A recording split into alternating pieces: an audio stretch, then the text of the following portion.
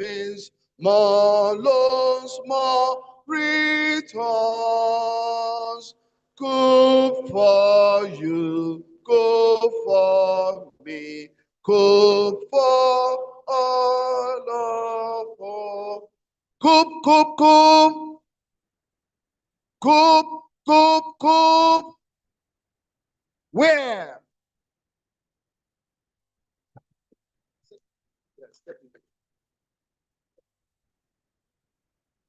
Thank you very much. Can we give a round of applause to the National President? To commit today's proceedings into God's hands, we would like to take the opening prayers, first from the Muslim faith and then from the Christian faith. Can we have one person from the Muslim faith come forward for the Muslim prayers and another person from the Christian faith come forward to take the Christian prayers? Quickly, please.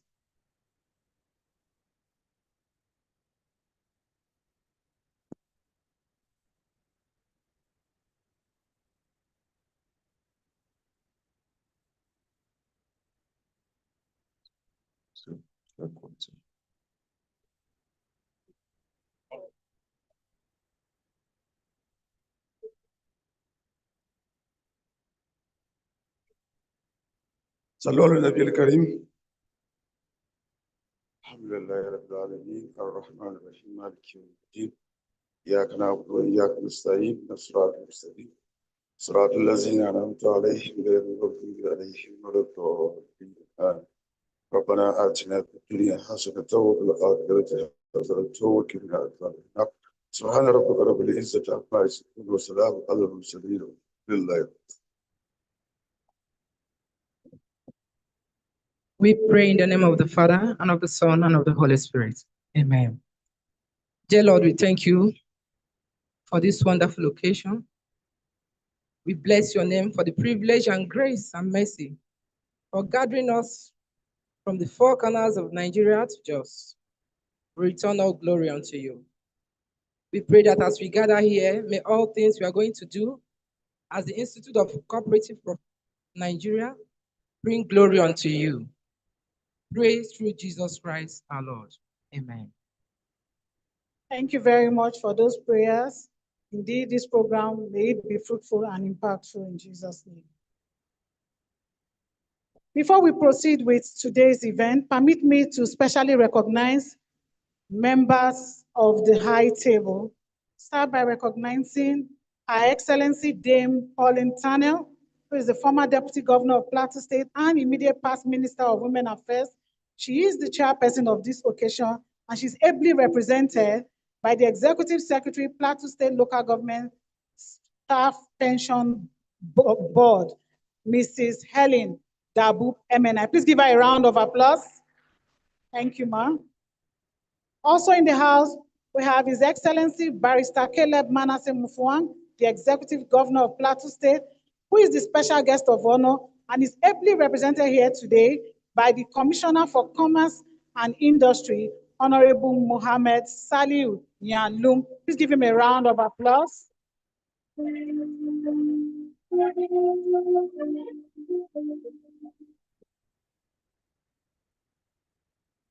We also have in the house the Honorable Minister of State for Agriculture and Food Security, Senator Aliyu Sabi Abdullahi CON, ably represented here today by Honorable Victor Oyegoke. Please give him a round of applause.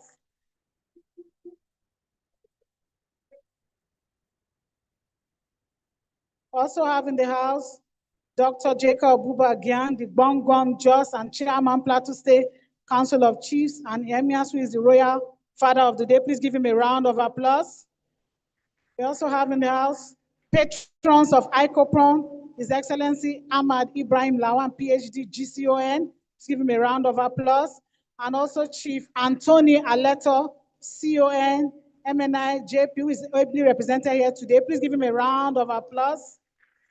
We also have in the house the National President of the Institute of Cooperative Professionals of Nigeria, in the person of Dr. Olubumi Fajobi, FICP, MNI. Please give him a round of applause.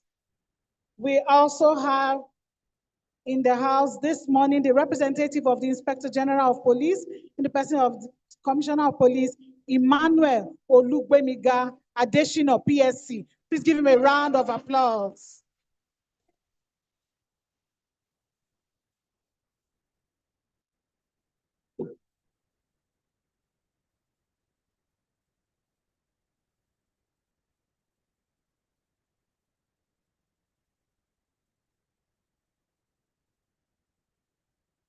Also in the House this morning is the newest Cooperative Federation President of Nigeria in the person of Mrs. Meshak Anatu. Please give her a round of applause. You are welcome, ma. We also have in the House a Federal Director of the Cooperative in the person of Alhaji Idris Ali Sani, ably represented by Patricia Dara. Please give her a round of applause. Also in the House, we have in the House this morning the lead paper presenter, Professor Seth Yao Berko. Please give him a round of applause. I also see the chairperson of the local organizing committee for Plateau State, Mrs. Mata Tabgon. Please give her a round of applause. We also have in the House other federal and state directors of cooperatives in the House. Please give them a round of applause. To officially welcome us to this momentous occasion, may I respectfully invite the chairman of the National Organizing Committee in the person of Dr. Dixon Okolo, FICP, for the welcome address.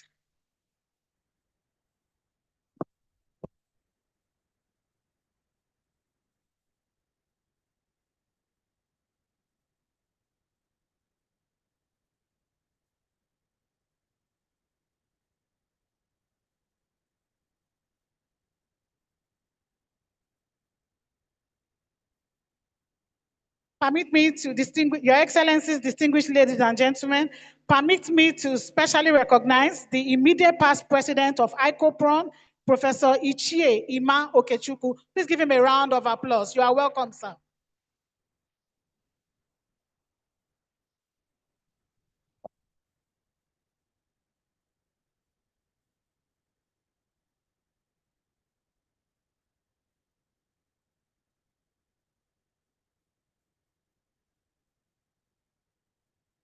Chairman for this occasion, Her Excellency Dame Pauline Tolle, CON, former Minister of Women Affairs, ably represented by Executive Secretary, Plateau State Staff Pension Board.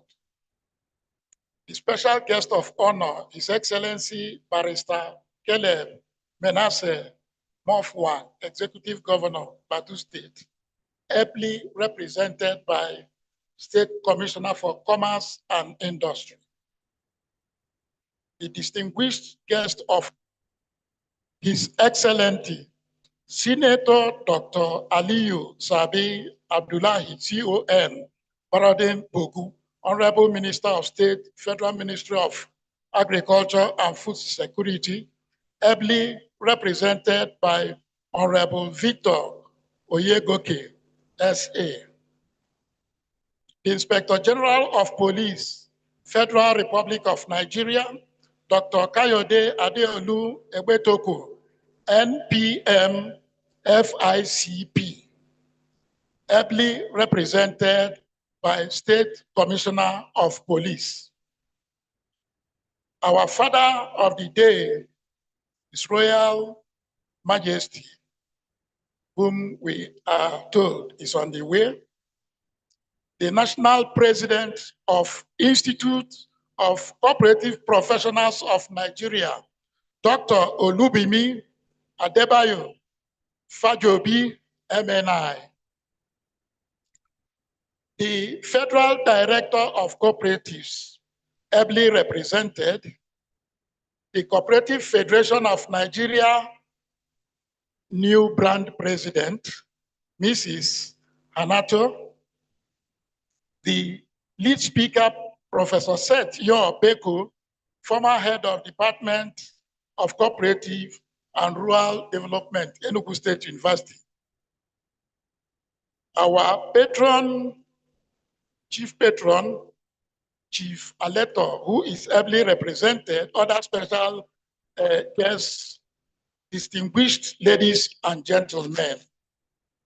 It is with great joy and a deep sense of honor that I welcome you all on behalf of the National President, Dr. Olubimi Adebayo Fajobi, MNI, the National Executive Council, the National Organizing Committee, the Local Organizing Committee of Plateau COOP 2025, and members of the Institute of Cooperative Professionals of Nigeria, Icopron, to this 9th National Conference. I am particularly delighted that this day has finally come. A few months ago, this conference seemed so far away, and today we are gathered here in Jos, Plateau State, to make it a reality. We give thanks to Almighty God for journey mercies and for bringing all of us safely together. Permit me to express our deep appreciation to our distinguished guests who have honored our invitation, starting from our special guest of honor, His Excellency, Barrister Caleb Menesa Mofwang, Executive Governor of Plateau State, who is strongly represented, our distinguished guest of honor and supervising minister for cooperatives and farmers welfare, His Excellency Senator Dr. Aliyu Sabi Abdullahi, who is equally strongly represented, the Inspector General of Police, Dr. Kayode Adeolu Egbetu, who is also strongly represented, distinguished chairman of the occasion, Excellency Dame Pauline, who is also represented, and indeed all other esteemed dignitaries who have found time to be with us this morning.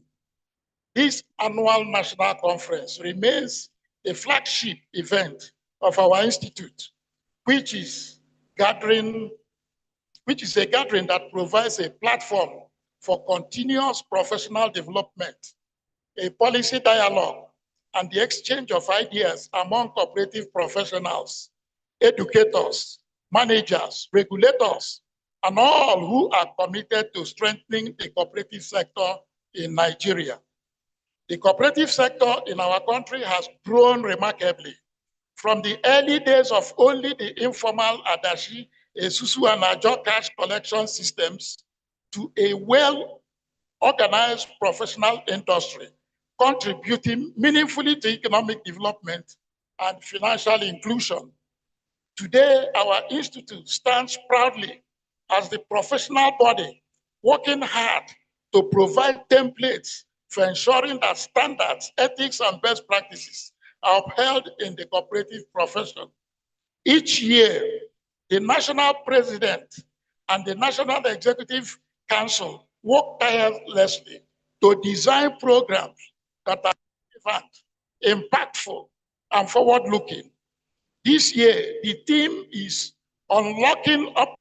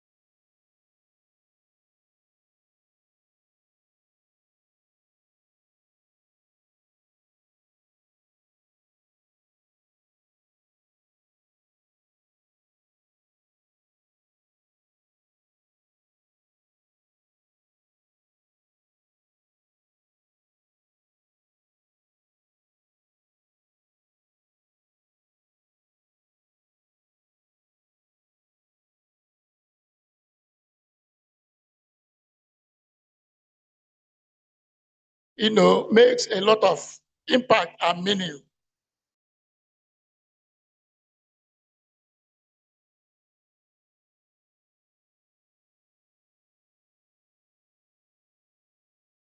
This to us as an association force, which has the largest multipurpose cooperative in not just Nigeria or West Africa, but the entire African continent.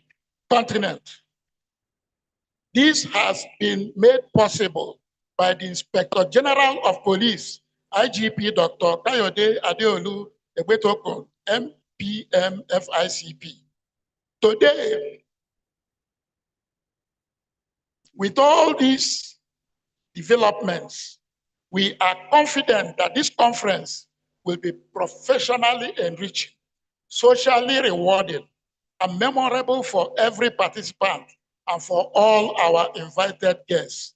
We are therefore encouraging you to take time out of your schedule that is going to be very busy to enjoy the beautiful weather, rich culture, and tourist attractions that Plateau State has to offer. The weather is simply at one of its best. It is not too cold.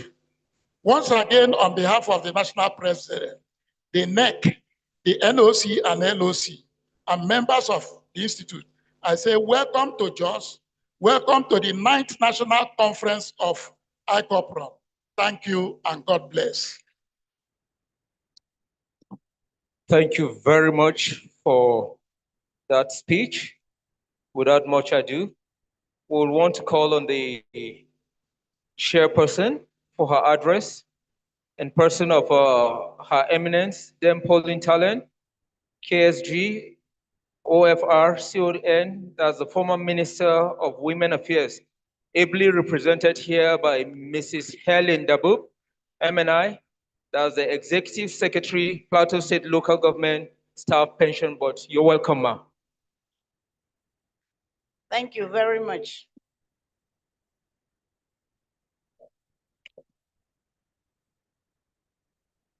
I'm Helen Dabub, MNI.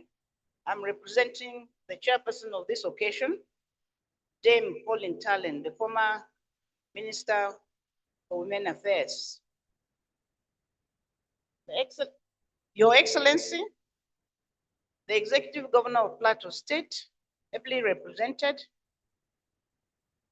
the Minister of State for Agriculture and Food Security, ably represented, the IGP, ably represented by the Commissioner of Police, Plateau State, His Majesty Jacob Gyang Buba, ably represented, the President of this distinguished organization, the media, ladies and gentlemen, please permit me to stand on the already existing protocols that has been established. Your topic, I think it was carefully chosen. Unlocking opportunities in cooperative to build stronger and more effective national economy. It might interest you to know that Her Excellency Dame Pauline Tallen was very instrumental to the establishment of cooperatives in the 1980s when she was the Honorable Commissioner for Youth and Social Development here in Plateau State during the military regime of General Ibrahim Babangida. She did a great job in getting women organized into cooperatives. And instead of the simple adashe or esusu or whatever, to raise the bar higher so that they can enjoy the financial and social benefits of cooperative. Incidentally also, her husband, her late husband, was the first indigenous registrar of the Cooperative Society in Plateau State. So she has played a great role in the establishment of the cooperative societies. No doubt, Cooperative societies have a very important role in the lives of individuals who voluntarily form or join others in similar economic interests to establish such organizations or societies. In addition to the economic interest, there are also cultural and social needs that cooperators enjoy among themselves and to an extent, their families and the larger society.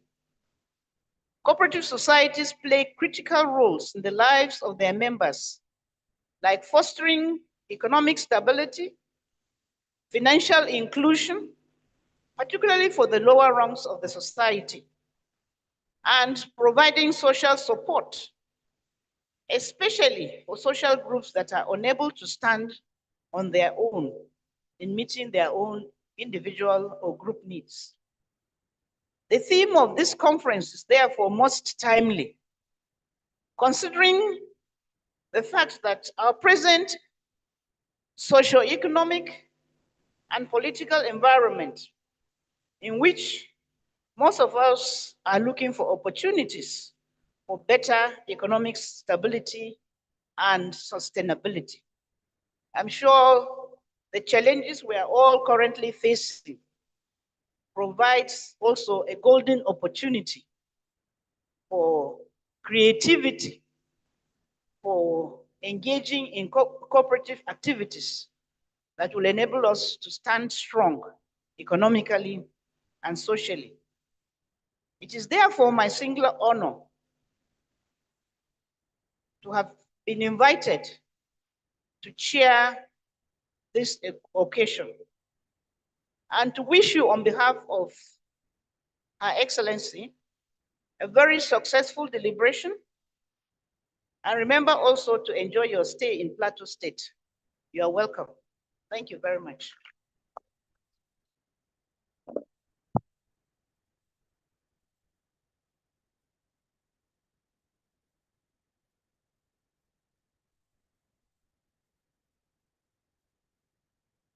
Can we please give the chairperson another round of applause?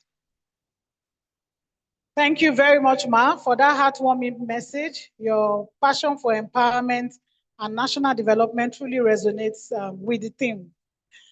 It is now my honor and privilege to invite to the podium one of our founding fathers to come and give a short address in the person of Professor Ichie Ikechukwu.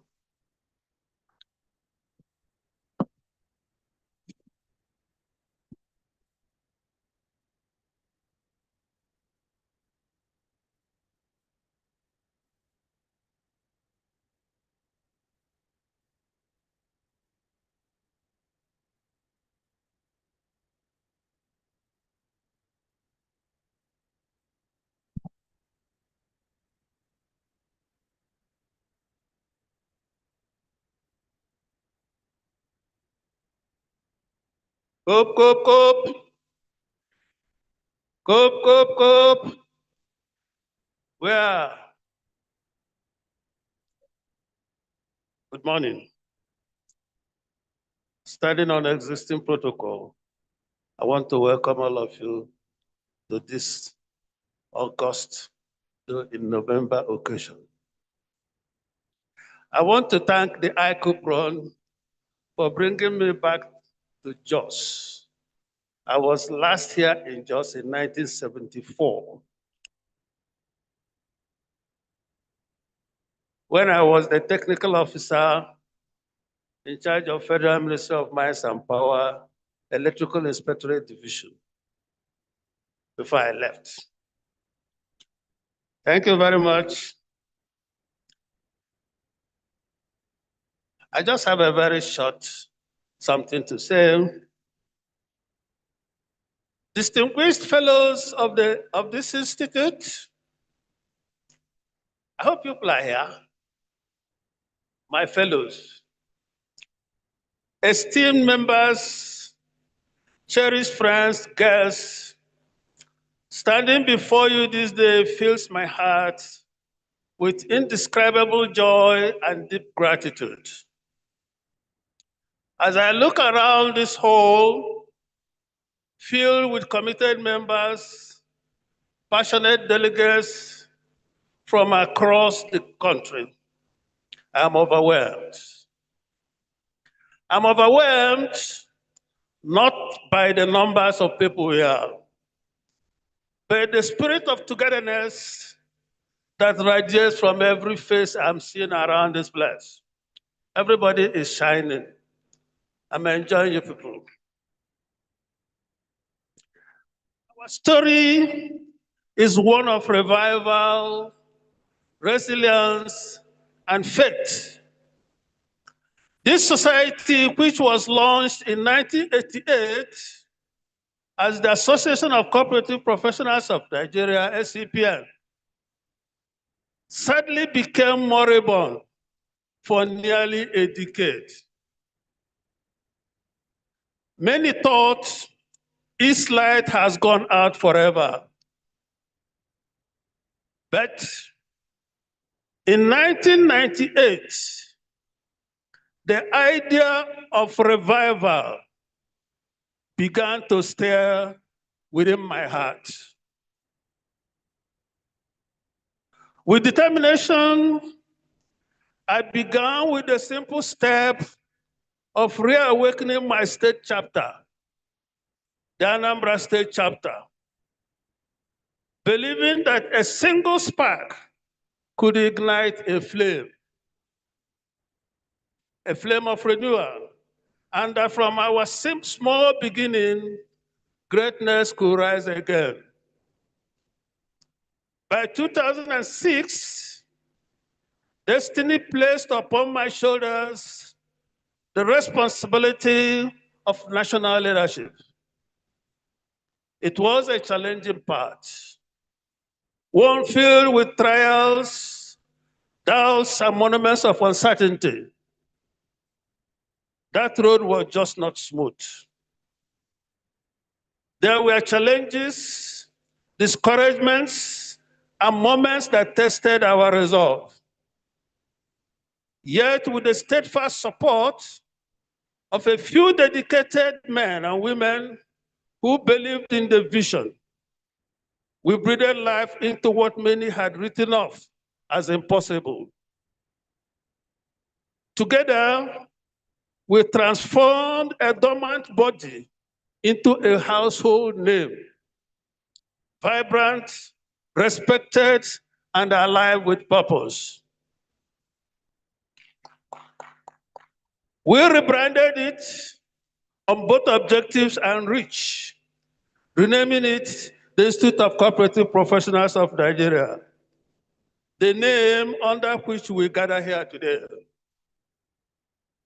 Today, 27 years after the national revival, I stand before you humbled and proud. Proud of how far we have gone, humbled by the grace and strength that brought us here. To the management, past and present, and to every member who stood firm and believed, I say thank you from the depths of my heart. You are the true pillars of this success story. As we move forward, may this society continue to flourish, rising from glory to glory, touching greater heights. May the next generation build upon this foundation and turn around to hail us and be proud of us as worthy ancestors. May God bless our society, and may He bless and protect every one of us for the period we shall be here and as we journey back to our homes as 2025. Be blessed. Thank you.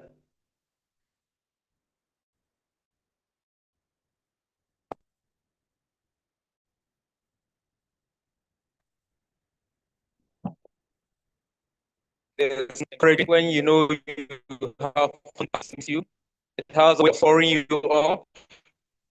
with your heart, and you know that is given, it gives you more for encouragement. Still have present. It is hard for me to the famous president, but just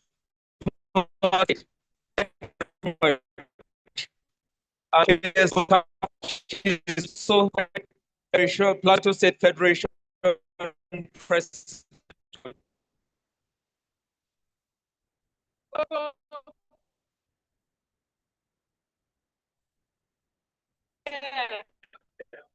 Thank you so much. I recognize the presence of all personalities that are here present, and I welcome all of you to the Institute of Cooperative Professionals of Nigeria 9th Conference. Thank you so much for coming to Jos, and welcome. I'm here wearing two caps. The first cap is that of the president.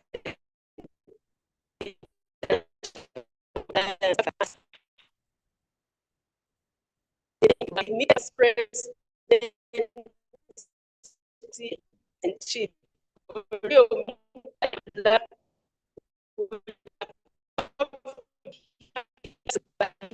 since on his control.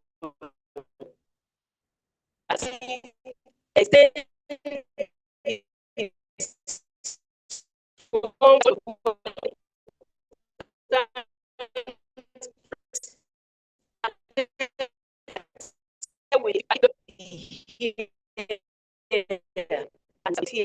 please accept his say on his behalf that we have a very having said that, I am back to myself as president, the newest president of Cooperative Federation of Nigeria. Thank you so much. Some 2 weeks ago, and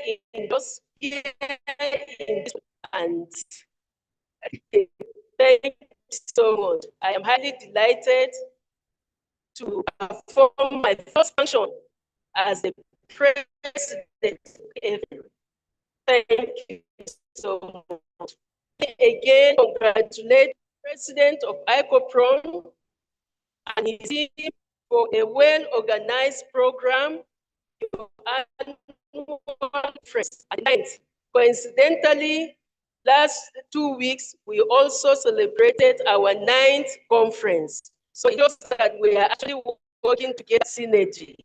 Thank you so much. Icopron has had a very cordial, mutual relationship with CF for some years now, and we are happy associating with Icopron. We thank you especially for all the efforts you are making in providing leadership for our cooperative leaders to perform their function effectively and efficiently. This cannot be possible without the efforts that you have put and you are still putting. We want to say we appreciate you greatly, and we trust that this relationship that has begun years back will continue and even better and stronger. Having said that, I want to also appreciate all of you participants for coming from various parts of this nation to Jos. I welcome you as the president of Plateau State Cooperative Federation to Jos, and I trust that your time here will be a memorable one. I am also trusting that as you have all come, you will go back more impacted, in every sense of it, to be able to perform your duties more efficiently. I want to say that based on this year's conference theme, unlocking opportunities in cooperatives to build stronger and more effective national economy. We all know economic development is an octopus with many tentacles to it. As it has to do with the economic, political, and social well-being of our people. To achieve this, we need to adopt new technologies and capital mobilization that will facilitate transition from agro-based to industrial-based economy. That will provide increased employment, food security, and improve income of our members by unlocking the diverse opportunities in cooperative business. I hereby passionately appeal to all apex bodies to operate based on synergy, capable of driving effective and efficient leadership to the cooperative movement in Nigeria and beyond. In conclusion, I call on all participants to pay rapt attention to all the paper presentations and discussions that will take place at this conference, so that we all go back with value addition in terms of knowledge, capacity, and above all, wisdom that will drive our cooperative economic activities. Before I sit down, I want to again appreciate the president of Icopron. I think your coming here to Jos and Plateau State is a blessing to us. I know that the cooperative movement is also working hard to ensure that we have a very strong Icopron branch here. And thank God for the very laudable support of Mrs. Tabgun, our mother here, who has worked tirelessly to ensure that this happened. We really appreciate you, ma. We want to say that cooperative on the plateau has come to stay, and it is already making waves, and it will continue to make waves. Having said that, I want to make a passionate appeal. I know that a lot of my members have indicated interest to be members of Icopron.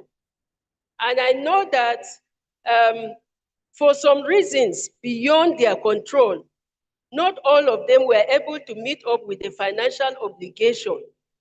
And because of that, some of them were not privileged to be enlisted among those that will be inducted. By the way, I want to sincerely appreciate you for enrolling me as one of the inductees for fellow. I will be receiving my fellow membership at this program, and I don't take it for granted. I appreciate you greatly. I want to appeal, sir, that considering the fact that we are coming to Plateau for the first time, and that our members are very excited, wanting to belong to Icopron, I feel that this is a great opportunity for my members to be enrolled as members of Icopron. One thing I know is that we have strong power in membership. The more we have members, the more powerful we become. So I want to say that, please, sir, you may reconsider our request for our members who have not been enlisted in this program, in this induction, for this program to be inducted. Whatever is a financial obligation, I trust that it will be done immediately after the program. Even here during the program, they are ready to pay. So please consider my members and induct them, because it will help us to be stronger as a state, and it will also help us to contribute our quota to the progress of the cooperative movement in Nigeria. Having said that, I want to sincerely appreciate you again for giving me the time to address this noble crowd, and I pray that we have a very successful program. Thank you so much. Thank you.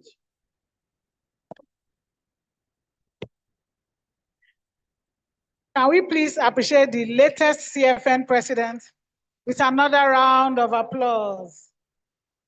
Thank you very much, ma'am.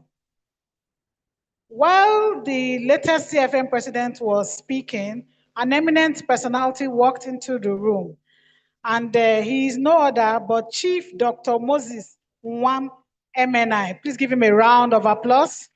You are most welcome, sir. Also, while the CFN president was speaking, I was going through the program, and I noticed that the lead presenter's university, where he's coming from, is affiliated to another university in Cotonou. So because of that, I'm going to expand the frontier of that our cooperative slogan that we learned before. We're going to do it again now. So let's do it again. Co-op, co-op, co-op. No, that's not what we learned. Cooperative. Let's go. Co-op, co-op, co-op. Cooperative. Ooh, ici, là-bas, partout. Let's do it again. Co-op, co-op, co-op. Cooperative. Ooh, ici, là-bas, partout. And on that note, it is my very singular honor and privilege to invite an inspiring leader with remarkable efforts at advancing cooperative initiatives across the nation. He is no other than the national president of the Institute of Cooperative Professionals of Nigeria, in the person of Dr. Olubumi Fajo. Sorry, sir. Patron. Is it the patron? Oh, I'm sorry, I have jumped the gun. Let me reverse that.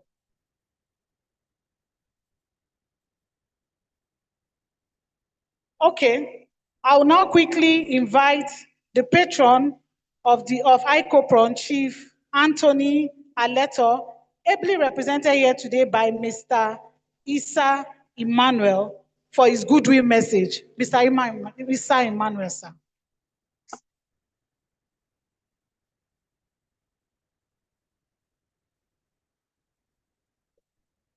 Distinguished ladies and gentlemen present in this meeting today. Good afternoon to every one of you today. I am honored to be among you this afternoon. My name is Issa Emmanuel. I represent my group chairman in the person of Chief Anthony Aleto, who is unavoidably absent today. And he has asked me to tell you when I get here that he's very much part of you and that he's here with you in the spirit. And having said that, he has also asked me to let you know that the way this meeting has started today peacefully, it is his earnest desire and prayer that it will end in success. He has also said that the topic which we are going to do justice to, the theme of this conference, which is unlocking opportunities in cooperative to build stronger and more effective national economy, is a very, very good one. And he will want us to participate fully, to get all the lessons that we need to get so that we can take whatever we're going to learn here within these few days back to our locations to make Nigeria a better society.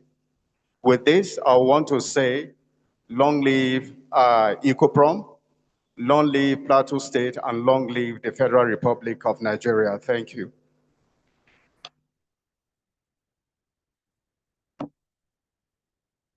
Can we please appreciate our patron with another round of applause? Thank you very much, sir. On that note, I'll now invite the national president of the Institute of Cooperative Professionals of Nigeria, in the person of Dr. Olubumi Adebayo Fajobi, FICP, MNI, to come and deliver his address. As he comes forward, please give him a resounding round of applause. Please rise. Soyez le bienvenu. Thank you. You may please be seated.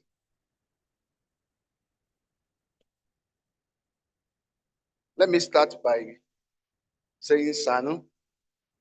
Have I said it properly? Sanu. Okay. Again shaky, again shaker. I hear that.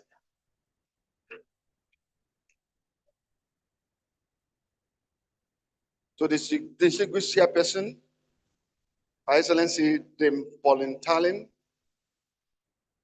OFR, CON, ably represented here by Mrs. Helen Dapop, MNI, a distinguished colleague, who is the Executive Secretary of Plateau State Pensions Board.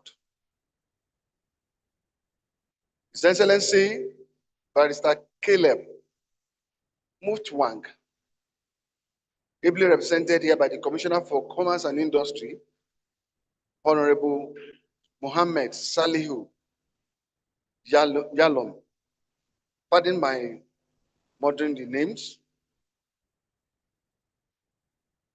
So, our distinguished guest of honor, the Honorable Minister of State for Agriculture and Food Security, Senator Aliyu Sabi Abdullahi, CUN, ably represented here by my friend, Honorable Victor Uyigoke. He was the first person I spoke with this morning. He woke me up with his call, apologizing profusely for not being able to hear due to ongoing National Council on Agriculture. He's overviewing us from there and will be speaking to us directly by himself in the course of the program. The IGP Kayode Egbetokun, PhD, ably represented by my brother, CP Emmanuel Olugbenga Adesina, PSC. To the man, a friend and a distinguished colleague, someone probably who brought us to Plateau, the Executive Private Secretary to the Governor, Chief Dr. Moses Nwan, MNI. We belong to the same sec at the National Institute for Policy and Strategic Studies. Don't say any other thing further. I could see you nodding your head. To our father of the day, the Bongom Jos, President, Cooperative Federation of Nigeria, Mrs. Mishak Anotu Paul. To the man who handed over the baton to me, I called him old man these days, Iche Ima Okechukwu, and I want to thank you for that very warm address delivered just shortly before. Our lead speaker of today,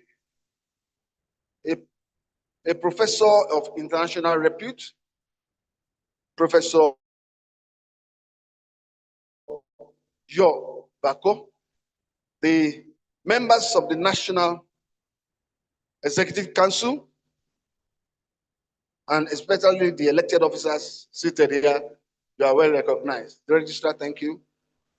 National Organizing Committee and the Local Organizing Committee, Federal Director of Cooperatives, distinguished fellow members of the Institute, gentlemen of the press, ladies and gentlemen. It is with profound joy that I address this august occasion, the 9th National Conference of the Institute, the 6th in my 8-year tenure, and all the 6th held in the first full week of the month of November, as we have jointly resolved much earlier as we took off in this dispensation. Permit me to mention that our consistency is deliberate and intentional. It is planned to register in the minds of our dear members and other stakeholders in cooperative cycles that the first full week in November is for Icopron in the annals of cooperative events in Nigeria annually. Let me respectfully welcome our special guest of honor, His Excellency Barrister Caleb Muftwang, the Executive Governor of Plateau State, ably represented. Our distinguished guest of honor, His Excellency Dr. Aliyu Sabi Abdullah, CON, the Honorable Minister of State for Agriculture and Food Security, our dear chairperson of the conference, H.E. Dame Pauline Tallen, KSG OFR CON, a woman who has served in various capacities, including being a former minister, a royal father, the Bongon Jos, the chairman of Plateau State Council of Chiefs and Emirs, and other distinguished dignitaries that I cannot readily capture in this piece. We are indeed blessed to have this array of eminent personalities identify with us through their acceptance of the various principal roles given to them at this year's conference, the Plateau COP 2025. We are indeed very grateful.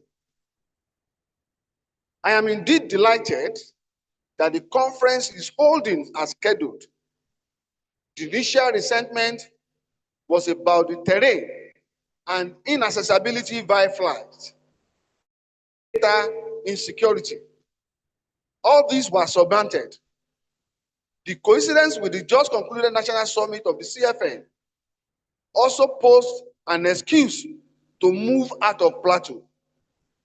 All this notwithstanding, we are here to the glory of God. I therefore lend my voice in saying to you all, welcome to Plateau State. Sanu. So far, in the last 8 years have been very eventful. God through us has made the Institute more visible. Over time, and especially in the last few years, Icopron has made valuable inputs into cooperative laws and policies, policy reviews, both at the states and at the national levels.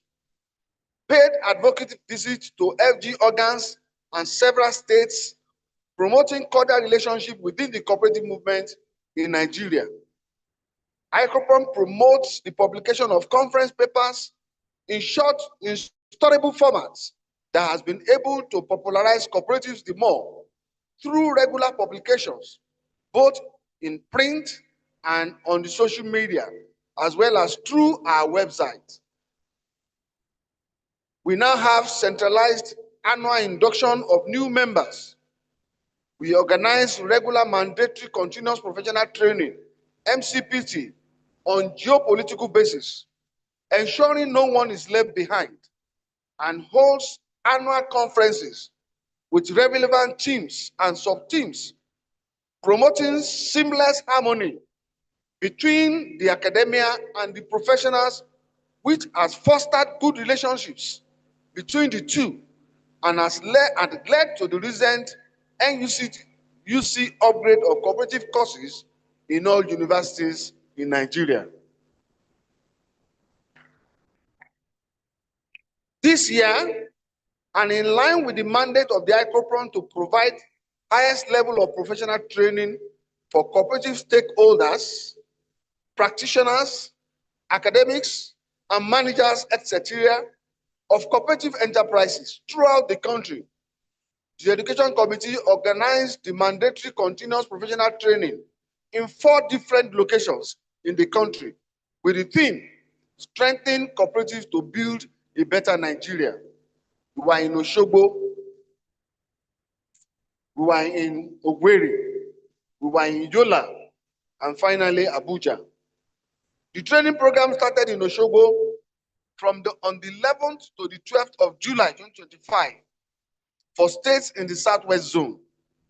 Then to Owerri from the 17th to 18th July for states in the Southeast and South-South zones. Then to Yola from the 24th to 25th of July for states in the Northeast, and then Abuja from 29th to 38th July for states in the Northwest and North Central zones, including Abuja. Participants were exposed to a wide range of practical topics that will help them to achieve efficiency in the management of their cooperatives.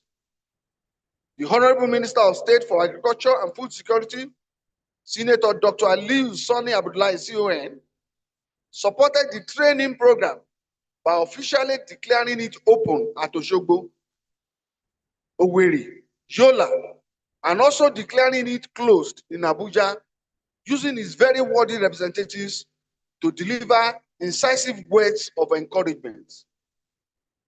For the year 2026, the Institute is planning to replicate these at different venues for each zone, where we shall address topical issues of cooperative management, many of which are usually suggested by members in the field of practice that will build their capabilities.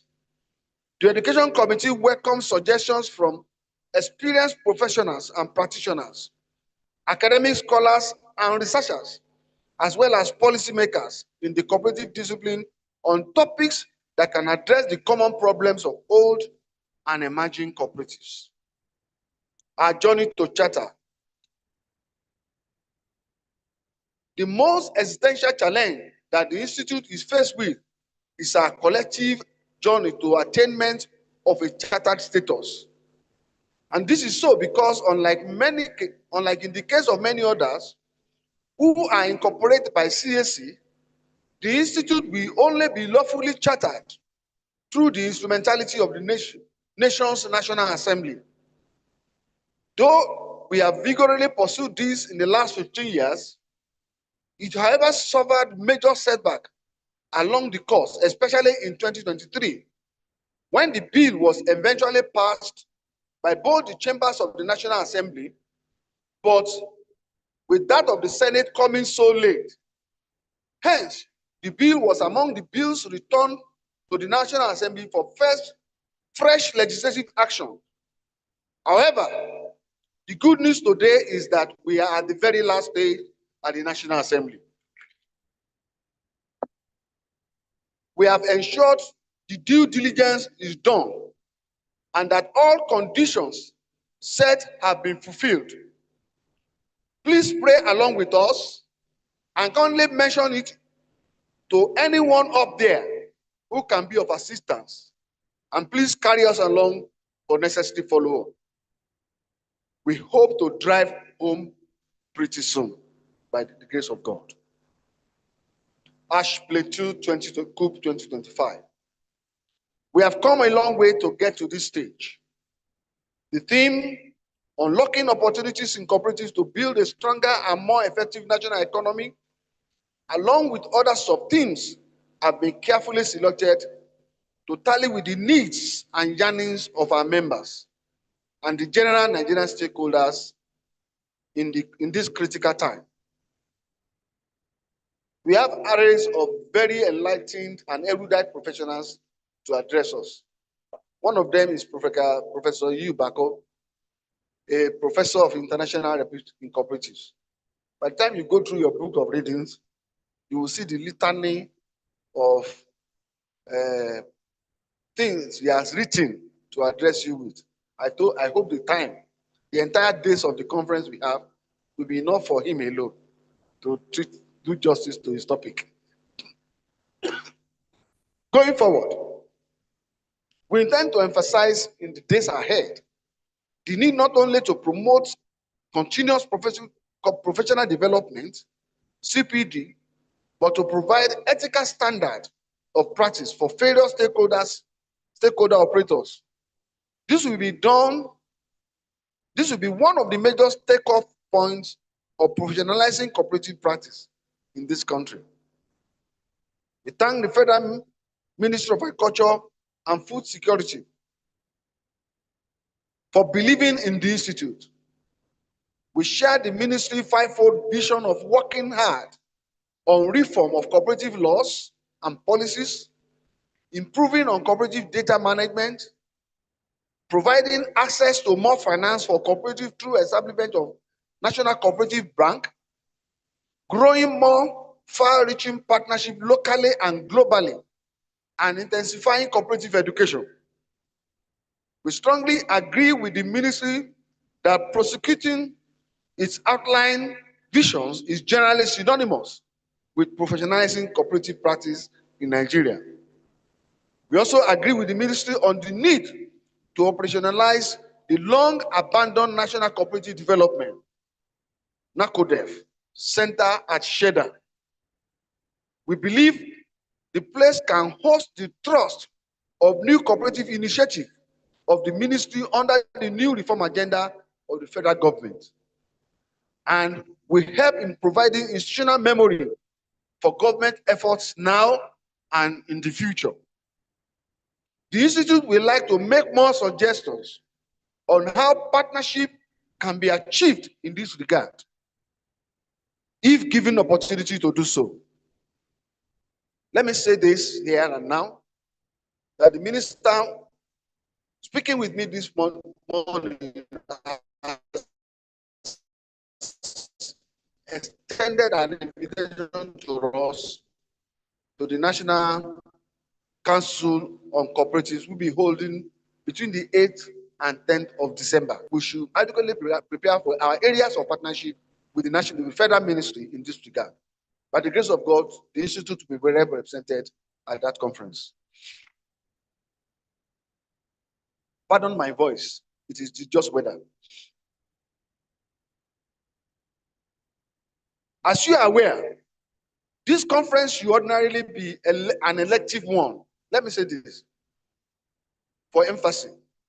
As you are aware, this conference should ordinarily be an elective one. However, the NEC has had extensive discussion in this area in March this year, and details and possible adoptions of this and otherwise shall be discussed appropriately in the course of this conference. Like I said when I was opening my address, this is the 8th year and the end of my second tenure officially. And in March, I made it clear to the NEC that I am prepared to step down.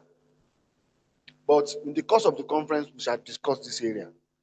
I'm not planning to be like our neighbor, our next door neighbor, close to Cross River and Akwa Ibom.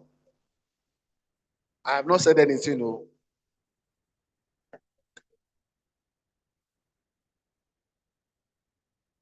I have not said anything. Appreciation. Let me especially thank all those behind our collective success in the last 8 years. I sincerely appreciate all the elected officers and NEC members for their selfless sacrifices. And I emphasize the selfless sacrifices being made by this set of people.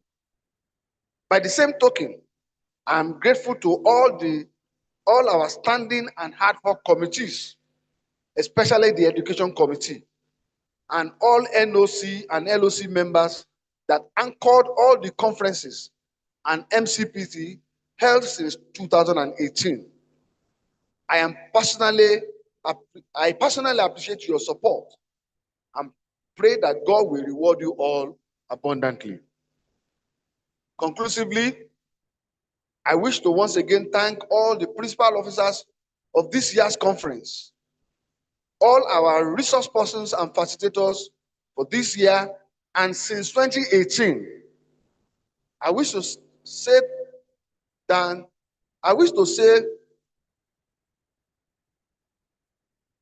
thank you to all participants and guests here today, and indeed all the conferences and MCPTs held so far. A special mention of Lagos and Ogun State chapters. Chairman Lagos State, Chairman Ogun State, please stand. I wish to especially appreciate these two chapters. They have made things to happen in Icopron in the last 8 years. I thank other chairmen too, but I think we can all do better. In this instance, their effort is noteworthy. You have all been great colleagues and friends. Thank you for your attention. Long live Icopron. Long live Icopron. Long live Federal Republic of Nigeria. Thank you. God bless you. Good for you, good for me, good for all of us. Good for you, good for me, good for all of us. More members, more savings, more loans and returns. Good for you, good for me, good for all of. Good.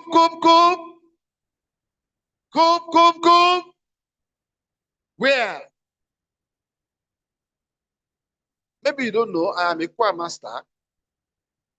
And if I were to behave as a choir master, you have not rendered the song very well, I will have keep you standing and to repeat. Thank you. God bless. Thank you very much for good singing. Don't worry, you've already recruited a lot of choir members. Next time is going to be an orchestra. So thank you very much. At this point in time, I think it will be good to have someone welcome us in this house, though it should have been much earlier than now. The Director of Cooperatives Plateau State.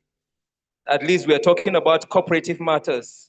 Is she around just to say hello to the people?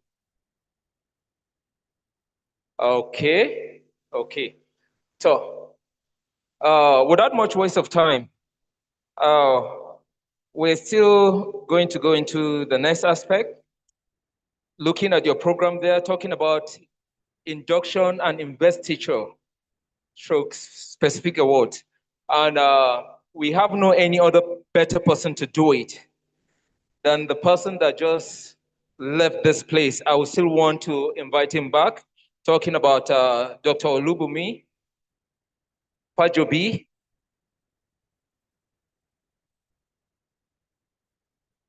I'm so sorry. The communication was not well comprehended. So talking about the Federal Director of Cooperatives, Ma, I'm so sorry. I thought you would be excited to hear her greet us. Thank you.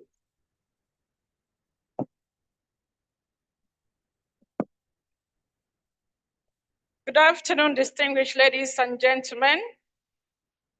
My name is Patricia Dara, a registrar of corporates. I'm here to represent my principal, the Federal Director of Cooperatives.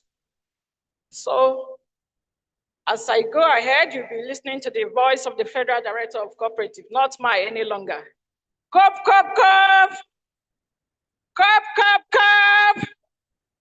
Yeah.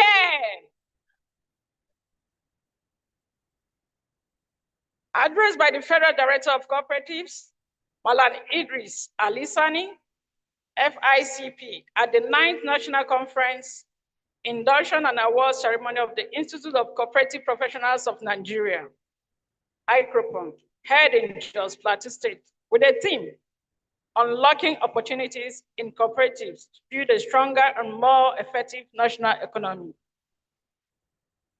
His Excellency, the Governor of Plateau State, heavily represented, the chairman of this occasion, heavily represented, the Minister of State of Agriculture and Food Security, Senator Dr. Aliu Sabi Abdullahi, who is heavily represented by Honorable Victor Oyegoke.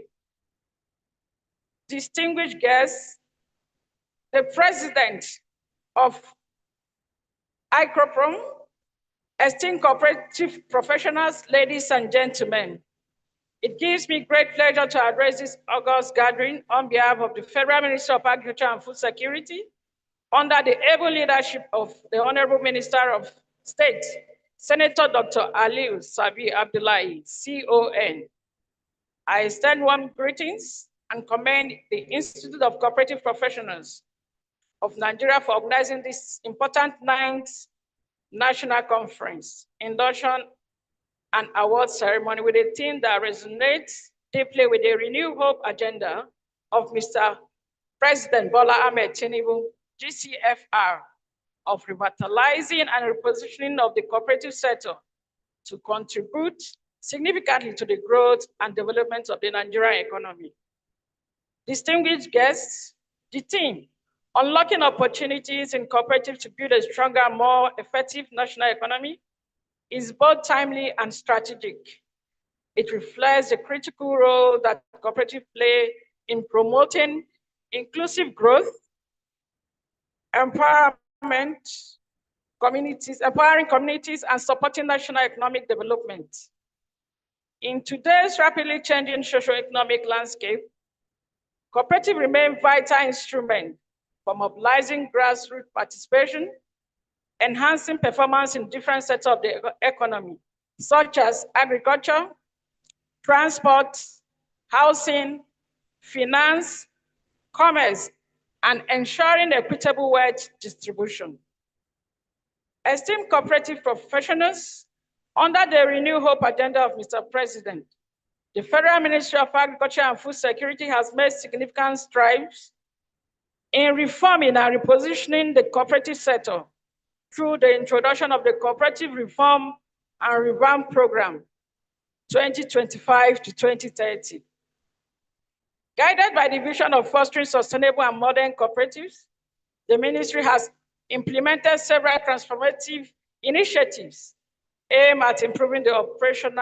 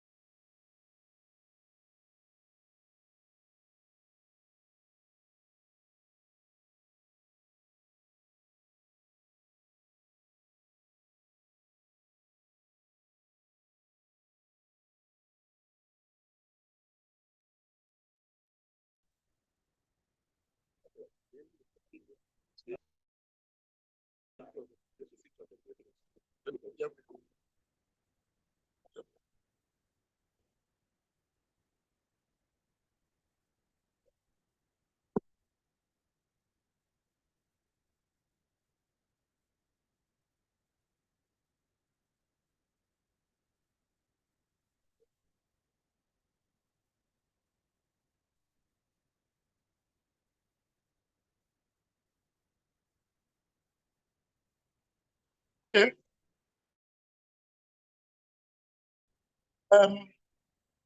The latest is we take the fellows first. You know, these fellows are very important. So let's take them first. Don't worry. We take fellows. The fellows. The,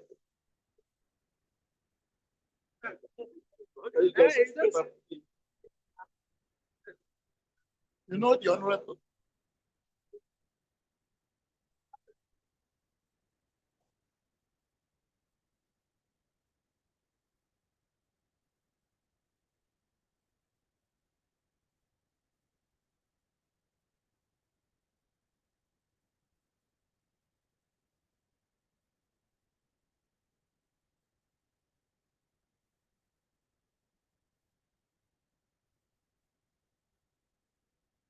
May I invite the national president,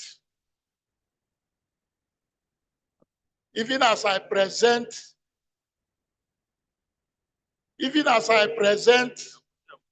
these candidates for the status of a fellow of the institute. I so present them, national president. They have been found worthy in character and professional standing to be awarded the fellow of the institute. Thank you, the registrar.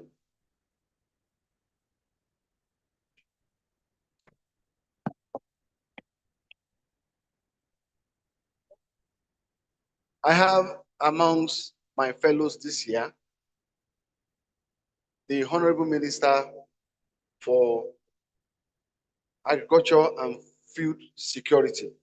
So those who have been inducted as fellows this year, you are quite lucky that the minister is leading the pack. And she's ably represented. Don't worry, we will take the photographs later. You have plenty of time. And we still have the gala night where you still have ample opportunity. Right? So you please lift up your right hands. Lift up your right hands.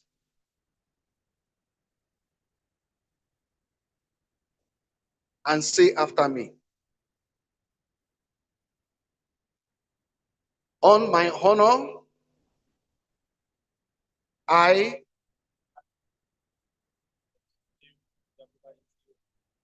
as a professional cooperator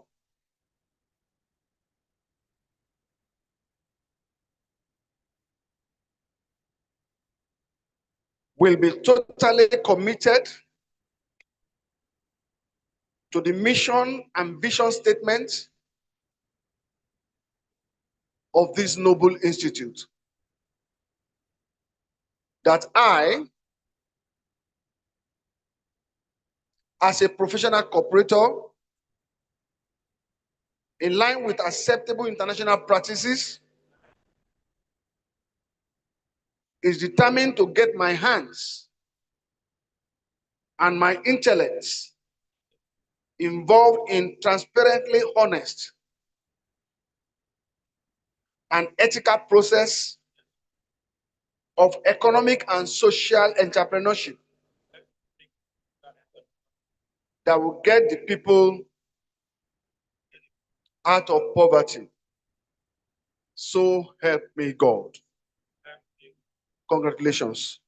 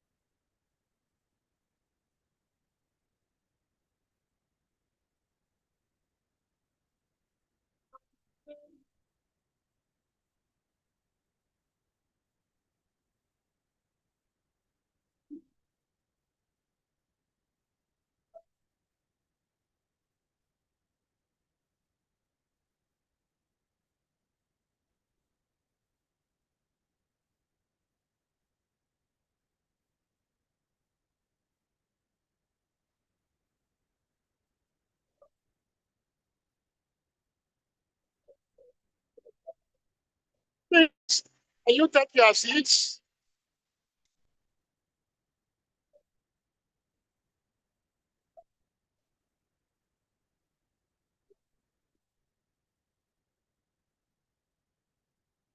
Next, the seniors.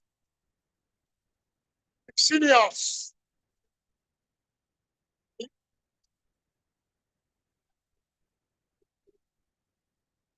Not giving them. Okay, seniors, associates, and graduates. Please come out. Seniors inside, associates, and graduates. Seniors, go closer there. Seniors, associates, and graduates at the extreme.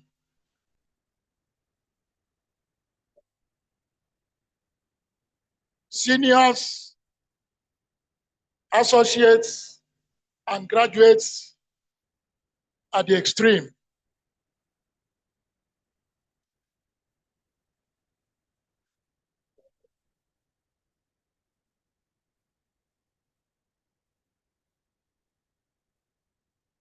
National President, I present to you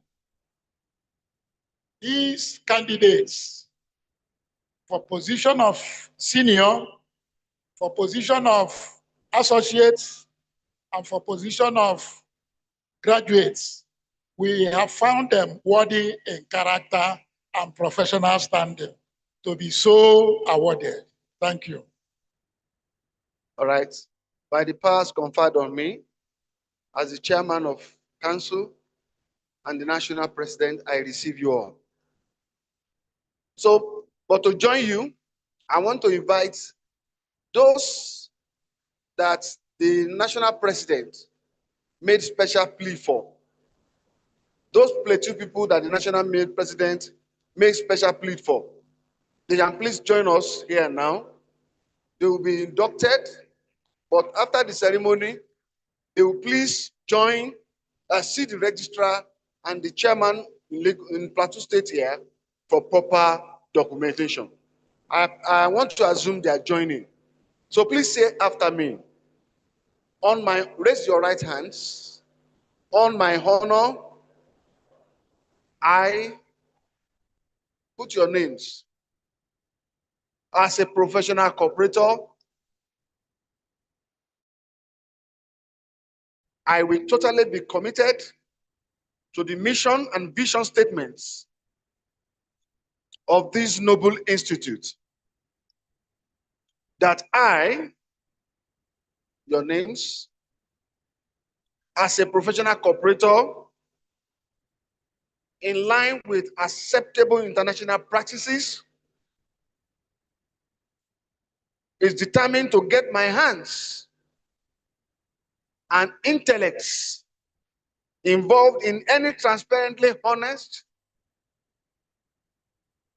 and ethical process of economic and social entrepreneurship that will get the people out of poverty. So help me God. I congratulate you all severally. God bless you. You can go to your seat.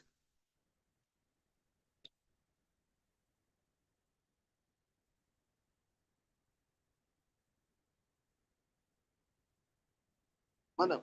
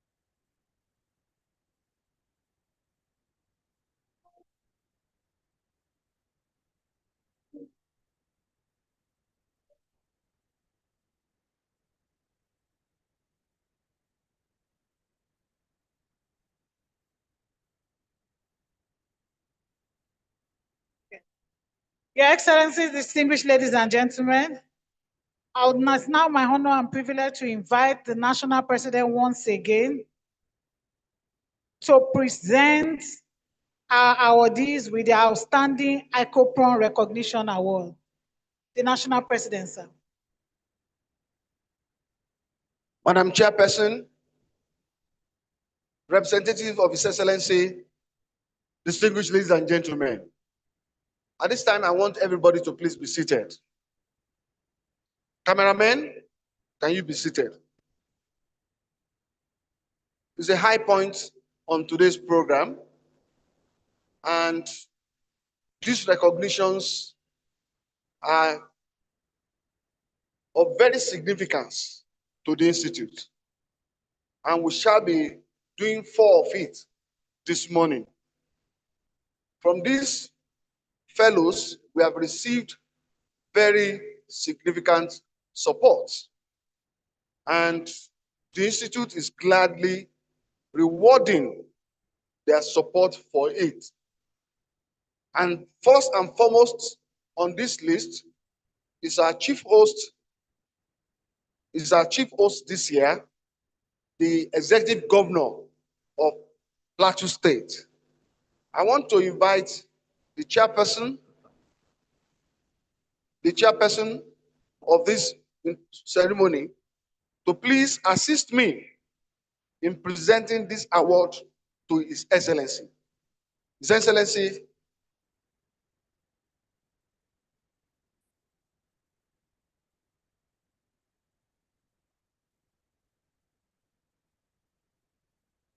I want to say, without missing word, that in my history as the president of the Institute, and my guy is here, he can, sorry, my guy is here, he can disapprove of it.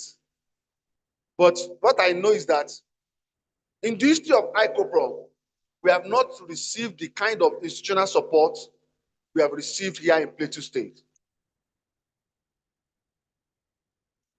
I can say it loud and clear that Governor, His Excellency Barrister Caleb,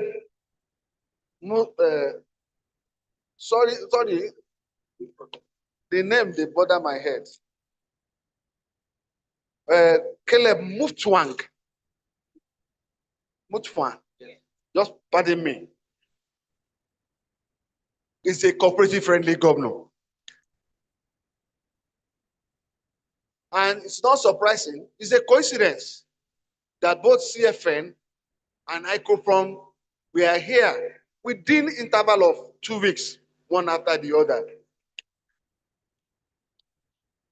To our members and colleagues in Plateau State, you have a jolly good fellow in Governor Mutwang. Please, and give him the needed support wherever and whenever he solicits for one.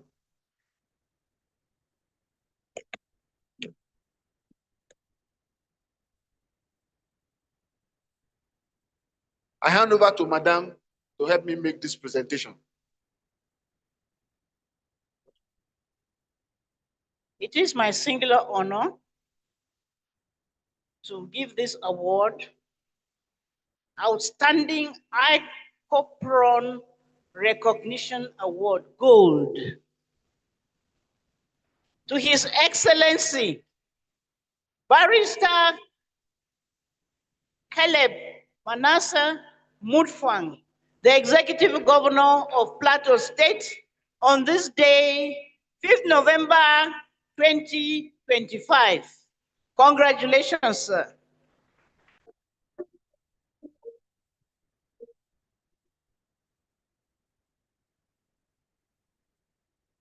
Next to be honored is the Honorable Minister of State for Agriculture and Food Security. His Excellency, where is it? Senator Aliu Sabi Abdullahi CON. And this time around, the representative of His Excellency the Governor will be assisting me in making this presentation. Madam,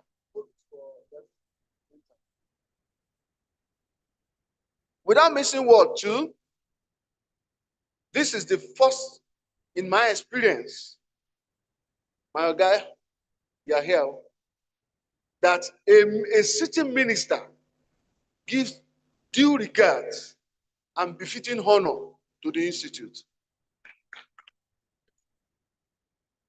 Earlier this year, he received us in a courtesy visit in his office. And I've watched closely in all of his addresses, everywhere, he has always mentioned the Institute of Cooperative Professionals of Nigeria as a partner in this COOP environment, the COOP ecosystem. And it gladdens our heart to give him this gold award, which I'm asking the representative governor to please help me make this presentation. Thank you very much. On behalf of AFCON, I hereby present to the Honorable Minister for your outstanding performance and recognitions award gold to his the minister, Dr. Aliu Sabi Abdullahi, CON, on this day, November 2025, for your outstanding support to Icopron. Congratulations. Thank you very much.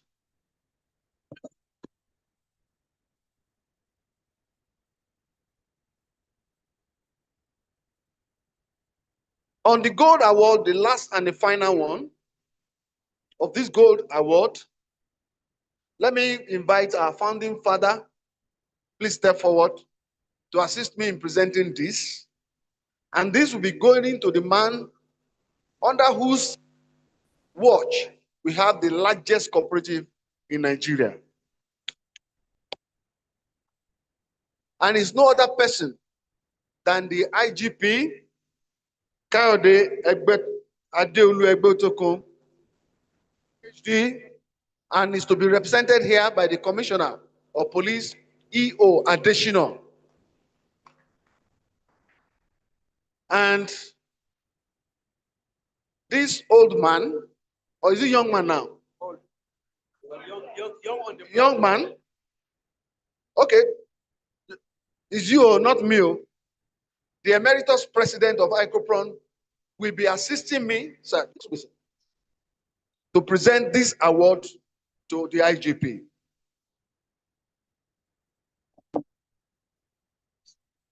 On behalf of this noble institute, the Institute of Cooperative Professionals of Nigeria, I present the IGP Kayode Adeolu Egbetokun, PhD, MPM, on this day, November 5th,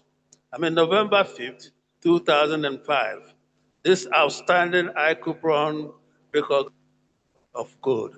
Congratulations.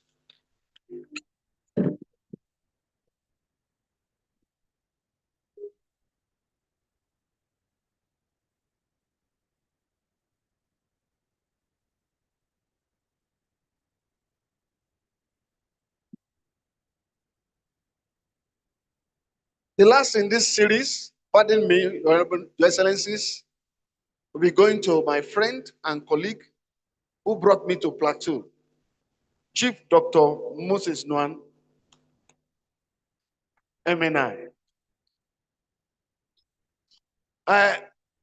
We are doing this because we are not sure you'll be around tomorrow.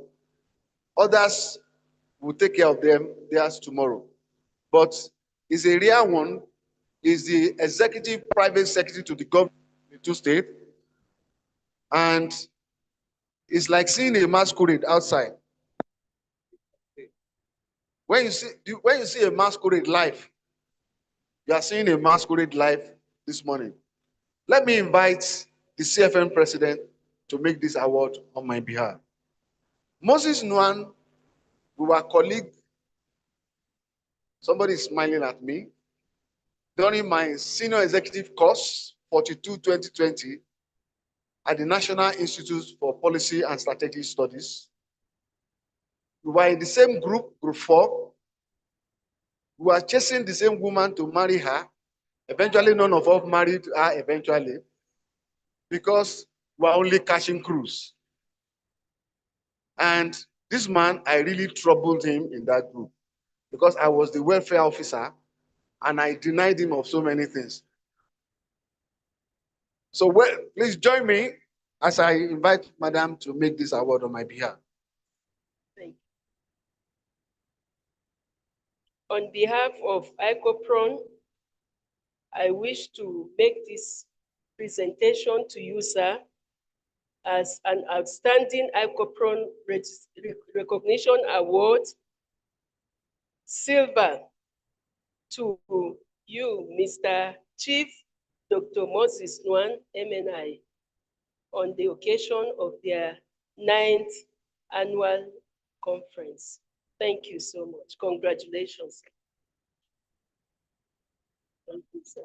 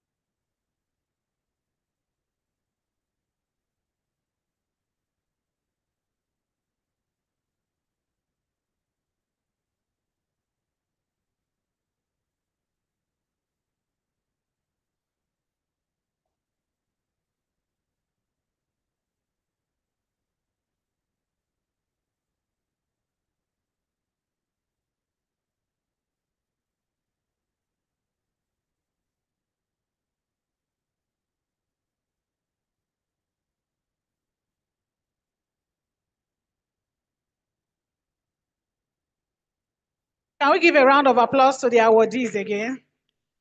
Thank you very much.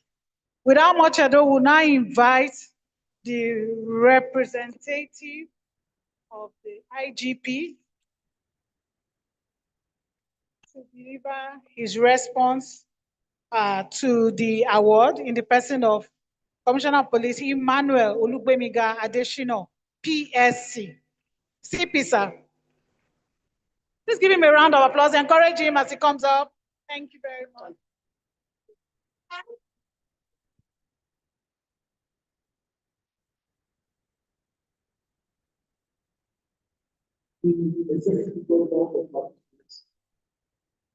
Barrister Caleb Olasebutan, ably represented by the Commissioner of Power and Industry.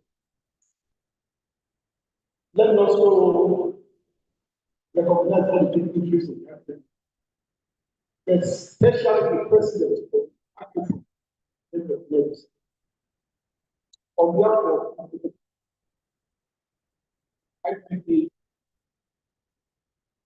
NPM, PhD, and also on behalf of all the special awardees today, I respectfully express our appreciation to the President and all the members of Icopron for this special honor to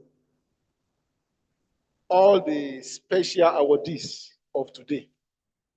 Just as the President said, Nigerian Police Force will continue to support the Icopron. We have been doing that already, but the police will do more. And Nigerian Police Cooperative is making waves everywhere. And as a result, many other organizations are emulating us and are also coming into the fold of Icopron.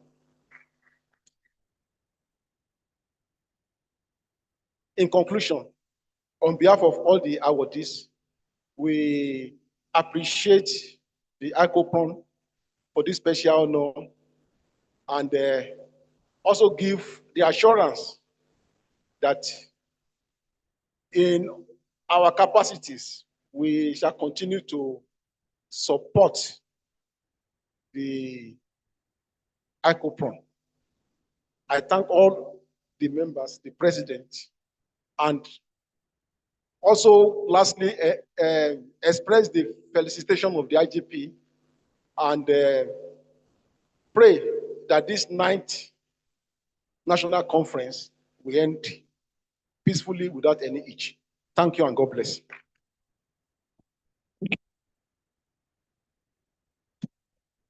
Thank you very much, sir, for that brief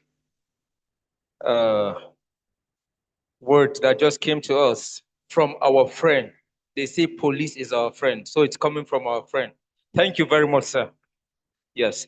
So right now, I just want to call on the Minister of State for Agriculture and Foods and Security, in person of Senator Aliyu Sabi Abdullahi, who will be giving us an address this afternoon. The Minister.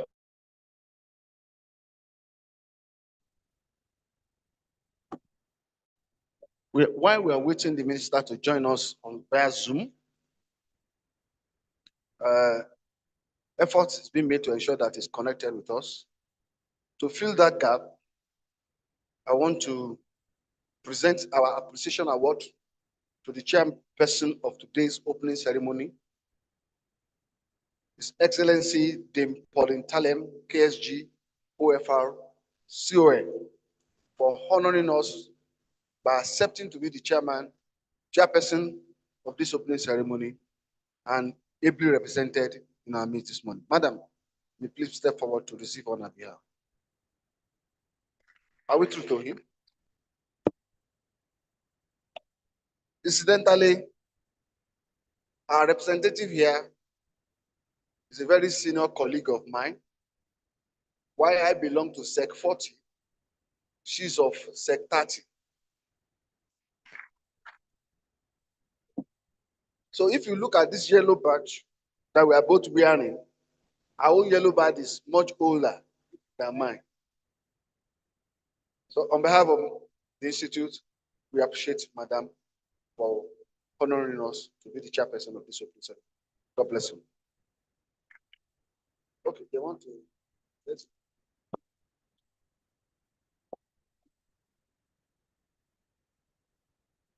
So tell Madam that she's well appreciated, and we look forward to more relationship with her.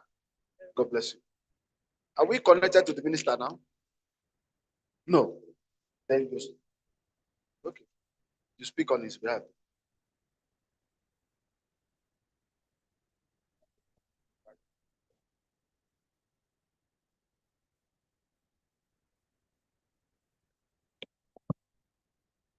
Coop.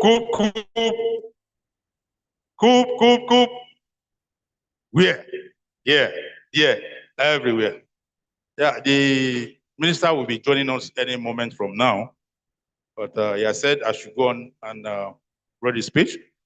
But it's true, with the briefing with the governor in Kaduna, you come on board. So I will be reading his address.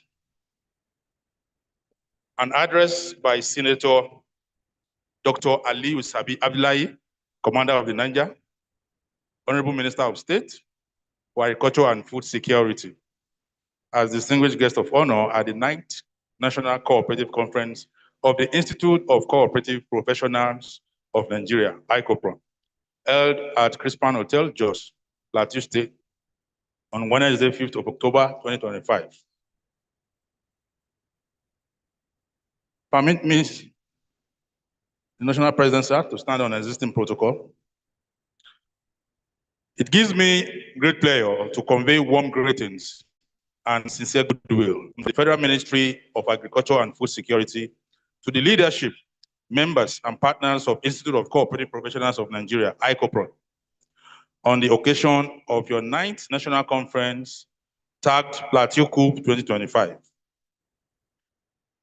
These are opportunities in cooperatives to build an effective national economy aligns perfectly with the renewed cooperative reform and reform program of the Federal Ministry of Agriculture and Food Security. The program derives from the renewed hope agenda of His Excellency, President Bola Ahmed Tinubu, GCFR, Commander-in-Chief of the Army Force, which emphasizes poverty reduction, job creation, inclusivity, productivity, the fight against corruption and insecurity, and ultimately ensuring shared prosperity for all Nigerians through cooperative enterprise system. As we all know, the cooperative model remains one of the most potent vehicles for mobilizing citizens, particularly smallholder farmers, artisans, wage earners, persons with disabilities, women, and youth, into sustainable economic ventures. By its very nature, the cooperative systems, promotes equitable wealth distribution and, of course, ensures that no one is left behind. Under the renewed Hope Cooperative Reform and Revamp Program, our ministry has embarked on a holistic transformation of Nigeria's cooperative ecosystem. The program is designed to reposition the cooperative movement as a key driver of inclusive economic growth, rural development, and financial inclusion.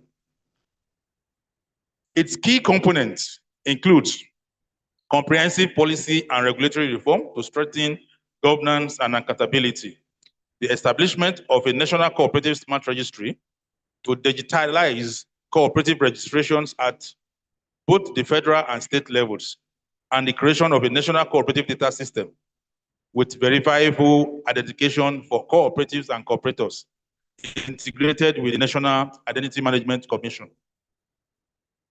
Furthermore, the program prioritizes access to finance through the proposed renewed Hope Cooperative Relief Fund and the establishment of a Cooperative Bank of Nigeria to be owned and managed by cooperatives themselves. It also focuses on capacity building for cooperative officers, members, and service providers institutional revitalization of the Federal Department of Cooperatives, the cooperative colleges, and the National Center for Cooperative Development, and strengthen the national apex cooperative bodies such as the Cooperative Federation of Nigeria, CFN, and state unions. In addition, the program promotes the professionalization of cooperative sector through the Institute of Cooperative Professionals of Nigeria, Icopron, and enhances performance standard monitoring and ratings through the Cooperative Rating and Award Society of Nigeria, CRASON, ensuring excellence, accountability, and innovation across the cooperative landscape. I wish to particularly commend Icopron for its unwavering commitment to capacity building, professional ethics, and knowledge sharing, which are indispensable to achieving accountability, sustainability, and good governance in the cooperative practice.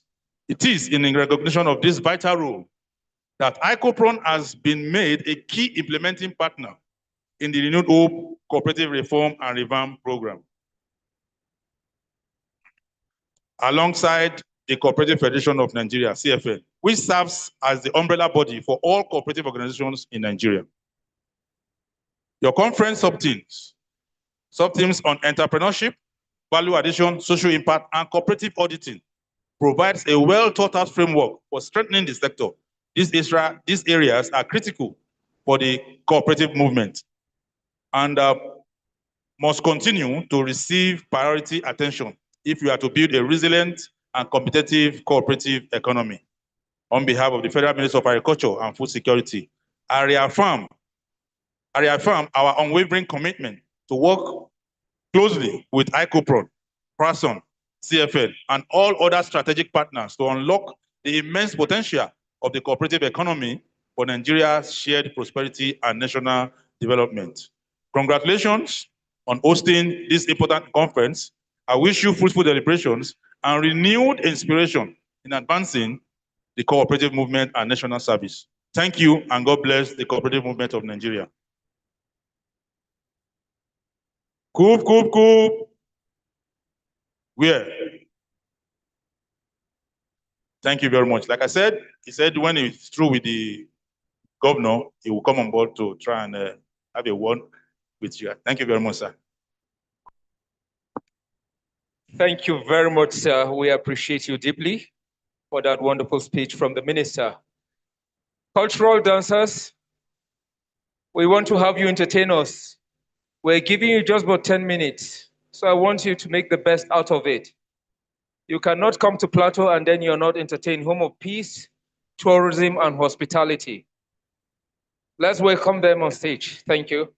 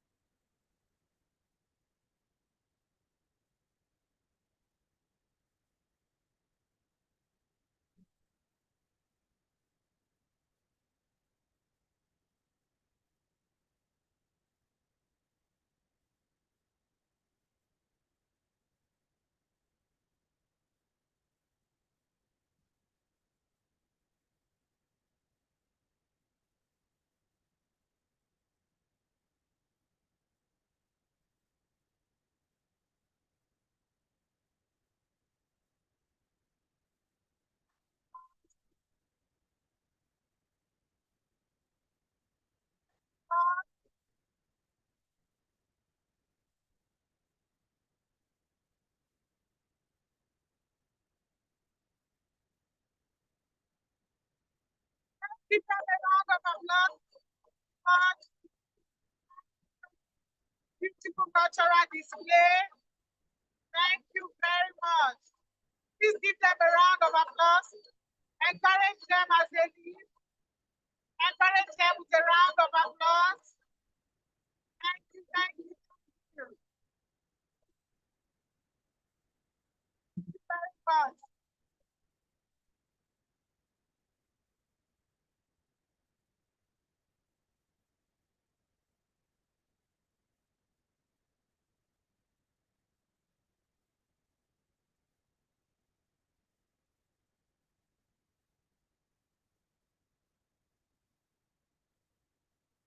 We give them a round of applause. Keep clapping for them as they exit the stage. Thank you very much.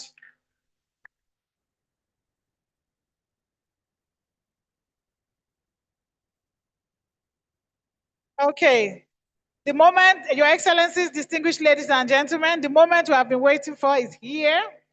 It is now my honor and privilege to invite the Executive Governor of Plateau State, His Excellency, Barrister Caleb Manasseh Mufuang, ably represented by the Commissioner for Commerce and Industry, Honorable Mohammed Saliu Yanlu, for his keynote address. Your Excellency, sir.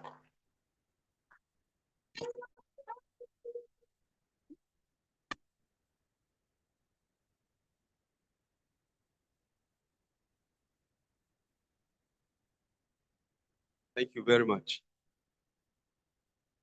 Go, go, go. Go, go, go. Where?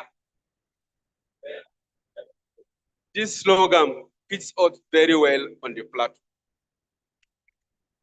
Because at the moment, this year alone, we have registered more than 1,000 cooperatives. And so the chairperson of this occasion, Dame Pauline Tale, ably represented by my mother, Dr. Mrs. Helene M&I, the Honorable Minister for State of Agriculture, represented by my friend, Honorable Victor, Inspector General of Police, ably represented by the Commissioner of Police on the Plateau, Mr. Adeshina, the National President of Icopron, Dr. Olubumi Adebayo, the National President of Cooperative Federation of Nigeria, my sister, who is one of our own on the Plateau, our Royal Father, and other distinguished guests on the high table. Good afternoon. His Excellency, the Executive Governor of the State, Barrister Caleb Manasseh Mufuang, would have been here with us. But for certain state issues, he has asked me to represent him.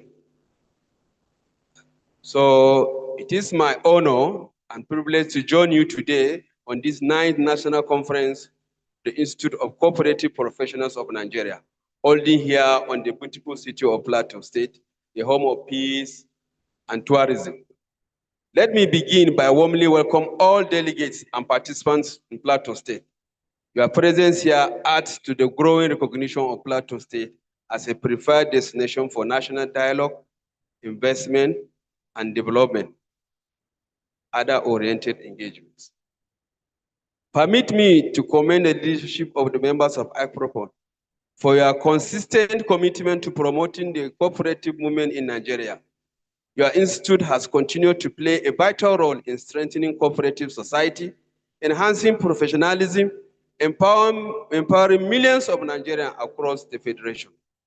Cooperatives are indeed one of our oldest and most effective model of people-centered economic organization.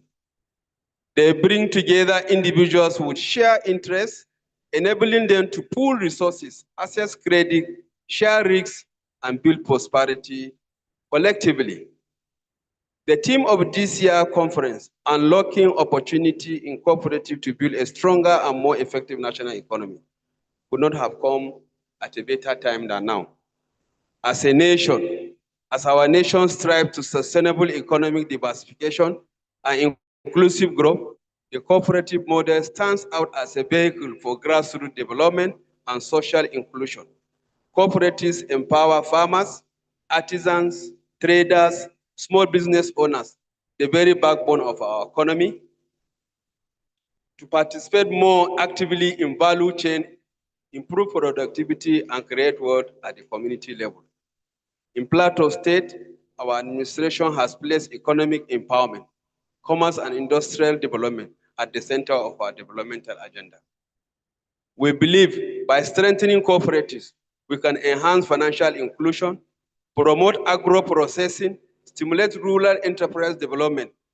Through the Ministry of Commerce and Industry, we are working to strengthen the legal and institutional framework governing cooperatives, provide capacity building and training for cooperative society across the 17 local government area. Like I told you, we have registered this year alone about 1,000 cooperatives across the 17 local government area of Plateau State. Facilitate access to credit and market, and foster partnership with development agencies and the private sector to scale up cooperative enterprise. Our government is committed to creating an enabling environment for cooperatives to thrive as part of our broader strategy to grow the Plateau economy, attract investment, and improve the standard of living for our people. Distinguished participants, the role of cooperatives in achieving a more effective national economy cannot be overstated. When properly organized, cooperatives can serve as a bridge between policy and practice, translating government programs into tangible community-level benefit. They can promote agricultural value chain development, encourage local content participation in industries, and help achieve the sustainable development goals related to poverty reduction, decent work, and economic growth. As professionals and practitioners in the cooperative movement, we carry a great responsibility. The conference provides an opportunity to reflect on the success, challenge, and emerging opportunities in the cooperative sector. I urge you to come up with practical recommendations that will guide policies on both federal and state level and strengthen the cooperative movement as a driver of economic transformation. Let me once more express my appreciation to Icopron for choosing Plateau State to host this important national gathering. We are proud to be part of the conversation that aims to unlock the full potential of cooperative as instrument of shared prosperity. On our part, we will continue to collaborate with all relevant institutions to ensure that cooperatives remain vibrant pillar of our economic system. I wish you all fruitful deliberation and memorable stay in Jos. On this note, I wish to declare this conference open to glory of God and humanity. Thank you. God bless you all. God bless Icopron. God bless Plateau State. God bless the Federal Republic of Nigeria. Thank you very much.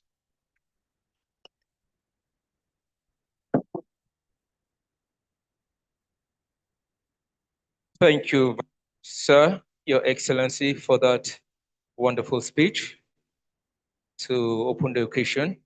So at this time, we also want to call on the chairperson of this occasion to come and give us the closing remark. The chairperson, the representative of the chairperson in person of Mrs. Helen Dabub. Ma, you're welcome.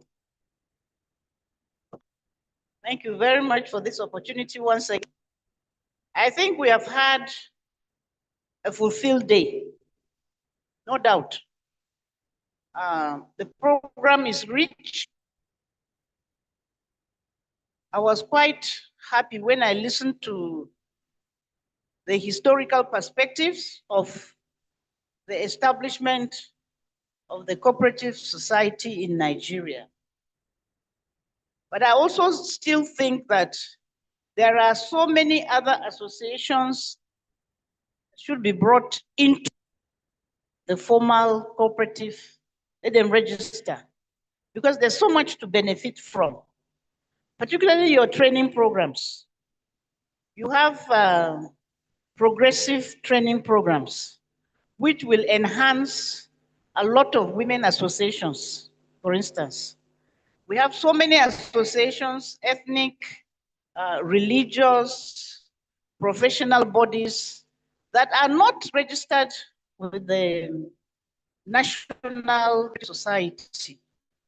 And your programs, the quality of education you're providing over time, there is so much benefit. And earlier said, with the present economic situation, many of us as families will benefit from being members of such a well-organized association, which is for the economic and social benefits of its members. I wish to commend the organizers, the president in particular, for providing good leadership. That is what MNIs are known for. At this stage, I will formally close at this stage, because I understand that there will be break and the activities will continue after the break. Thank you very much. I wish you all the very best, fruitful deliberations, and God bless you all.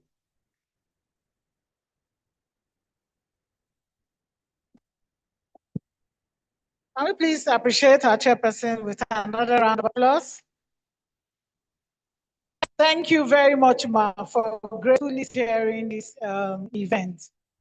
Your Excellencies, distinguished ladies and gentlemen, to completely express our appreciation to all our esteemed guests and participants, I will now call on the chairperson of the local organizing committee of the state, Mrs. Tabgon, for the vote of thanks. Mrs. Matama.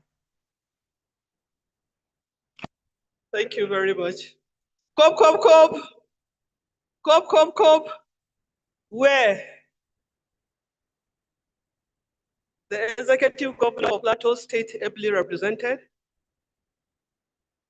the Minister of Culture, Federal Ministry of Agriculture ably represented, going up and down. Let me greet all our elders on the field. You are welcome, and thank you for coming.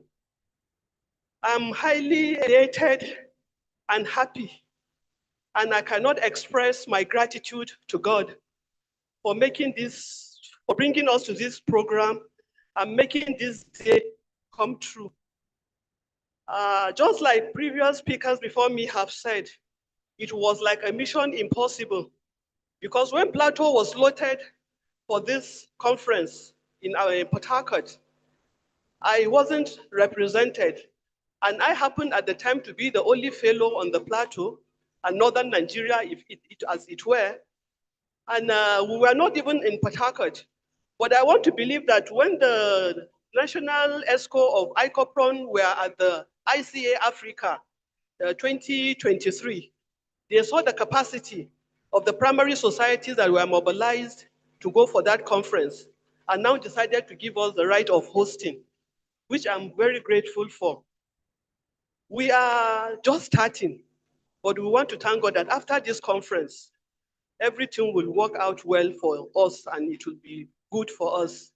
I want to thank everybody that has made time to come. And I want to thank especially our grandpa in the Icopron, Dr. Ima, Professor Ima. Sorry, I knew you when he was doctor, now he's professor. Yes, professor. Thank you very much. With your age and the capacity, you are still pulling us and holding our hands. I'm really encouraged. And I'm really saying that even old age cannot prevent things.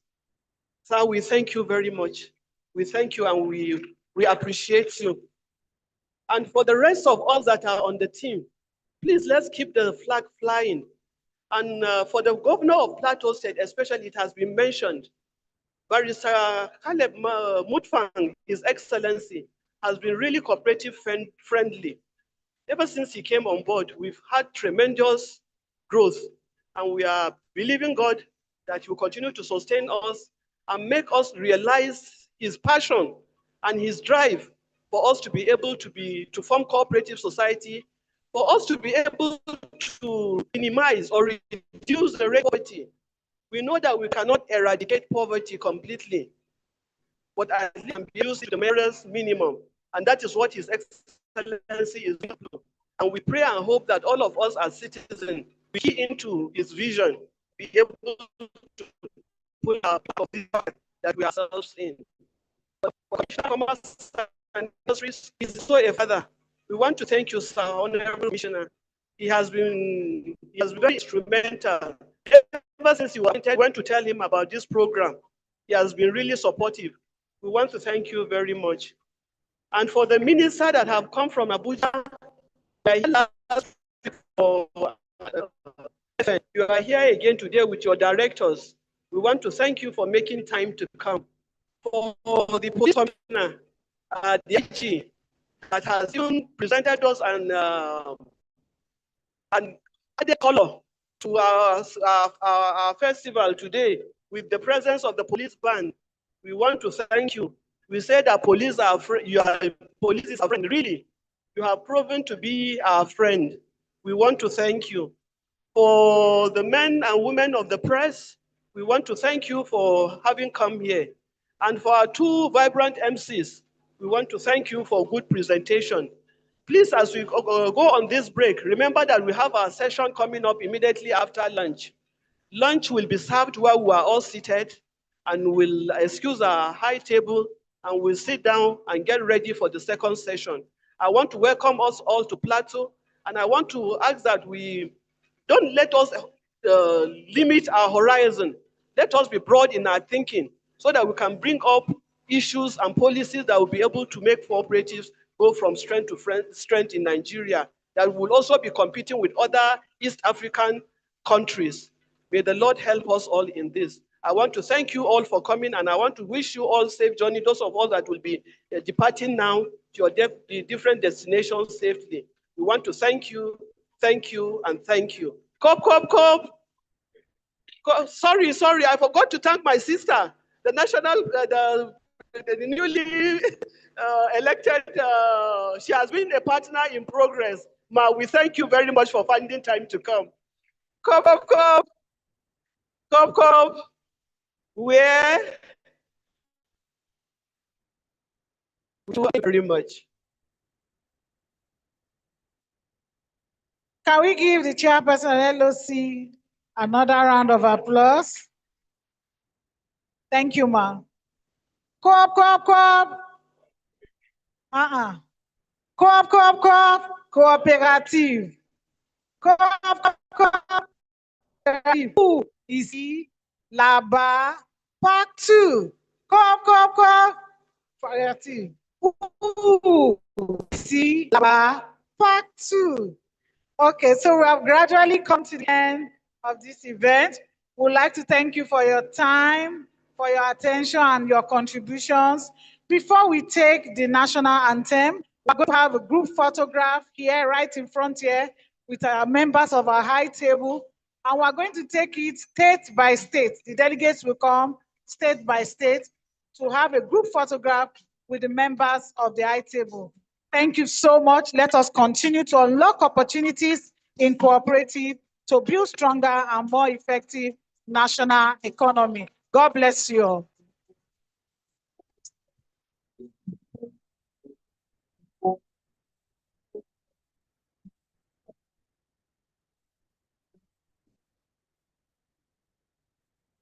Hey! My friend, time now, money. Make you not play with you.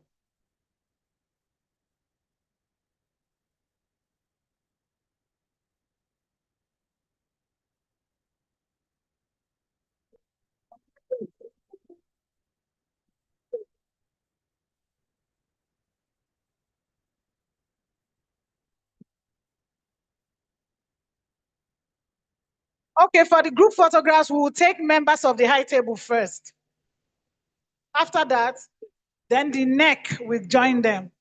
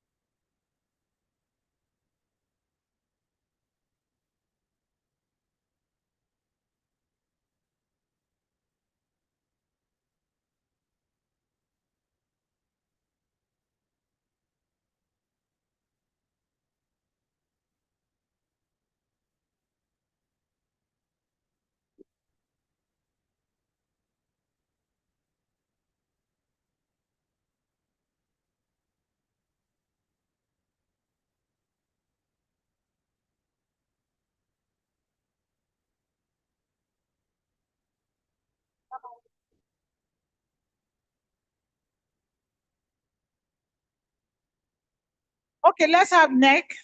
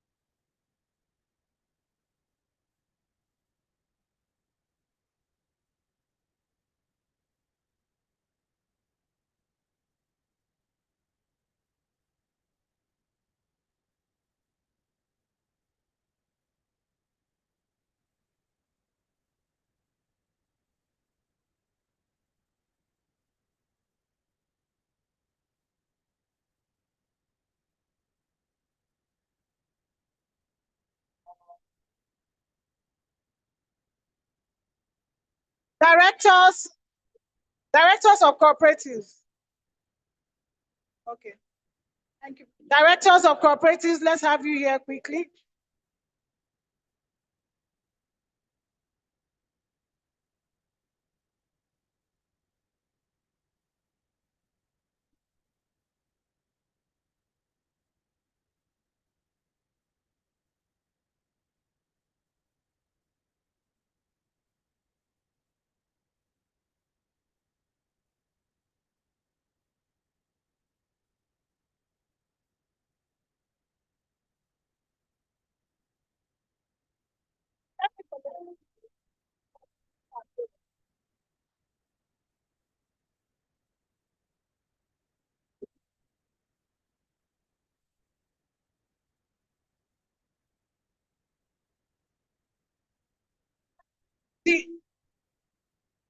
The National Organizing Committee and Local Organizing Committee.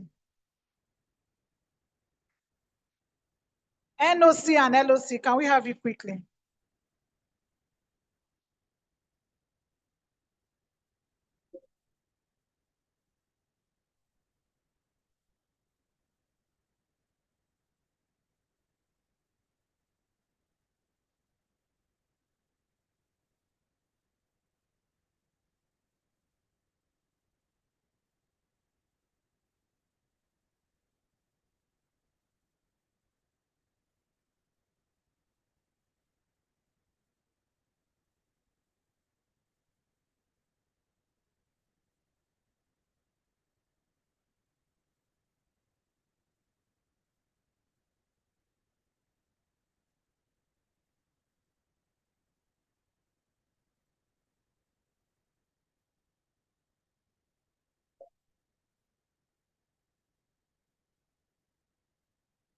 Adamawa delegates.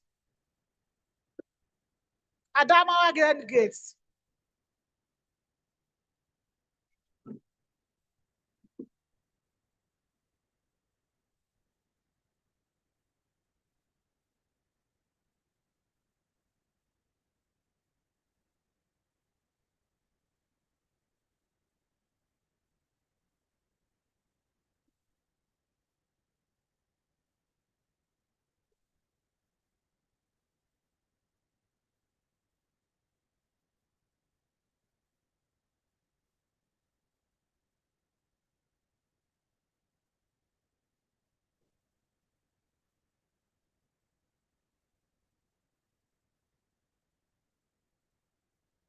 Bayelsa delegates.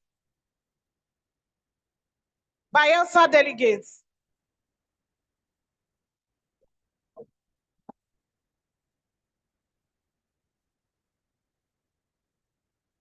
Bayelsa delegates.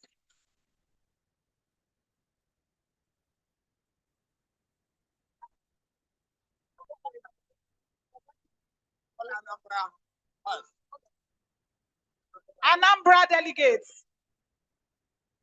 Bayelsa delegates. Anambra delegates.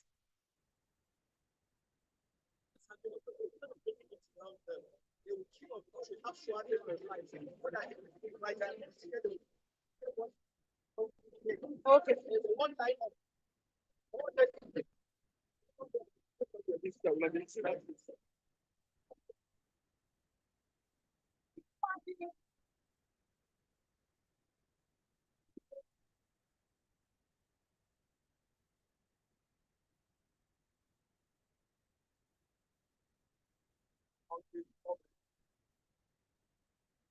Bauchi delegates. Bauchi delegates.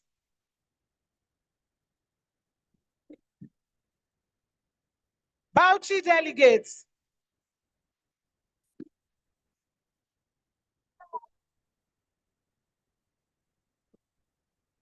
Bauchi delegates.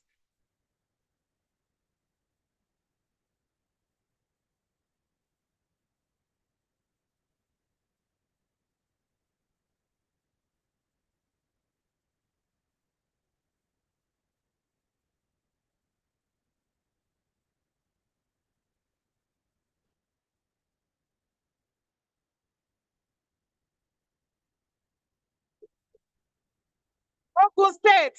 Ogun delegates. Ogun delegates. Okay, Bayelsa delegates, if you are here.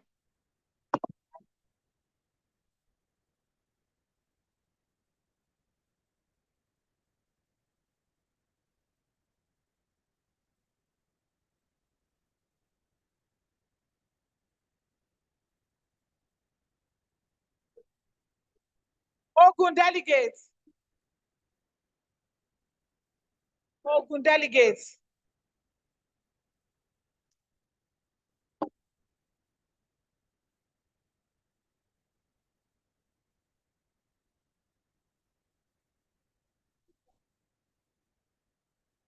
Kaduna, get ready. Kaduna delegates, get ready.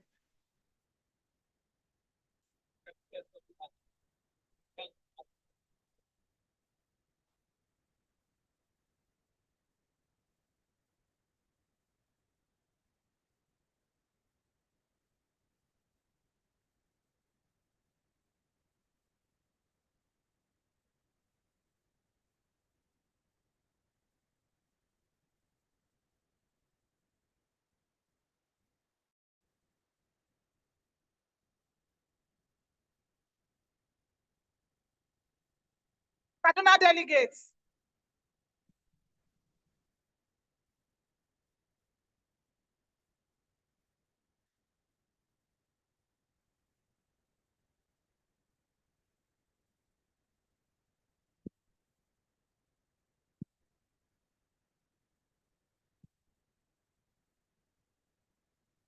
Kaduna delegates. Okay.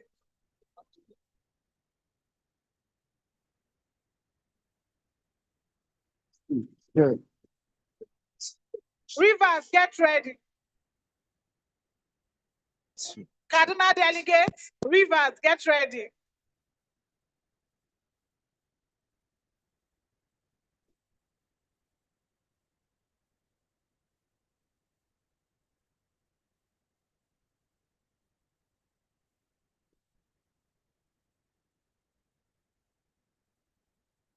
Rivers delegates. Rivers delegates.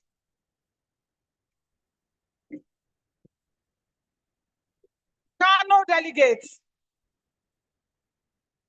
Kano, get ready. Rivers delegates. Rivers delegates. Kano, get ready. Rivers delegates. Kano, get ready.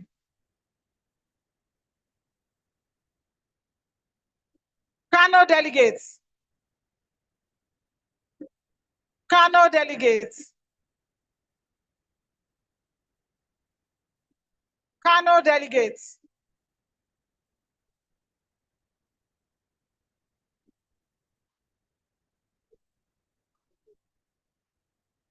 Kano delegates. Oshun, get ready.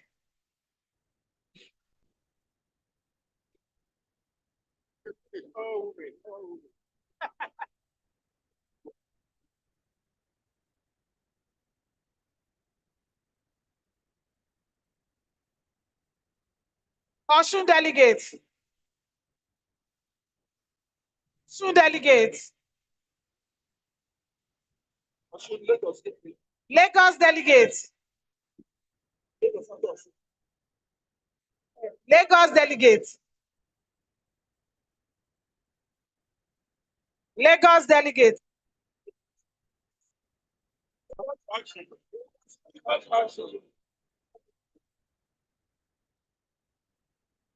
Oyo, get ready. Lagos delegates. Oyo, get ready.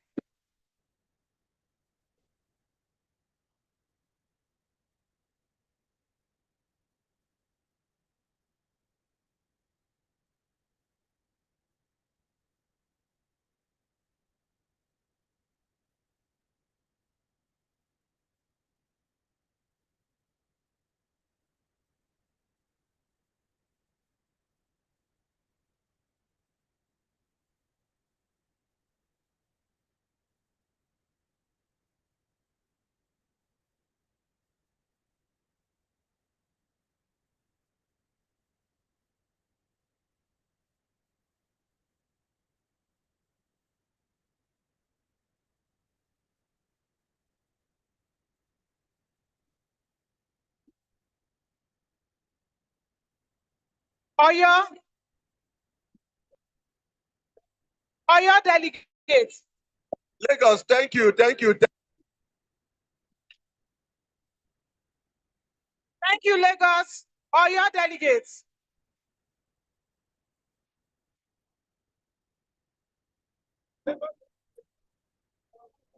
Oyo delegates.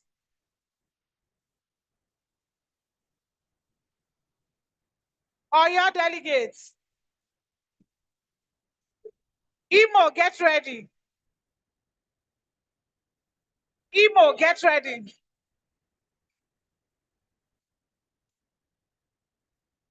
Imo delegates.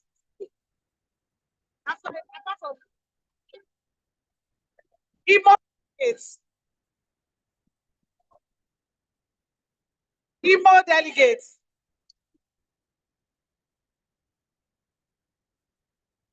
Imo delegates.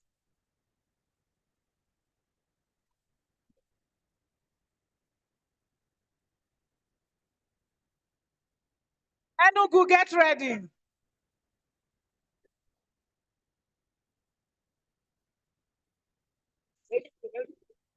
Enugu, get ready. Southeast.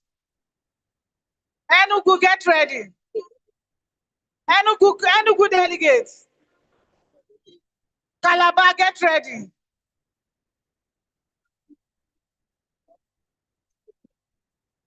Enugu, get ready.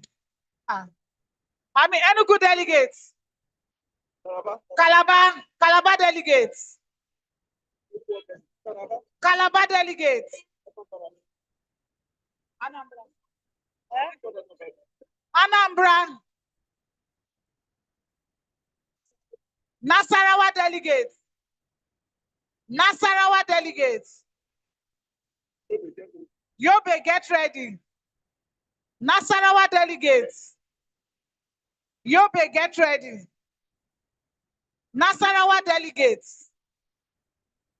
Nasarawa delegates. Nasarawa delegates. Nasarawa delegates.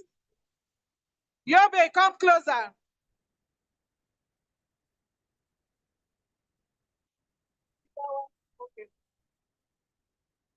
Nasarawa delegates. Yobe. Thank you very much. Yobe delegates. Yobe delegates. Jigawa delegates. Abuja delegates. Jigawa delegates. Jigawa delegates.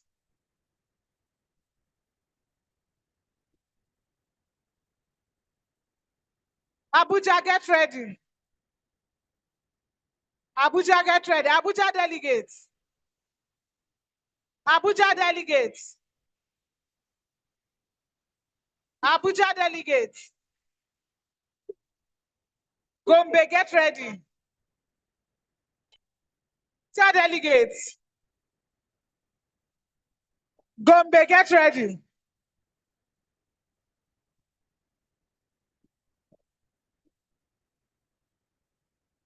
Gombe delegates. Gombe delegates.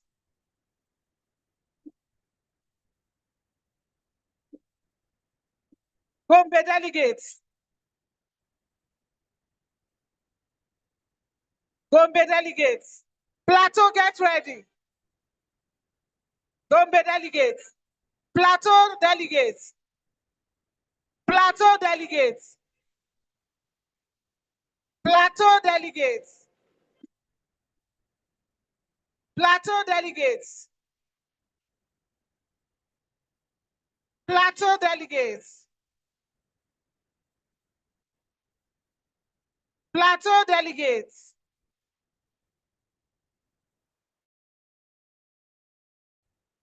Keep coming, keep coming. Plateau delegates. Plateau delegates. Plateau delegates.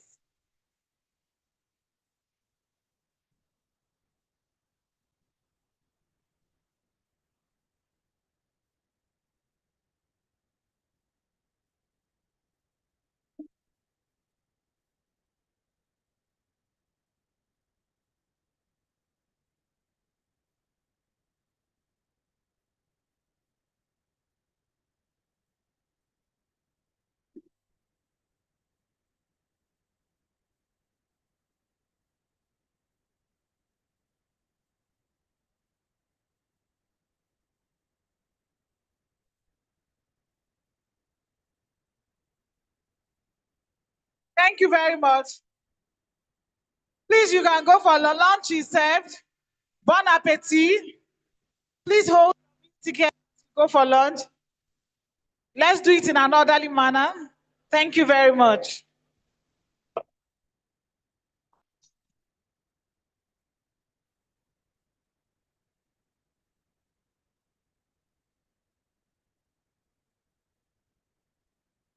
Hey, my friend, time now money.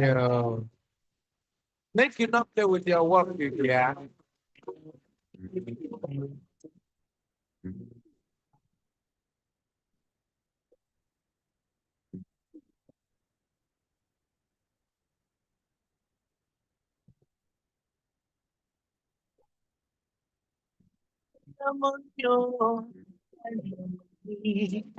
Time na money, oh. Time na money. Time na money, eh. National anthem. The national anthem, please. Can we all rise, please, for the national anthem?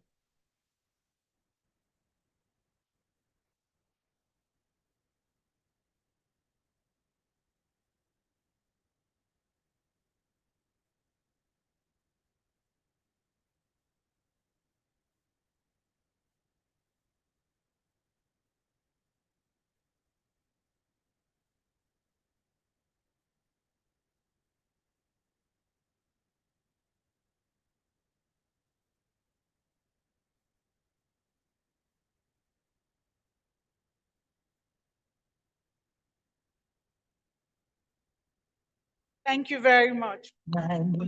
Use your time well and do better thing. Money not about from heaven. Better thing, money goes from. That's the word and they tell you so. Money not know. Eh? Oh, not be cheap now. Not the square person. Not yeah.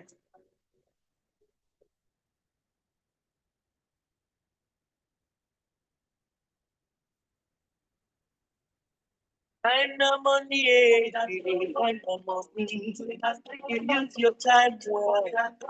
Waka waka, gossip gossip. Use your time well. Better thing. Money not about from heaven. Do better thing. Money. Sorry, please, this announcement is for all directors of cooperative. We want you to come up here on the podium. The minister has a message for you. All cooperative directors, please come up here to meet with the representative of the minister. Thank you. Money not about from heaven. Better thing.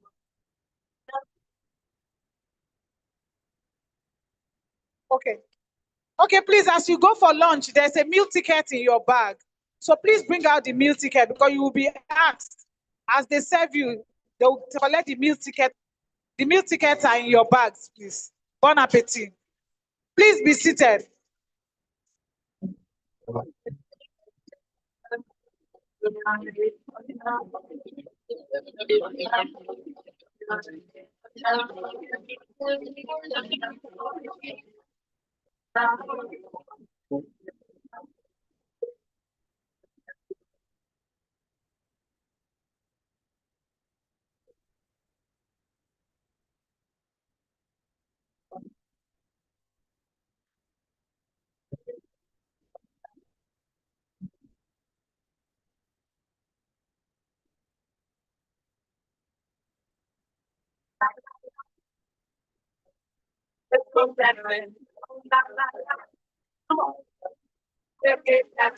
Down to the farm.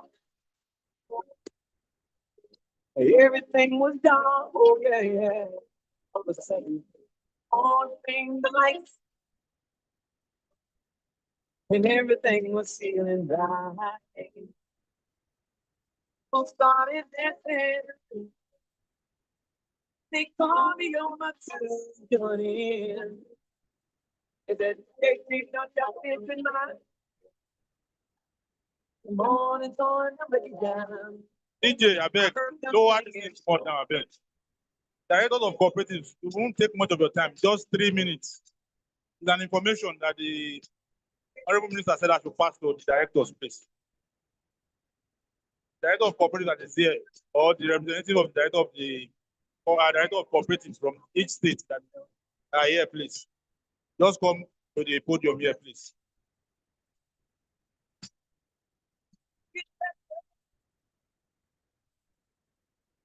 But everything will be fine. Hey, baby, what's your name? Little Mrs. Orange and Tang. Please be seated. As for lunch reception, please bring out your meal ticket. DJ, please lower this thing, please.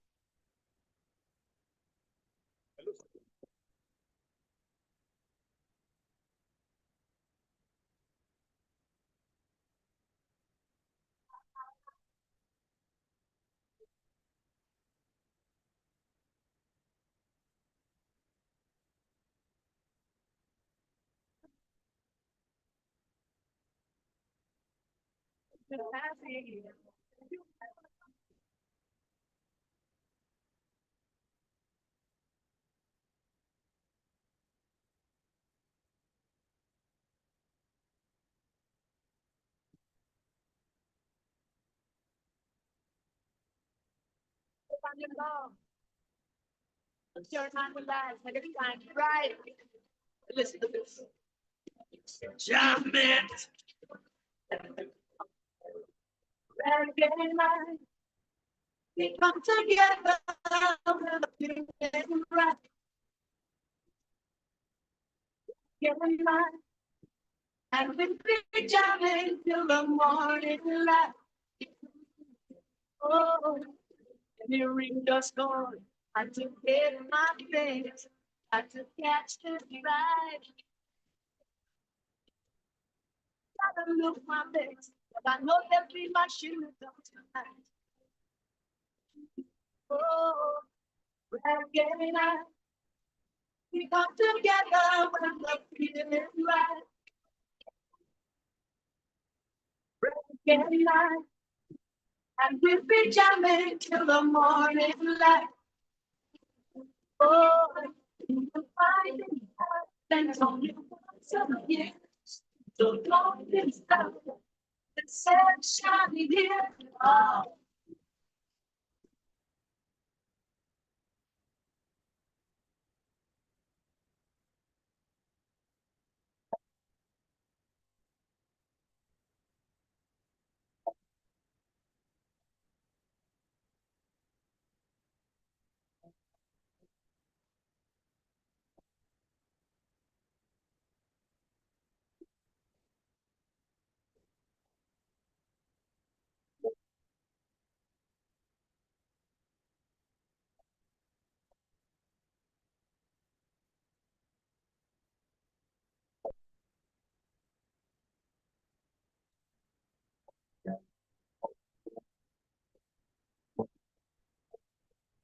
All that's coming is of the days of your time. We are the but I'll never have to say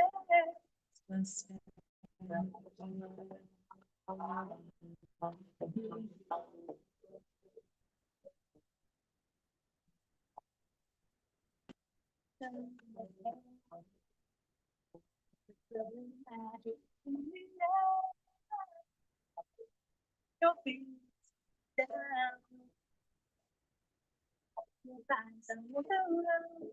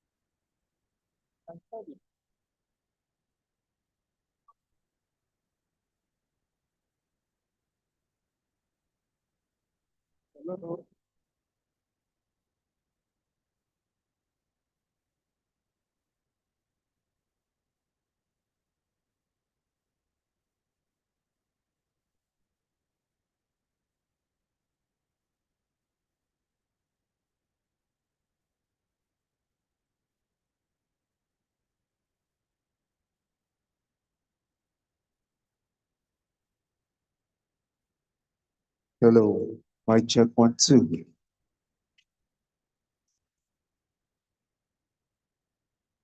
Oh, oh, okay. Hello, hello, hello. Okay. So you can move it. So when I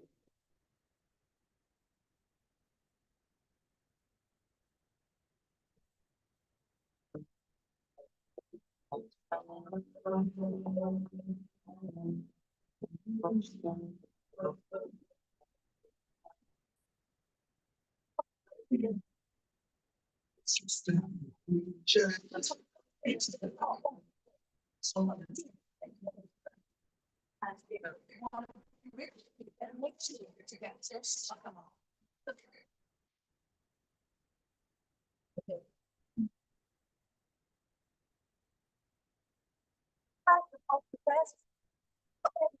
gonna do our best to make it holler, make you free. I heard don't use that word, I just got some word. I can't just letting everybody I heard to make your body make it sweat. Even gonna feel the free TV set. I said the headlines, headlines, headlines, headlines.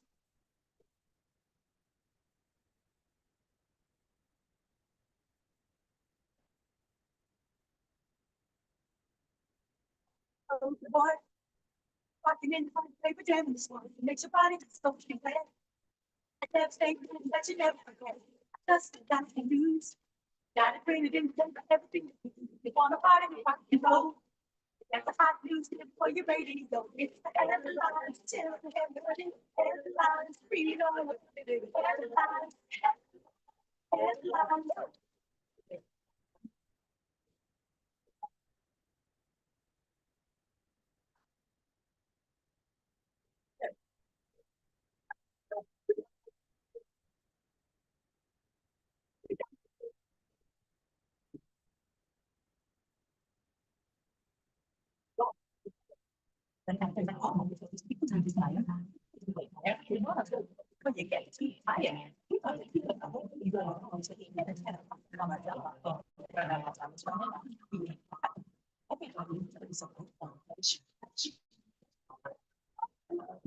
Headlines, read all about it. Headlines, headlines. Headlines, headlines.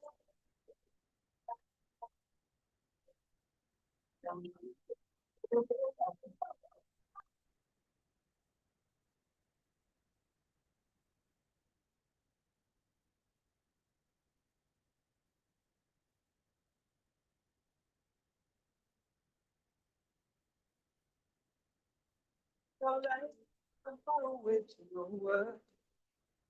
My own, like as I thought, I don't see. I play over right to cross the borders, monkey business on a sunny afternoon. And your life, I'm leaving you your mind. Baby, please, tell me so. Burning bright, I thought it looked to see. When you let down, I said, wonder, there's a message get to you.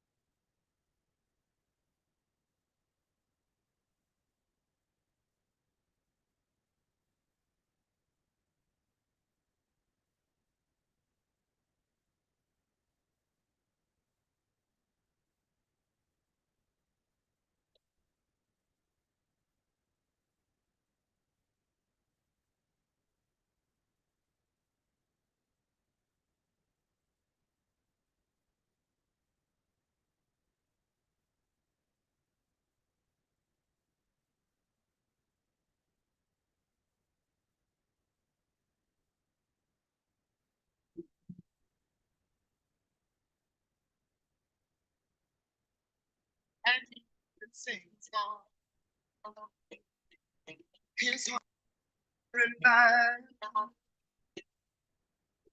Falling, make of the joy he opened up our mind. And I still can hear him say, oh, talk to me.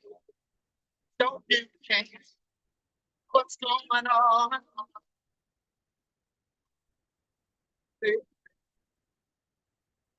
Your song forever. Gonna be some sweet time coming down. Thank you. I'm not just singing cry. Oh, I could cry. Gonna be a long night. Be alright. On the night. I'm never home.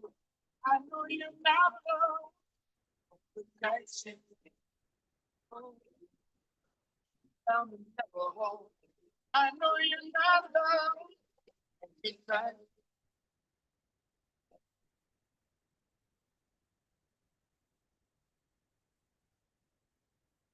Daddy, what you're doing now. It seems like yesterday when we were working out. Jackie, oh, set the world on fire. You even picked it up. will love it lift it up higher and higher.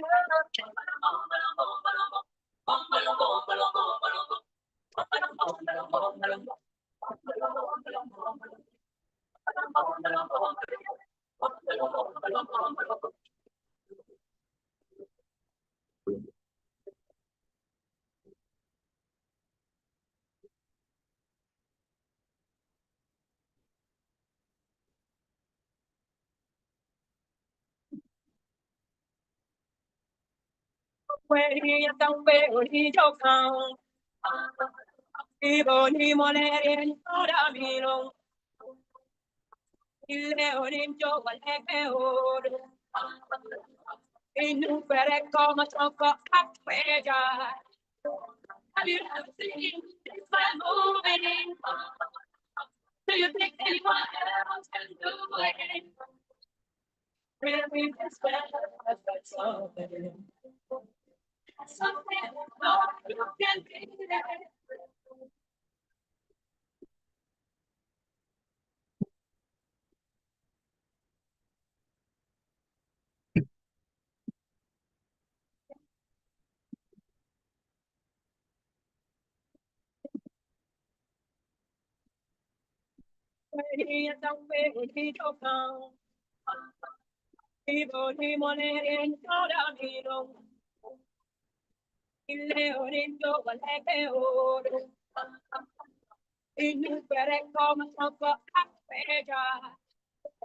Have you ever seen this man moving? Do you think anyone else can do it? Really, this man has got something. Something no you can be.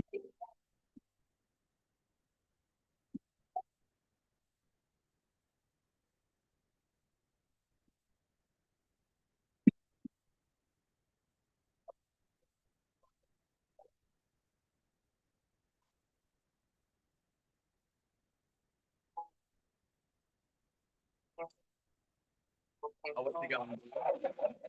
You gonna get down? Tell me.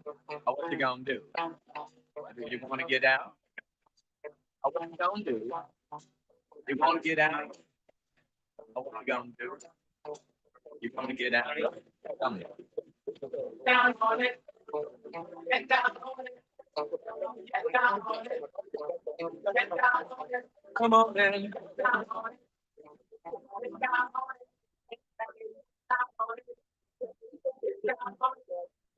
How you gonna do it if you really don't wanna dance? By standing on the wall. Get your back up on the wall. Tell me. How you gonna do it if you really don't wanna dance? By standing on the wall. Get your back up. I heard all the people saying. Come on then. Get down on it. You gotta feel it. Get down on it. Come on then. Baby, baby. You know that. I say people. Go.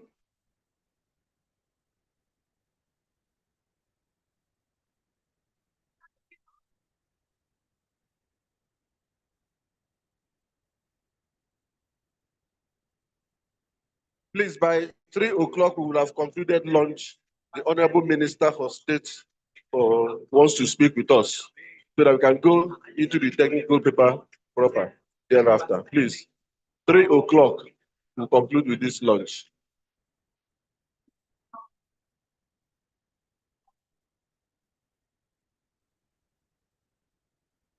You dancing. Get down on it.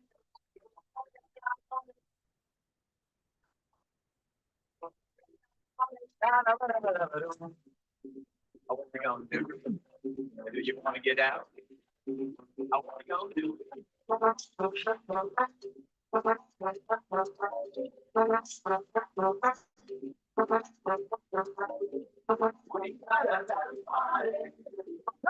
not doing it. Because I'm so care. I'm not doing it. Because I'm so care.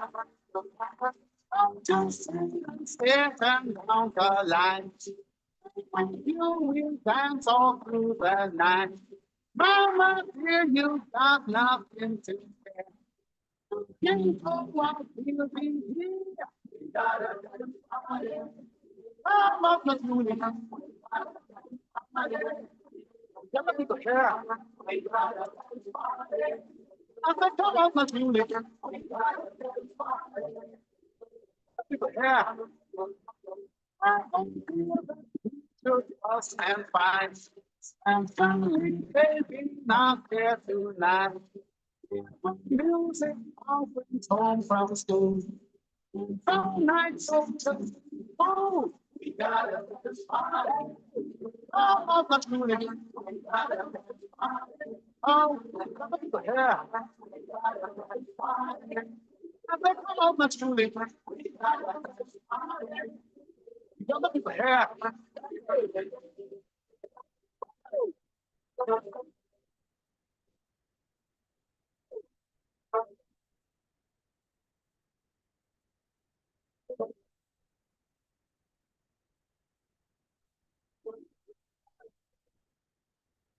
Oh, no, let's do it. You're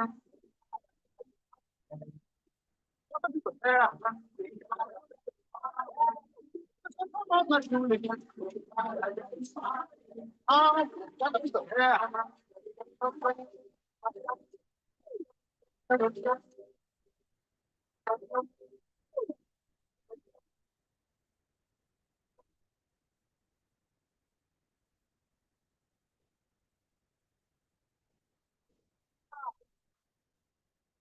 Come on, let's do it.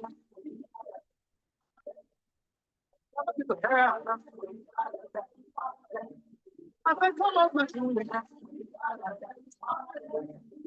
You're looking for hair.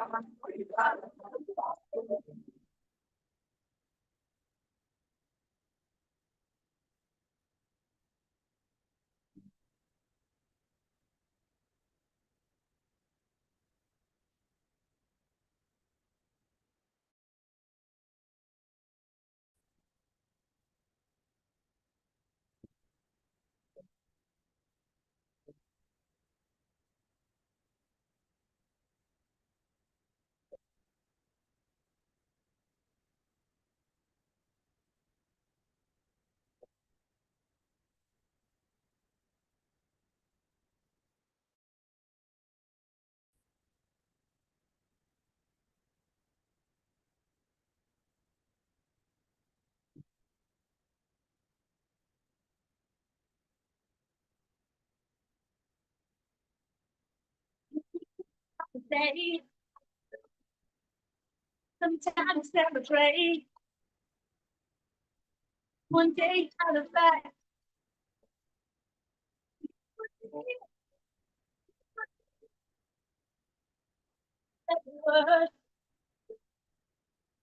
We've gotta have a celebration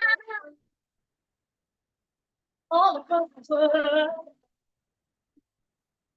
Every nation.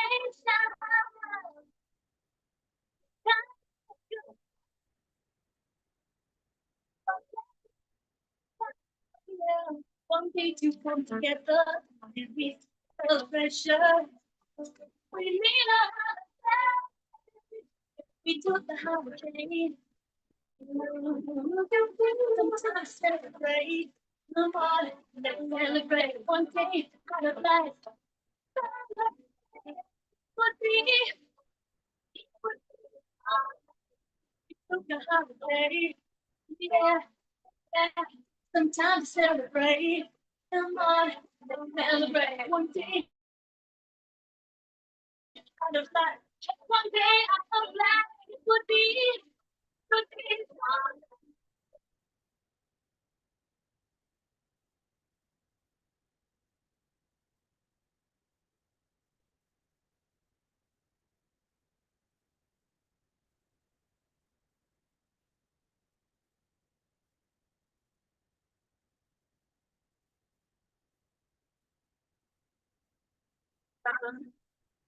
Going round, people talking of the shows that come to town. Please let us conclude with our lunch. Once it's 3 p.m., we'll hook up with the Honorable Minister, please. Once it's 3 p.m., we've already told him to exercise patience that by 3 o'clock we'll hook up with him. Please. What I really want to know. Some of our friends in my feeling show. She's exciting. It's so exciting to me. She's exciting. She's so inviting to me. Yeah. I've been thinking about the way you are, baby. I like the way you talk. It's something I really can't hide. Heaven was listening to me by my side, fresh and lovely, like a dream come true. I'll give anything you spend the night with you. The one feeling that I can't stop it, baby. Miss Whiskey Lady, take me away.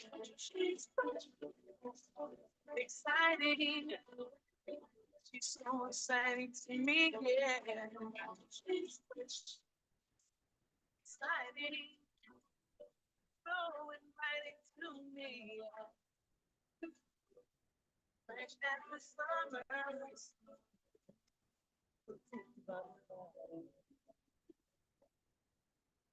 Means so much to me. I'll do whatever to make my mind, baby.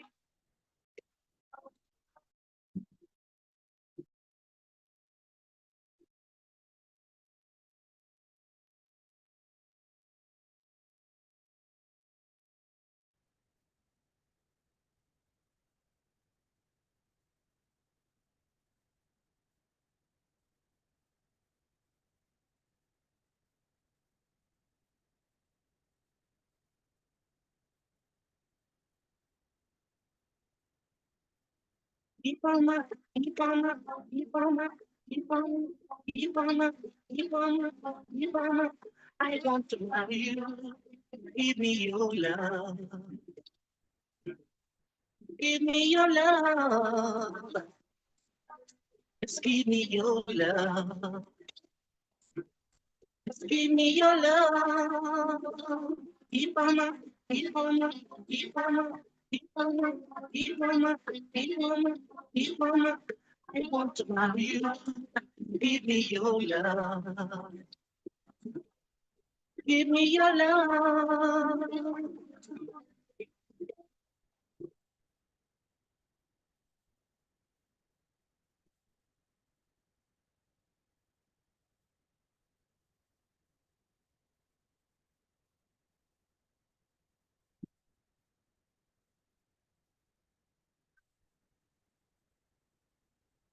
If I'm on, let me know your mind. If I'm on, let me know your mind. Let me know, let me know, let me know, let me know your mind. Let me know, let me know, let me know, let me know, let me know your mind. Keep on my, keep on my, keep on my, keep on my, keep on my, keep on my, keep on my. I want to marry you. Give me your love. Give me your love.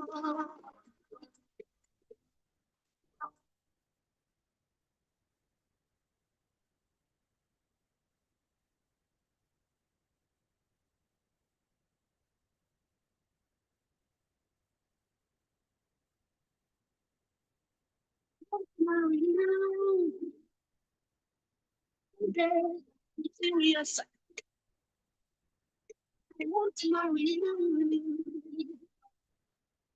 I'm serious. I don't wanna play games. I don't wanna mess around. I don't wanna try no. I wanna settle down. Give me your love. Give me your love. Just give me your love. Give me your love.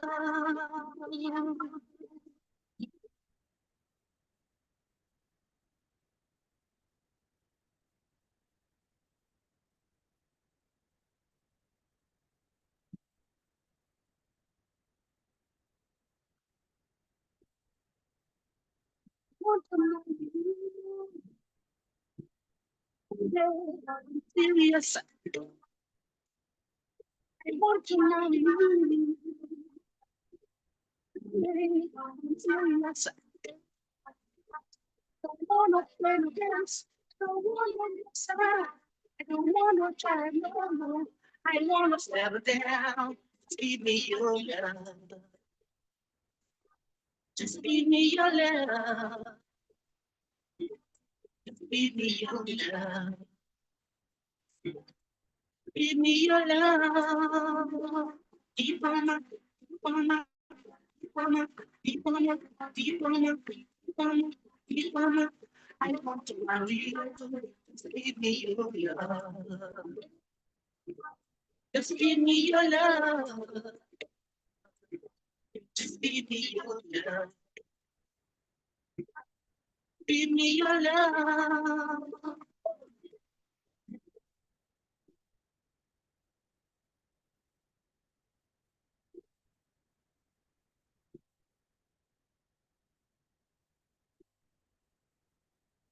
Know what I'm saying, baby? I want us to get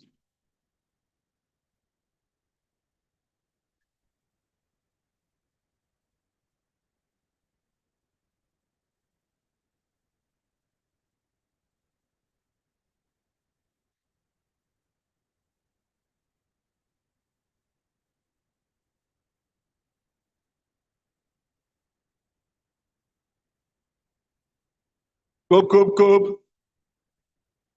Please settle down. The Honorable Minister will come online any moment from now. Please settle down.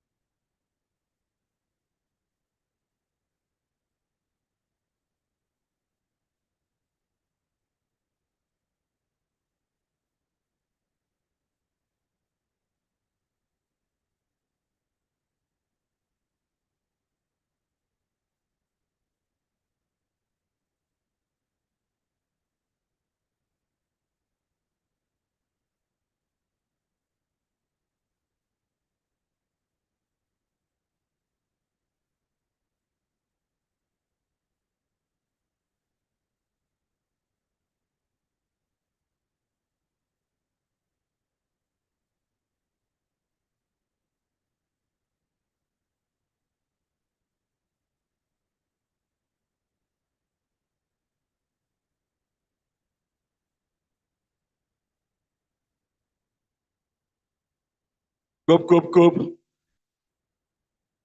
Let me apologize that we are having technical challenges from Abuja side. In order not to waste our time completely, we want to start the lead paper. At any point, they're able to resolve that, the professor will stop. We will listen to the Honorable Minister, after which the professor will continue, so that we don't sit down here endlessly waiting for that process to be sorted out. Thank you very much.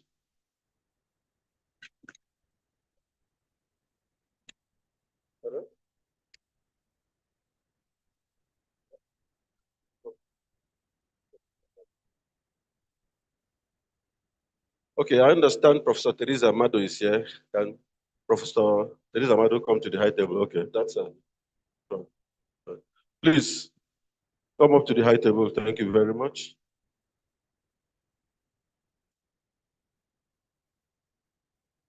Okay, it will be my pleasure to introduce the lead paper presenter for today's event. And I would like to read his citation. The lead paper presenter is Professor Seth Yaobeko. He was born in Ghana just after the Second World War.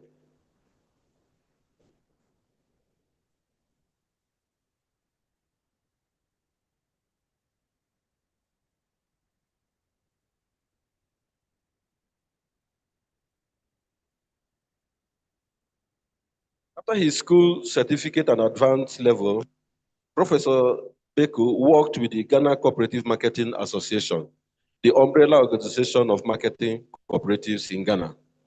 After some 5 years of real practical experience, Professor Beko left for West Germany to study cooperative economics at the Special Institute of Cooperation in Development, Phillips or Marburg University, Marburg, where he met late Professor Hans H. Mukna and Professor S.C. Chukwu. Professor Beko was recruited by the Institute of Management and Technology, Enugu, to be a pioneer lecturer in the then fledgling Department of Cooperative Studies in 1977. After 10.5 years at the IMT, Professor Beko joined the then Anambra State University of Technology, ASUTEC, Enugu, once again as a lecturer in the Department of Cooperatives and Rural Development, the first department in the university system in the country to provide a course of study in cooperative. On the creation of Enugu State, Anambra State in 1991, ASUTEC was renamed Enugu State University of Science and Technology, ESUT, where he remained till 2020. For some 14 years, Professor Beko was the head of department there in ESUT. Professor Beko is now retired and now in a sort of partnership with the African University for Cooperative Development, Cotonou, Republic of Benin, for online and other programs. He so loves Nigeria that he has been here for some 11 months, tidying up some loose ends. He is currently available as a consultant in cooperatives. In between the years, Professor S.Y. Beko had been a resource person to the National Board for Technical Education, a consultant to the Federal Department of Cooperatives on a number of projects, including the formulation of the National Cooperative Development Policy in 1995, the Cooperative Revitalization Program 2012 to 2013, preparation of the National Diploma Program for Federal Cooperative Colleges 1997-1998, etc. He has been an external examiner since the mid-1980s for various polytechnics across the country, as well as for the Federal Cooperative Colleges. Professor Beko has been a familiar face at national and international conferences and workshops since 1979. He has several academic publications to his credit.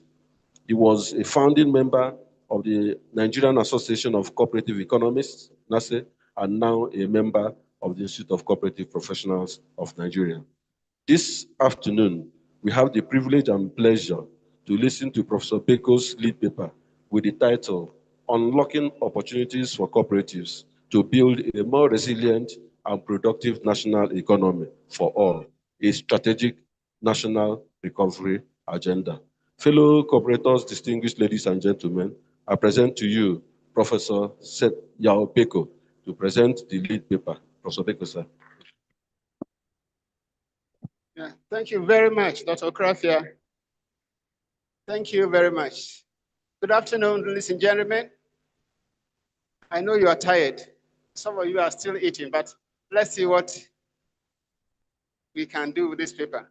I have only 45 minutes, and so I'll have to leave out some of the important things I would like to discuss. However, I'll try and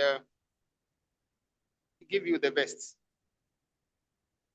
The theme of this 9th National Conference of Icopron, our fledgling and yet very inspiring association, unlocking opportunities in cooperatives to build a stronger and more effective national economy.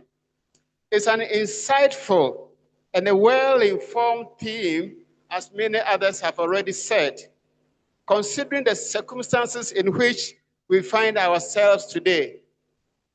I have chosen the liberty to slightly amend the theme for my topic to read, Unlocking Opportunities for Cooperatives to Build a More Resilient and Productive National Economy for All, a Strategic National Recovery Agenda. Both the theme and the topic are reminiscent of the themes and topics chosen by the United Nations, the International Cooperative international bodies in recent development dialogues and conversation, such as those of the ICA in conjunction with the United Nations.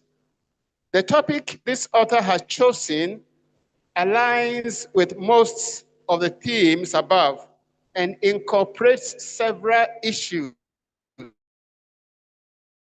opportunities, freeing opportunities, the old ones, looking for new ones, so that the cooperatives can become very strong instruments. Now, what is the problem? Everybody knows how far the country has come in terms of the economy. One can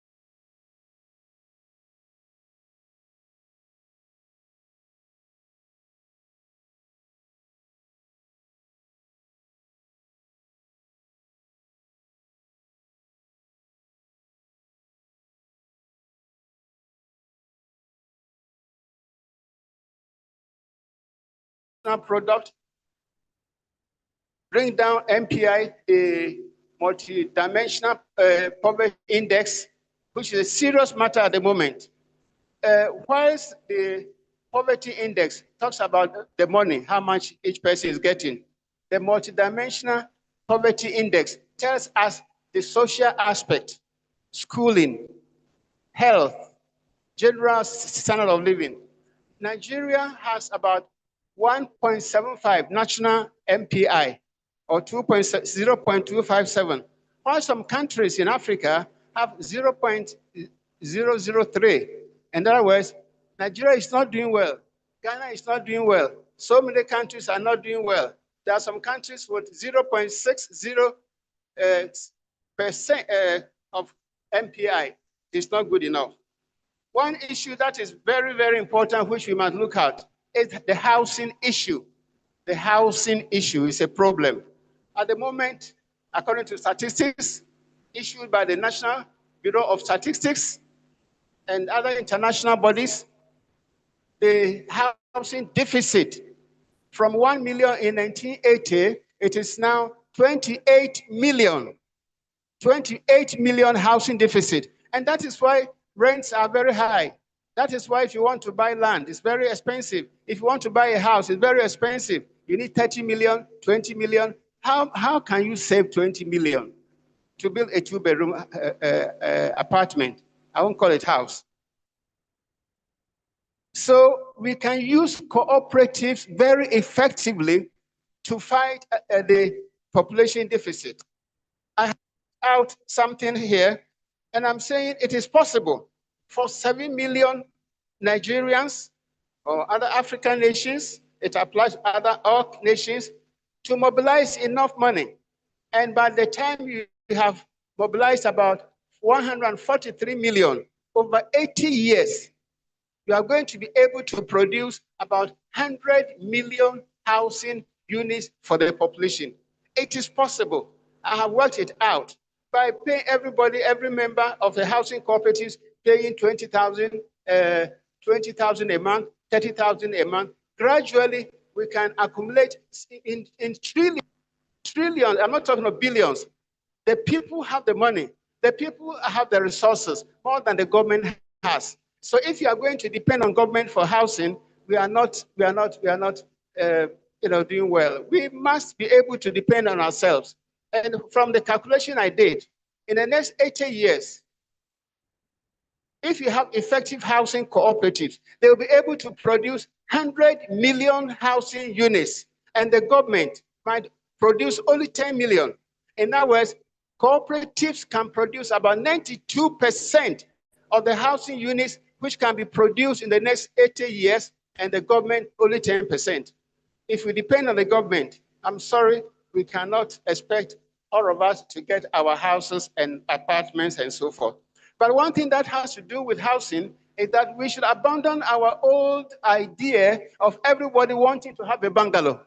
Everybody wants to have a bungalow. It's expensive to construct individual bungalows here and there. Let us learn to live in apartments.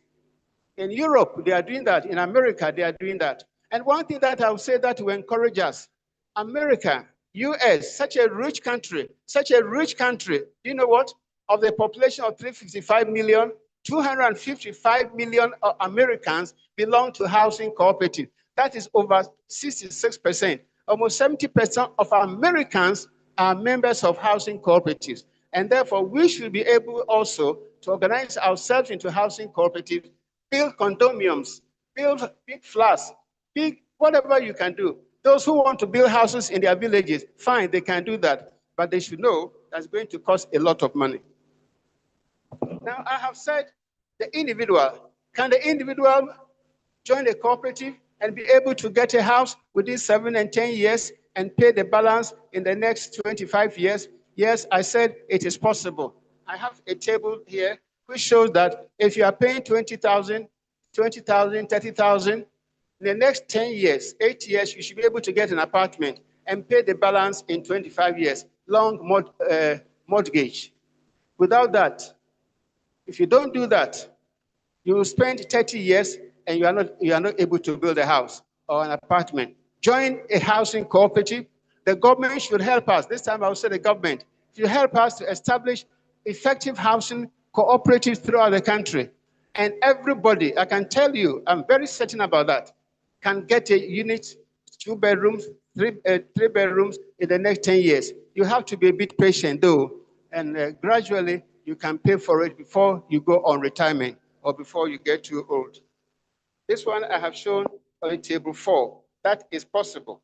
Now, I looked at some housing deficits in other countries so that we know whether it's only Nigeria which has a problem. No, Ghana has that problem too, but Nigeria's case is worse. Kenya is much better, Uganda better, South Africa better, Ethiopia better. And so you look at other countries so you can know where you stand. Are you better than others? Are you the West? And if you are the West, can you learn from others? Can Nigeria learn from South Africa, from Ethiopia, and so on, from Mauritius? Can we learn? We should be able to learn. We should be able to go to other countries in Africa and ask them, how did you do this? And learn from them.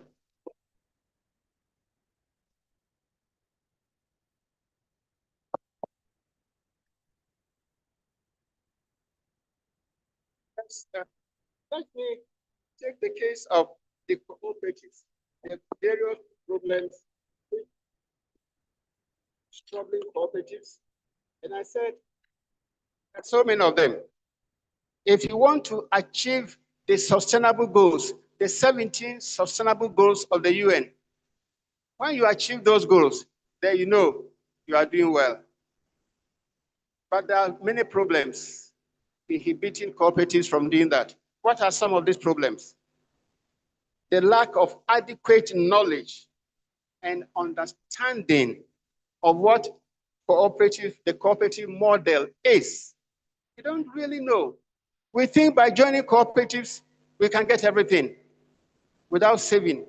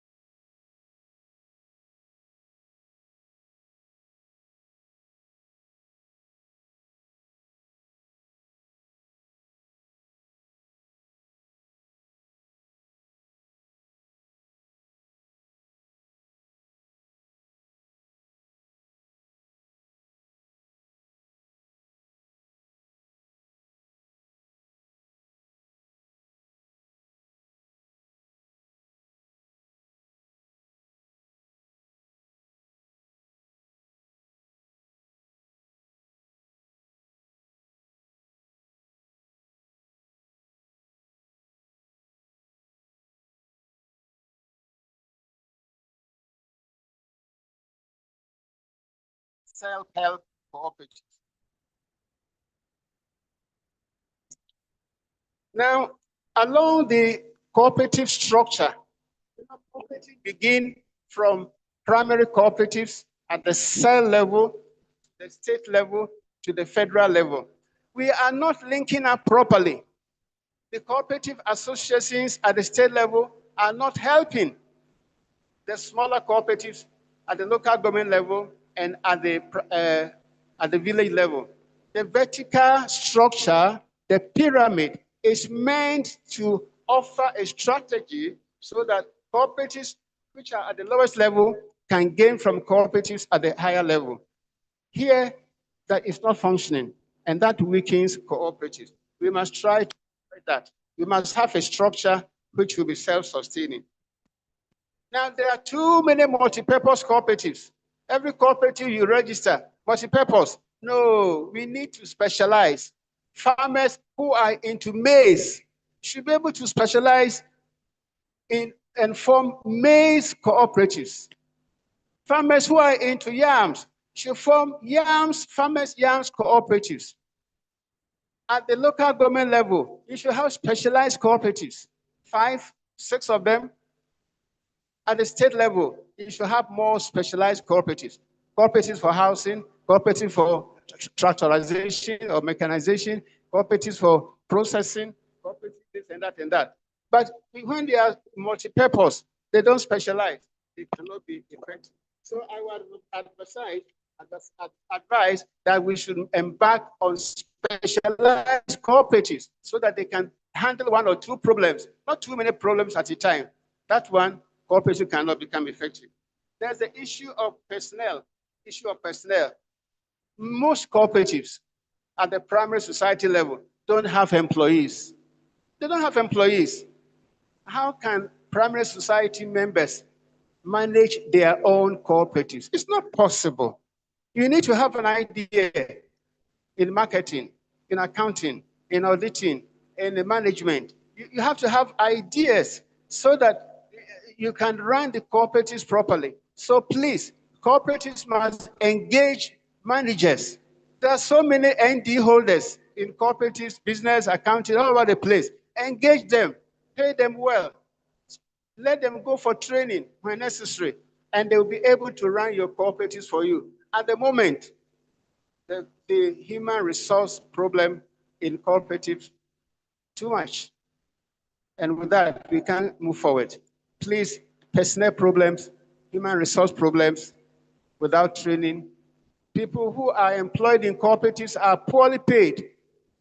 When you talk about 70,000, 80,000 to pay a manager, the members will say, how can we pay a manager? This small boy, this small girl, 100,000. And yet, if you don't pay well, you won't get anything good out of it. You know, people say garbage in, garbage out. Yeah, if you don't pay well, you get bad results.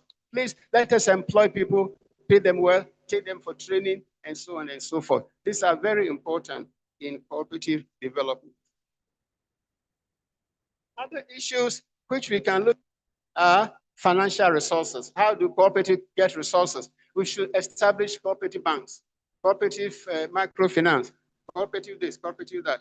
We should, one area that I wish we can take seriously is linking cooperatives, formal cooperatives to informal cooperatives, the Isusu and the rest. Let them join the cooperative movement so that we can mobilize so much resources. So that is very important. Cooperatives should have access to profitable markets.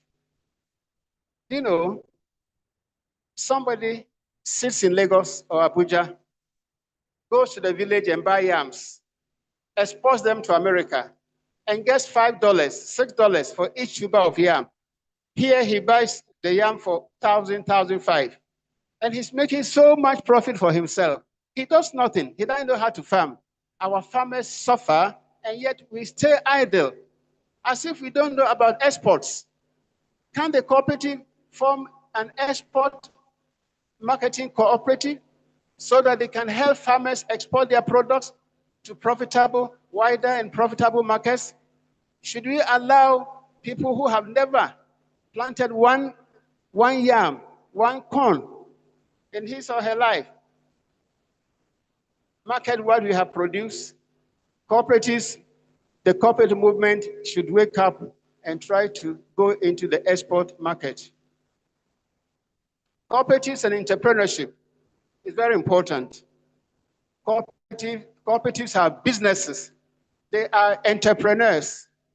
As far back as 1955, a professor I know wrote a book, Cooperatives as enterprises, 1955. And yet we are not looking at cooperatives as if they are entrepreneurs. We are treating cooperatives as they are mere small businesses which don't need to innovate, which don't need to ownership.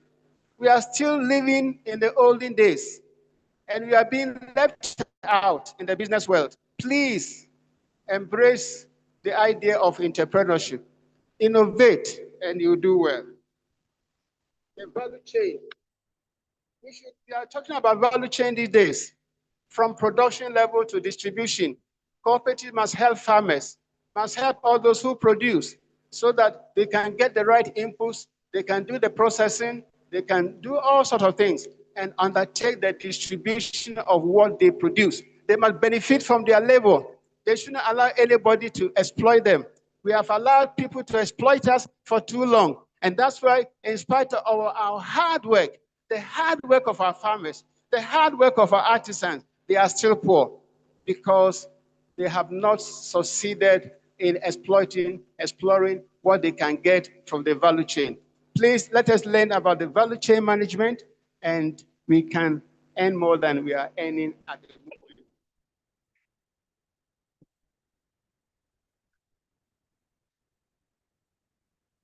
Now, I have here training institutions. There is no country in the, apart from India, maybe.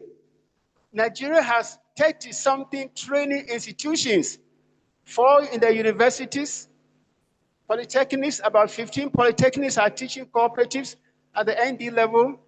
Colleges of agriculture are doing cooperatives. So we have so many training institutions offering training in cooperative. We don't like this institution, but we are not taking advantage of them. We are not taking advantage of the products which this institution have churned out over the years. Please, let us employ them. There are so many waiting for employment. Employ them, and they will turn your cooperative into a very profitable venture. Now, let me briefly talk about the law, the policy and the law. The policy should be reviewed. It's being reviewed, but it's taking too long. If the Honorable Minister were to be here, I would have appealed to him. Please, please, you are taking too long reviewing the policy and the law. 5 years, 4 years. The policy says, of 2002, says the policy should be reviewed every 5 years. 2002, we are in 2025. The policy should have been revised at least 4 times by now. If we are to go according to section 11, subsection 2 of the policy, should be reviewed every 5 years. 20-something years, we have not reviewed the law, we have not reviewed the policy. They should be reviewed. Another issue which is very critical, very, very sensitive, is the de-officialization of cooperatives. Government should gradually withdraw from cooperatives. That doesn't mean government should withdraw its assistance, but its control. Government should give it a timetable, a phase model, and phase out gradually so cooperative members can run their own cooperatives. Another issue that is very important, and I will say with our apologies to those in government, there are some directors of cooperatives who mean very well, but unfortunately they cannot give what they don't have. How can you be a director of a cooperative department when you don't have any training in cooperatives?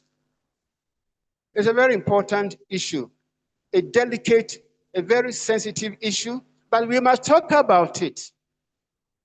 There are so many people with qualifications in agricultural economics, in cooperatives, who can gradually rise up to become directors of cooperatives. We should not rush to make just anybody a director who cannot help the minister, who cannot give ideas, who doesn't understand what cooperatives are. You cannot give what you don't have. Please, Mr. Minister, when you are looking for directors of cooperatives, look for people with cooperative background and other related areas, not just anybody. It is hurting cooperatives, it is hurting the country, and we must correct that. Now, let me end here. Your Excellency, the Senior Governor of Plateau State, our Honorable Minister of State, ladies and gentlemen, dear Icopronians, I believe that cooperatives can do quite a lot.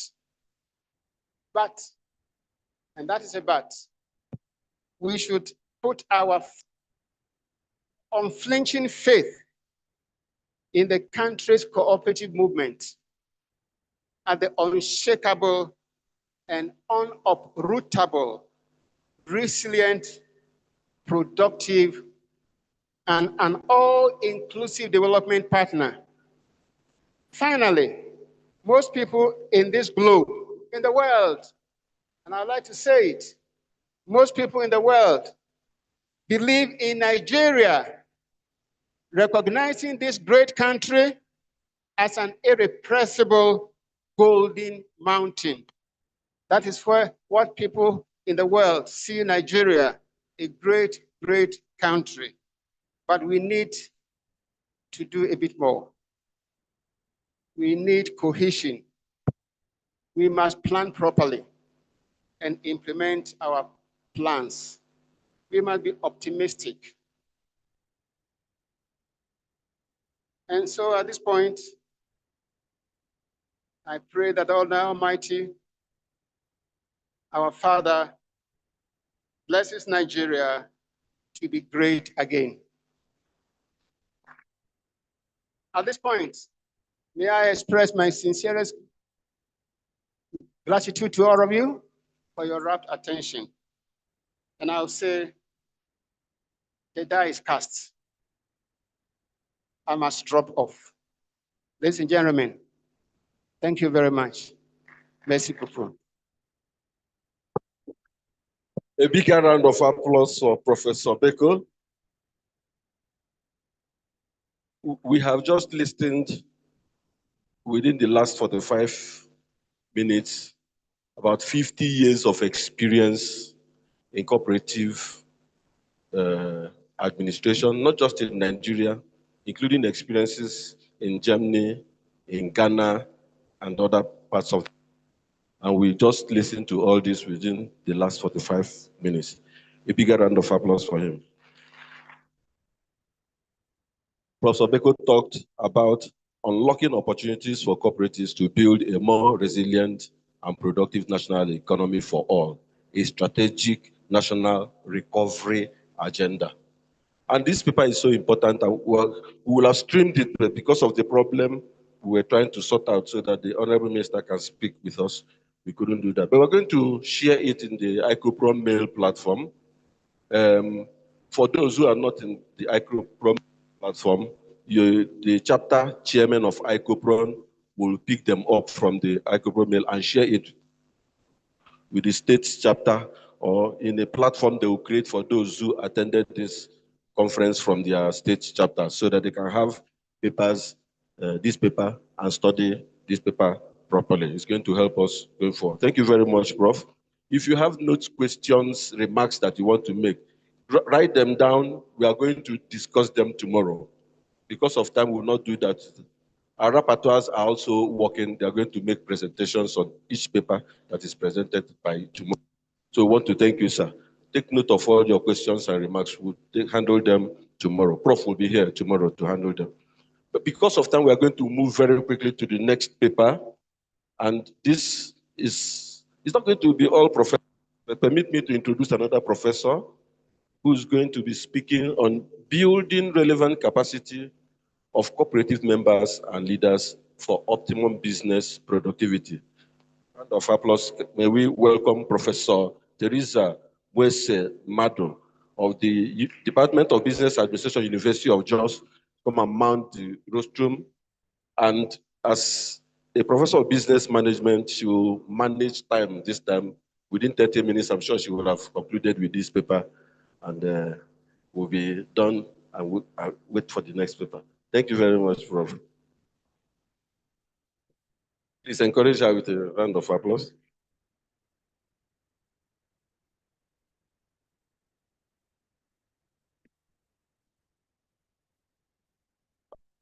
Thank you very much. Where is it? I think.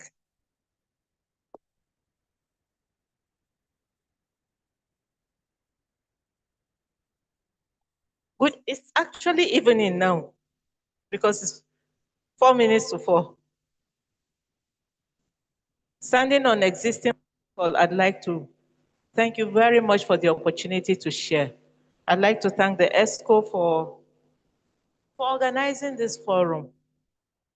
And I'd like to thank Professor Beko for doing a wonderful job. Thank you so much, sir.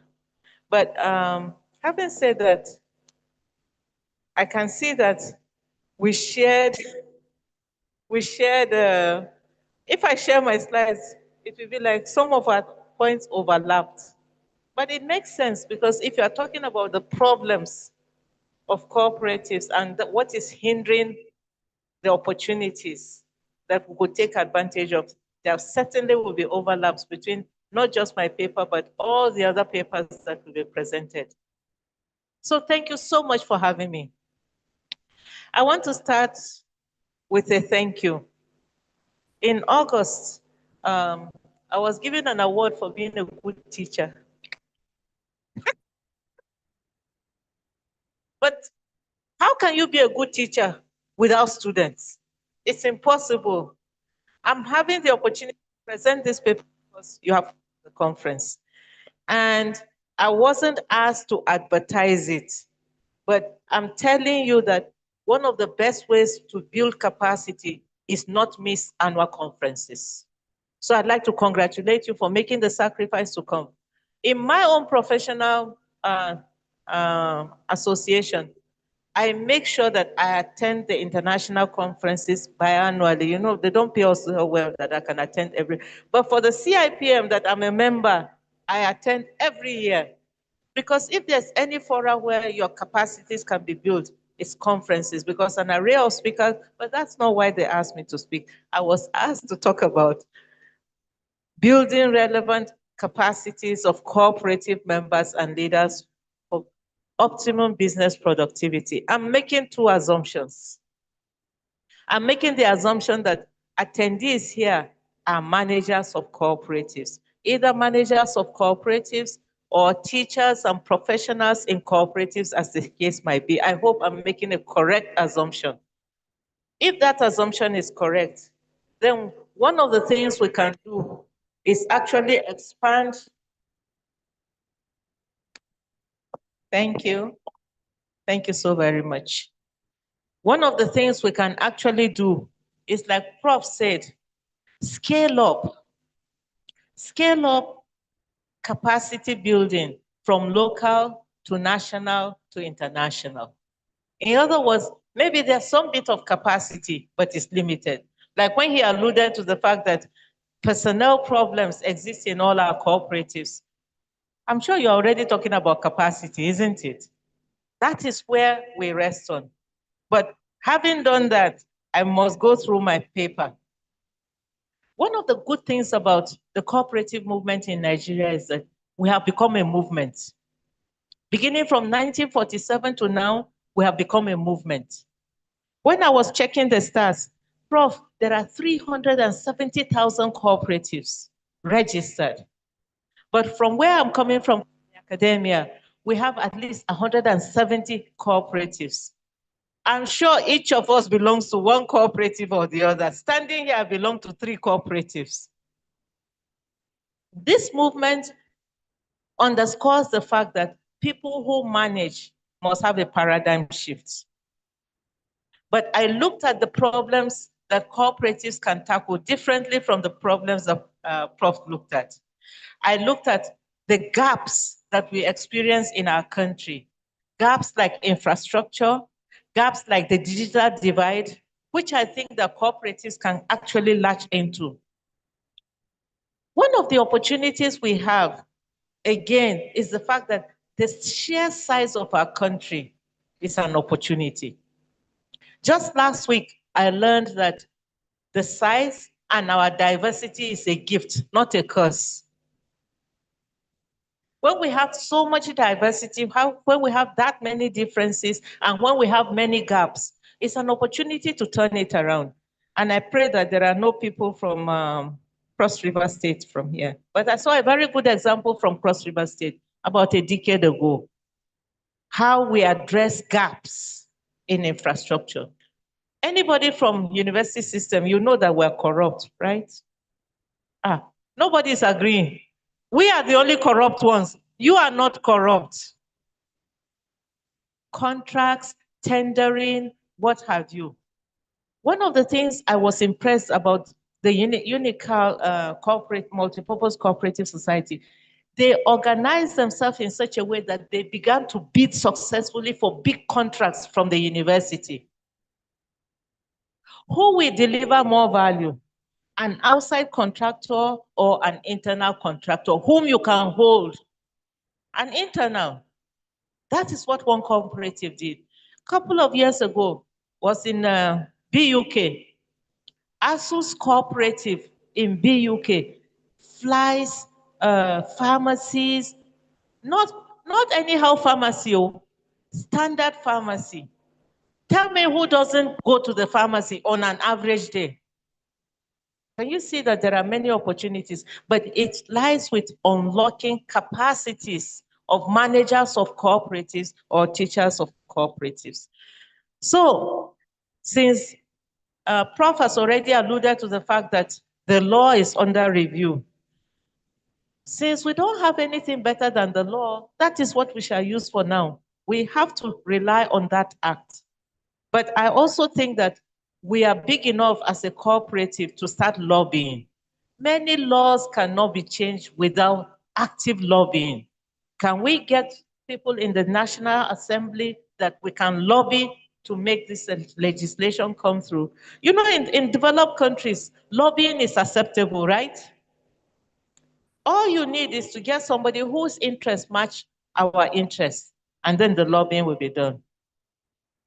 Now, the main purpose of my paper. The main purpose of my paper is to look at what are the areas of undercapacity. And I'm looking at institutional capacity and market imperatives. Honest, to be able to take advantage of housing cooperatives or to be able to do many of the things that the lead there to, we must have capacity. We must have capacity. And we look like right now, apparently everywhere, there's a lack of digital capacity.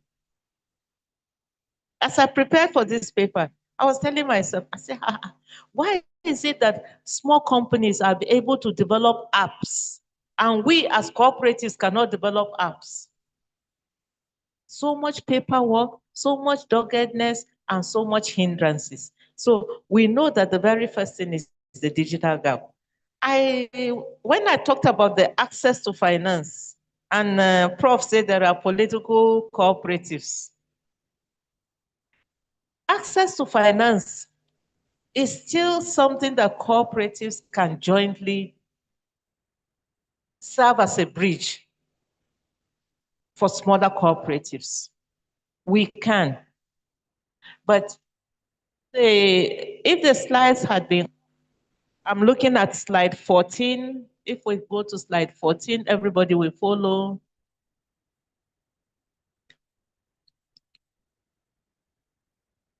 Yeah. No, not yet. Slide 14, slide 14, slide 14, coming up, coming up, coming up. Oh, you passed. Just come back, just come back. That colorful one. Yes, thank you. Can you see that on the right side, what we have is green, isn't it? This is where we are. These are the traditional things we do that Prof alluded to. Right now, what we do is a lot of thrift, not only thrift. We do small training, but not a lot of training. And part of the things are based on the kinds of principles that cooperatives have had. In our paper, which also ties with what he said, we want to move to the left. The left is orange, isn't it? Possibilities. Let us go into co-creation. Let us go into co-value creation. Instead of just like Nigeria, mere exporting of items and not processed, like even our yams, we export it raw, not processed. Potatoes, raw, not processed. Can we go into co-creation? Apart from co-creation, can we go into supply management? That thing he talked about, value chain exploitation, we can't do it without supply management. Apart from supply management, how about psychological training?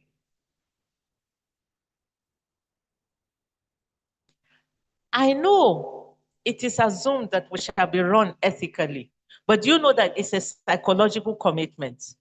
We need that training in psychological commitment. And last but not the least, agreeing on our values.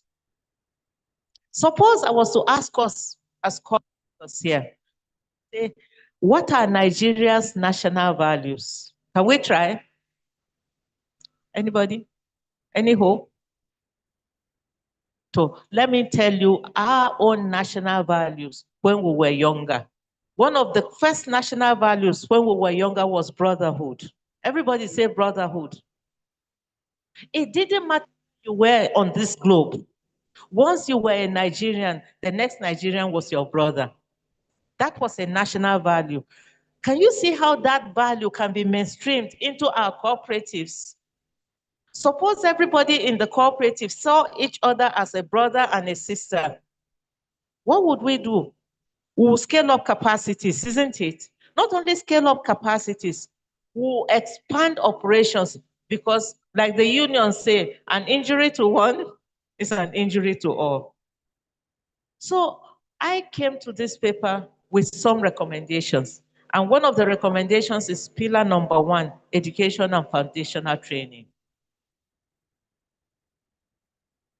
Prof, I beg to say that in spite of the programs in the universities and the polytechnics, managers of cooperatives do not have foundational training in cooperative.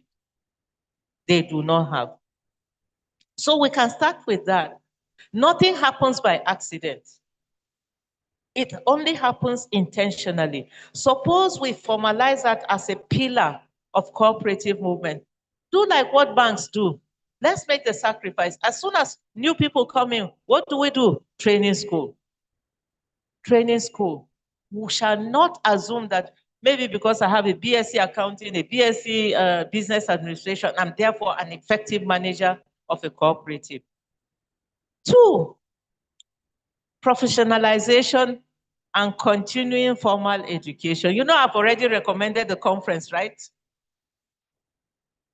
The easiest, or what we call in business, the low-hanging fruit is conferences. Every year, don't make it mandatory. Sponsor many people. They will get the exposure that is needed. Pillar number 2, digital empowerment and innovation. And I'm directly from ICA, just like Prof. This is our world. We do not have another world. This is our world now. And believe me, it is digital.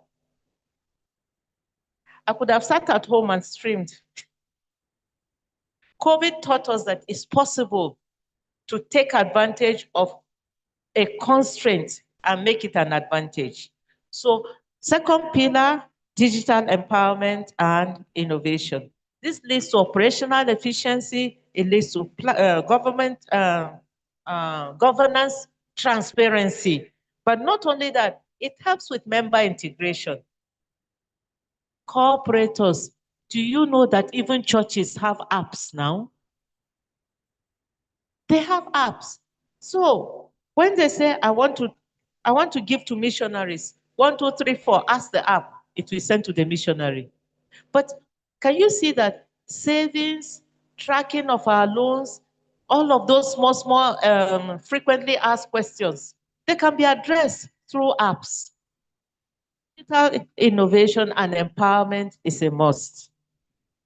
True story, true story. One of the corps I belong to, I knew that as a money person, something was going wrong with my money. But you know, it's like the police, you can't argue, you can't succeed.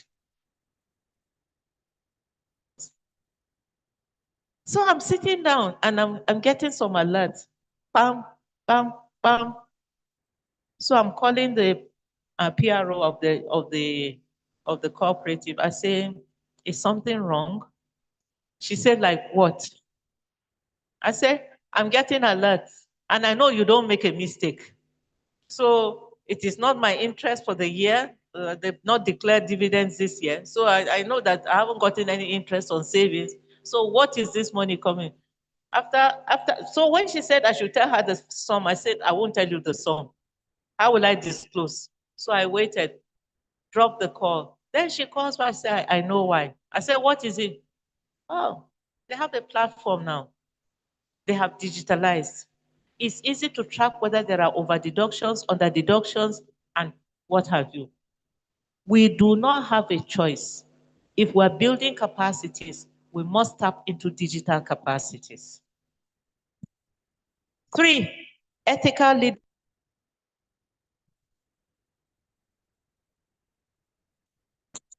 You don't call me to background with that, but we have become a united world. We are also being evaluated by standards. When the speaker alluded to SDGs, we are part of it. We don't have a choice.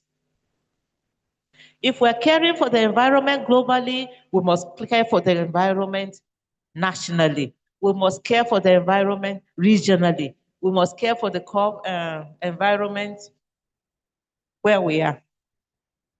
Answer. I just observed that even us as managers here, we're not good stewards of this environment. Last but not the least, financial literacy and strategic business acumen. This has to be learned. You may get experience and exposure, but imagine if it was resting on a body of knowledge that is business acumen. Your exposure will scale faster. Your experience will be further. So things like risk mitigation, things like unique financing that we can do because we have learned it. And last but not the least, measurement. These are things that strategic literacy and business acumen can be infused into the kind of training that cooperators need. Otherwise, we'll not be able to leverage the opportunities that we're talking about. So what is my path forward? My path forward is not to look at constraints as limitations. My path forward is to tap into the constraints and find opportunities in them for cooperatives to expand their capacities. Number one, if we have resource and infrastructure disadvantages, how does that become an advantage? When I use the example of Unical, Unical was tarring roads in the camp. Is that not infrastructure? So they easily looked at a constraint and tapped into it. And I think the dividends that come from winning a contract are far more than the dividends from interest on packaging water or any of those things, correct? Prof had already alluded to, can't we do housing estates? But to do that, we must have capacity. In having the capacity, we must have ethical leadership, governance that is transparent, that we are not investigating one time after the other. The other thing also is also skills, innovation, and market access. These things are intertwined. They are intertwined. We need skills, and skills keep scaling up as the complexity of life continues. The skills must be enhanced again and again and again. So we have to have training, but we have to have retraining. We have to have refresher training. We can't be tired of it. And these things cost money, but it is well worth the investment. It's money well spent. Prof had said we must have resilience. Resilience simply means that we'll be patient until we have what it takes to execute whatever the agenda is we have. We can't be too much in a hurry. Like we said, oh, housing cooperatives, you can't just jump on it. You must build resilience. But also, within our own sphere, what are the value chains that cooperatives can tap into? You had value chain, you are doing value chain. I hope you don't have value chain tomorrow. But in the paradigm shift, the fact that we must go into co-creation, isn't it? We can't just enable primary products. We have to go into packaging, we have to go into processing, we have to exploit the entire value chain in such a way that the value is at every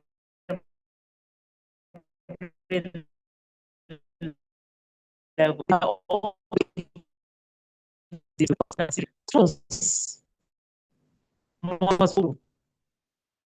The structure of cooperatives.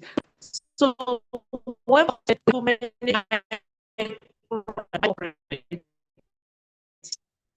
it's like to grow to big, right? It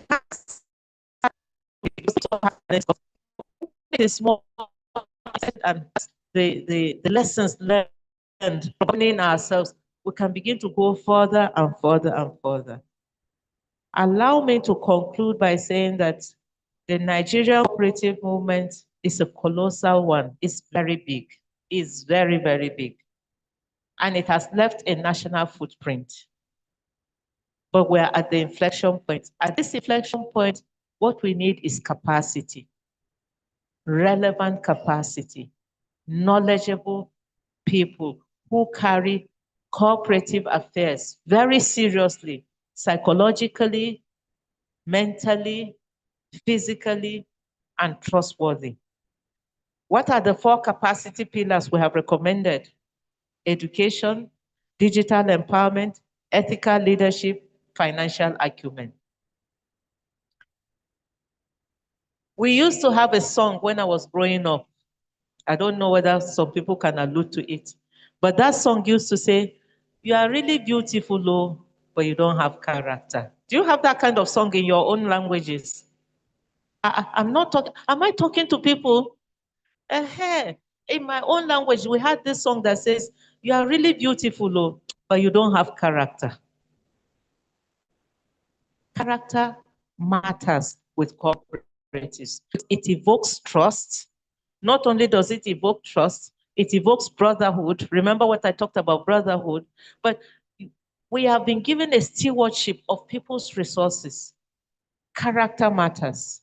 So as we move away from here and we talk about how productivity can best be improved, number 1, let us scale up. Let us from just thrift to business acumen. You can see that many cooperatives are at the point of thrift.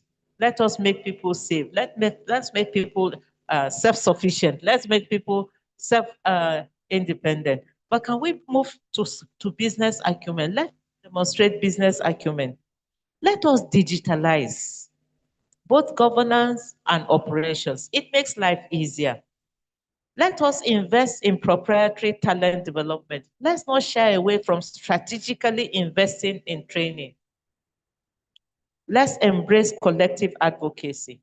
Because if I looked at the entire cooperatives in Nigeria, it's a movement where there are enough to make noise for National Assembly to hear. But last but not the least, let us convert constraints into assets. Let us never look at constraints as limitations. If there's a problem, it's a good problem. It's an opportunity for us to innovate, to scale up, and to take advantage. Thank you so very much.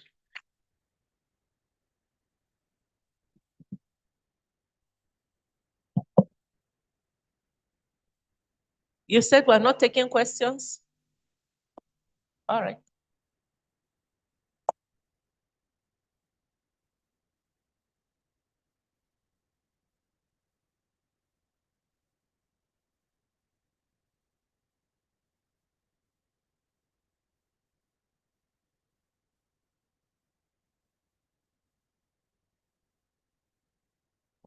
Thank you very much, Professor Mado. You're a good manager of men, materials, and time this time around. A bigger round of applause for her.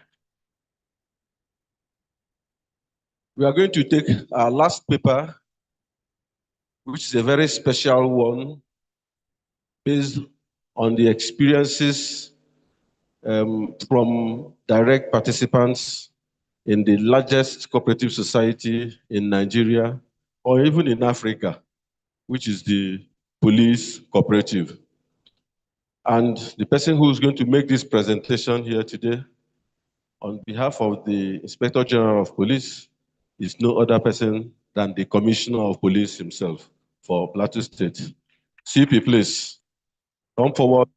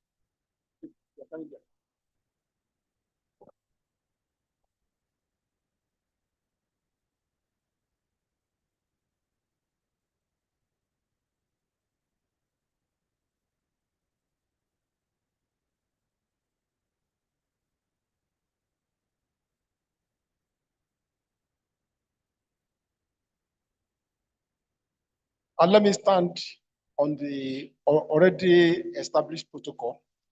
Once more,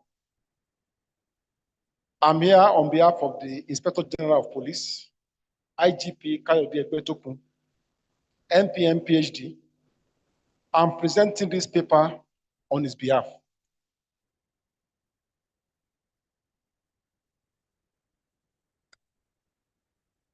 I'm presenting a paper titled The Factors Driving Nigerian Police Force Cooperative.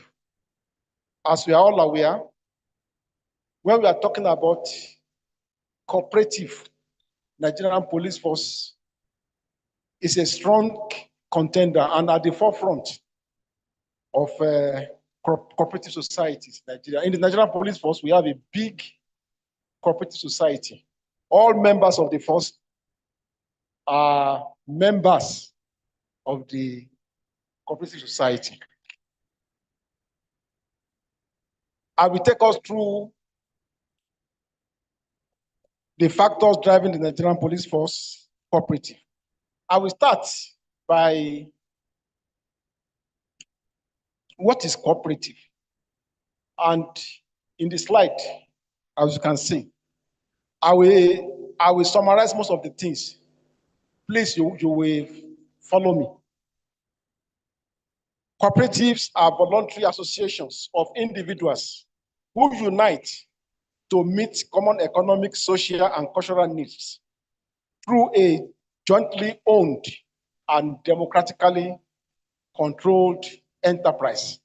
As we can see in the slide, that is the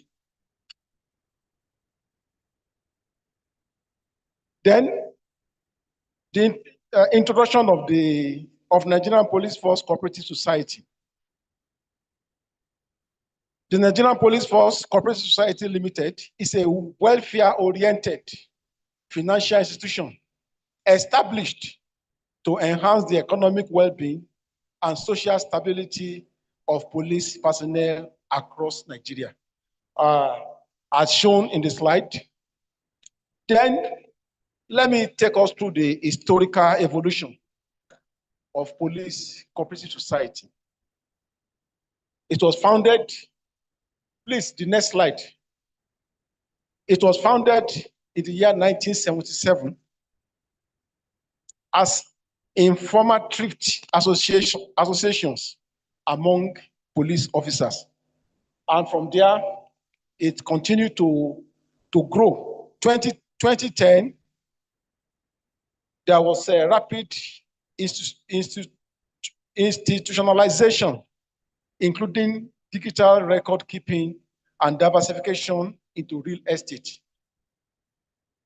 The further progress we have made in the year 2008 and 2018 has seen as shown in the slide. Then let us look at the core purpose and services of Nigerian Police Cooperative. Their core purpose is to mobilize savings for the personnel, both voluntary and involuntary. I will still explain further on that. Then they also provide housing loans for members of the society and also further welfare programs. Then let us go into categories of cooperatives within the Nigerian Police Force.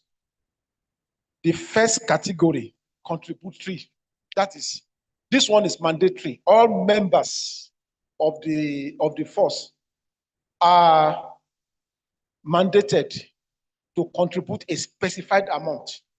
All members. As you join the force, you start making that contribution till the end of your career. That is mandatory contribution. And as we are seeing in the slide, this ensures continuous liquidity and capital accumulation for the cooperative. That is, it gives the cooperative society more financial muscle to sustain the society. Then the second category is voluntary.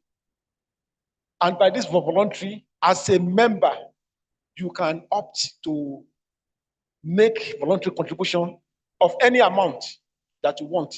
And this amount will be deducted from your salary every month. So the next slide. Operational functions of the Nigerian Police Force Cooperative Society. As we are seeing it, thrift and credit, investment and shares, housing and property, consumer and procurement.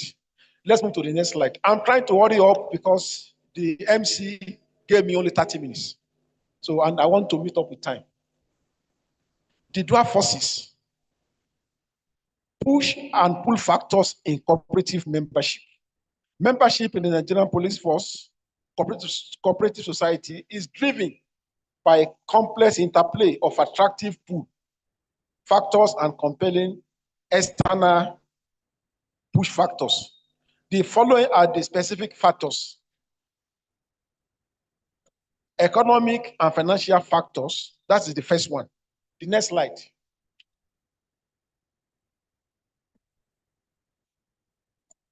I believe after my lecture, you can get the soft copy of it. B, that is institutional trust and governance pull factors. Let's move to the next slide. Welfare and motivational pull factors. That is beyond, hold on.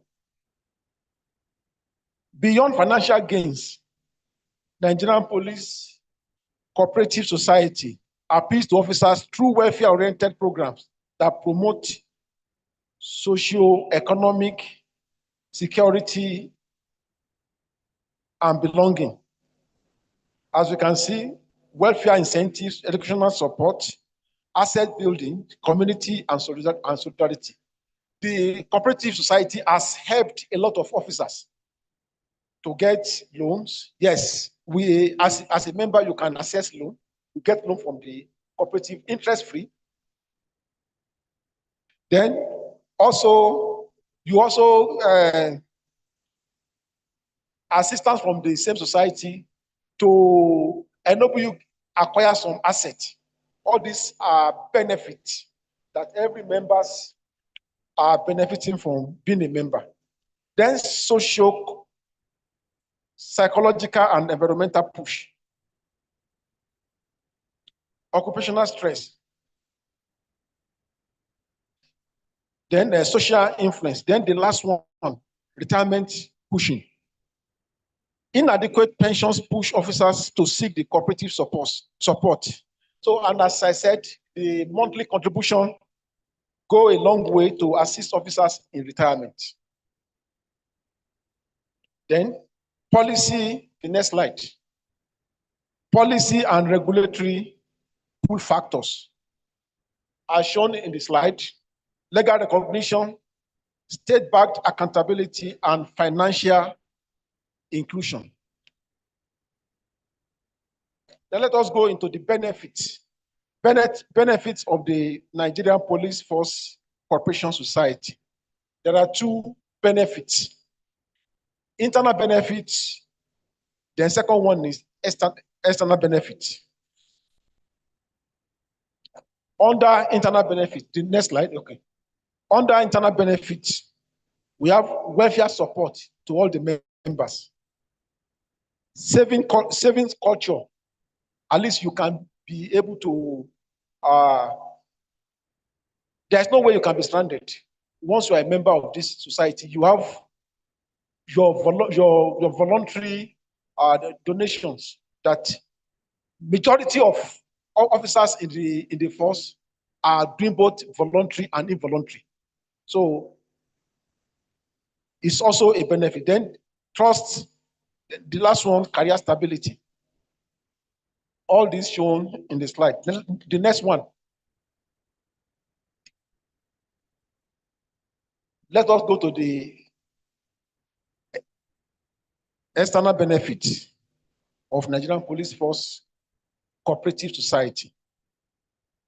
Financial inclusion and economic stability. This is integrating the force into the formal economy. The corporation integrates thousands of police personnel into Nigeria's formal financial ecosystem. Members gain structured access to savings and loans, enhancing financial liquidity and productive investment. Others are shown in the slide. Next. Then housing and infrastructure development.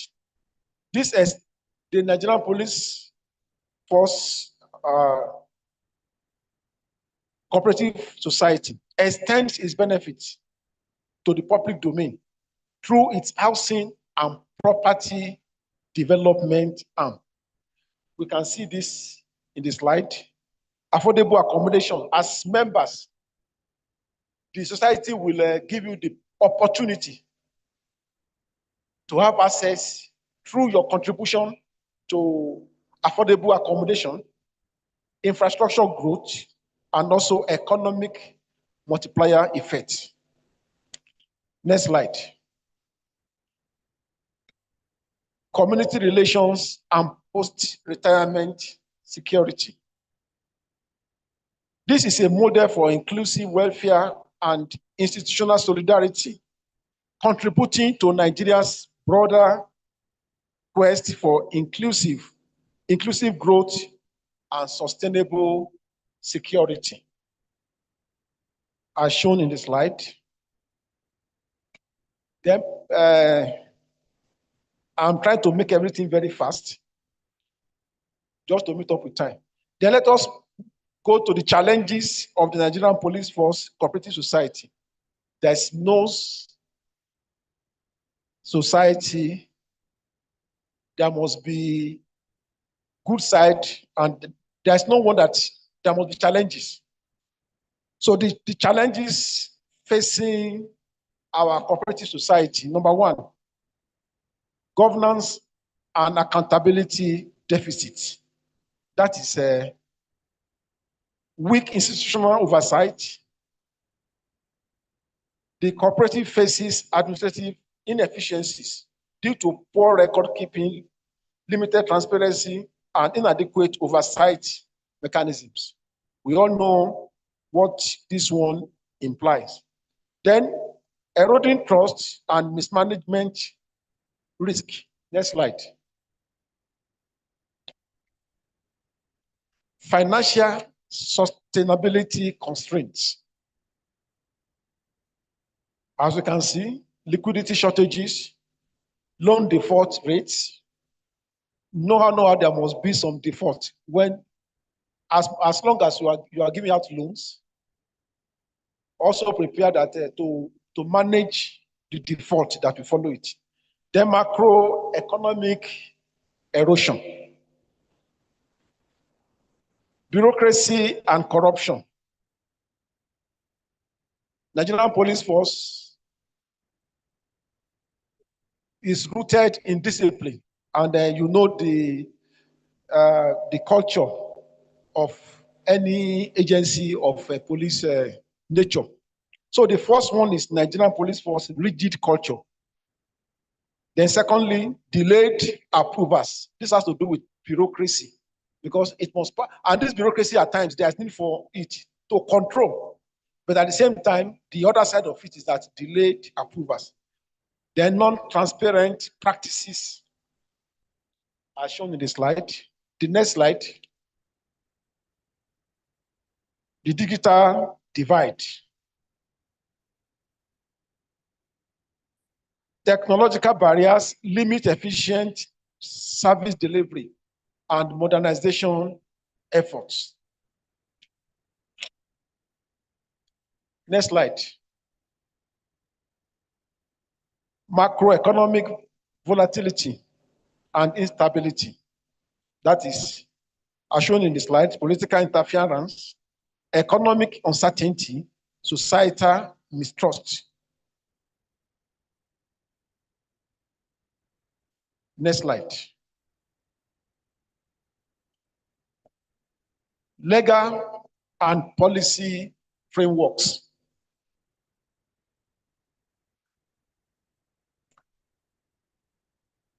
As shown in the slides, Cooperative Society, that is Cooperative Society Act 2004.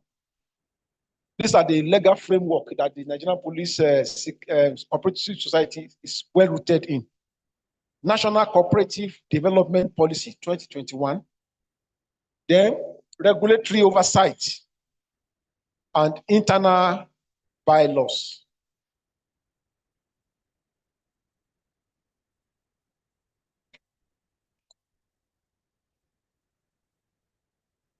In conclusion, the Nigerian Police Force Cooperative Society stands as a crucial institutional mechanism for promoting economic empowerment, welfare enhancement, and organizational stability within the force. Over the past decade, it has evolved from a modest savings association into a cooperative system that integrates microfinance, housing, investment, and welfare services for police personnel.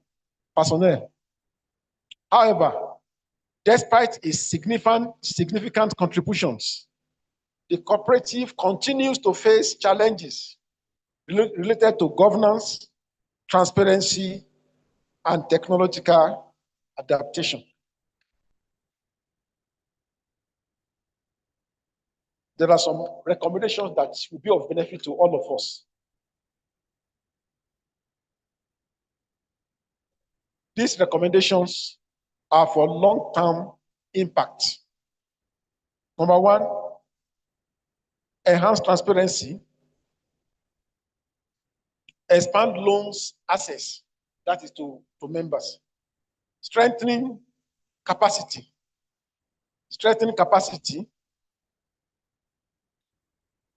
digitize operations, promote accountability, diversify investment, and last one, encourage participation.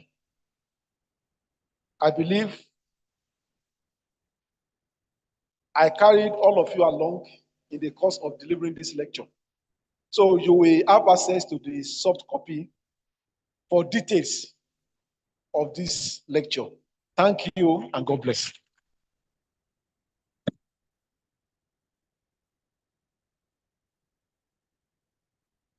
A bigger round of applause for CP Adeshina for this beautiful presentation. I don't know how much time you have, Commissioner of Police. We won't, it may not be questions, it may be contributions or remarks. Because in this hall, we have practitioners, who may have one or two suggestions, especially since you were honest enough to mention the problems that you have. That is one option. Another option is for us to have an agreement with the police cooperative so that we can gather some of our specialists here to come and give a talk to the leadership of police cooperative, because that is where these contributions will have meaning. Do you understand? That is one option. But we can give people opportunities here to make remarks. Then the next stage is that we will interface with you so that we can help to solve some of those problems you just mentioned. So because we won't be meeting with him tomorrow, so we can take reactions based on his paper. So I'm going to take 6, 2 from here, 2 from here, and 2 from here to make it Paul Baba and Usman. Sorry. Yes, you 2. 1, 2, 3, 4,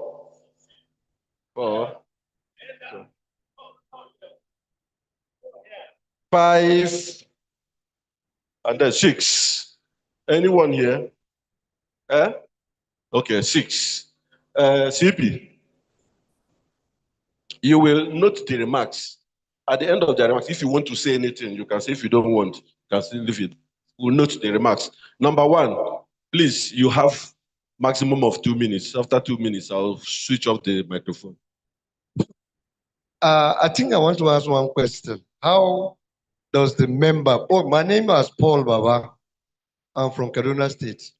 How do member apply when he's retiring?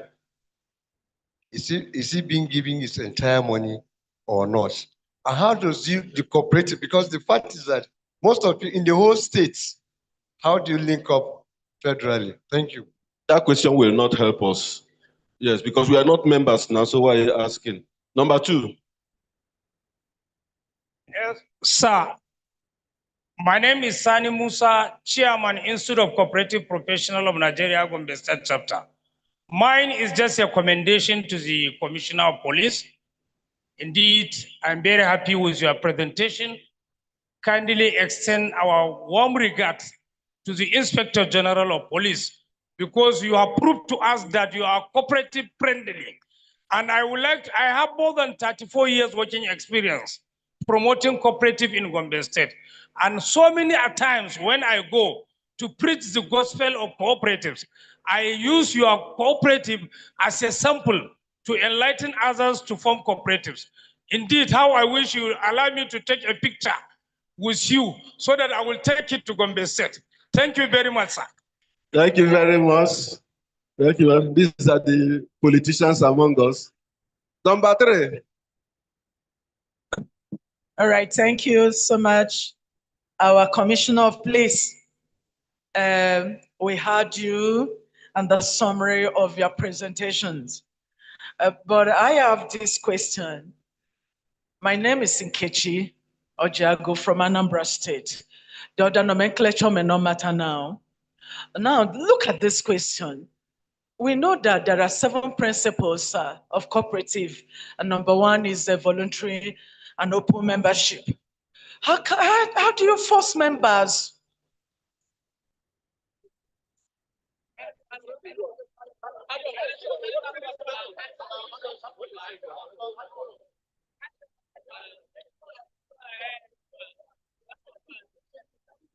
It's all right. How do you force members to join, having considered that principle? We have listened to your success story. Now,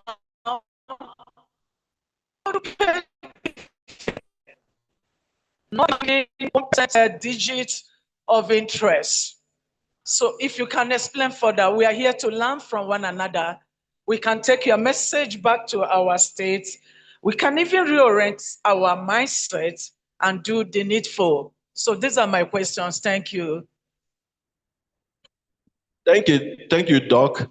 I know why I wanted to make you align with some of you. Dr.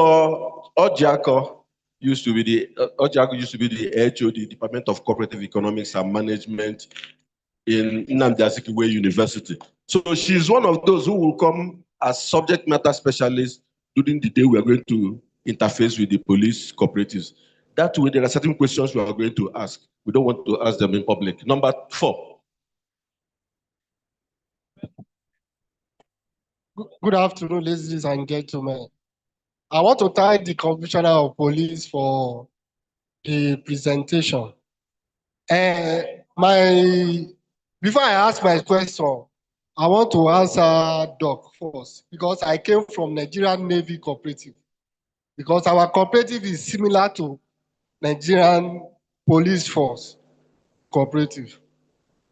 In the issue of that compulsory contribution, you know, in an organized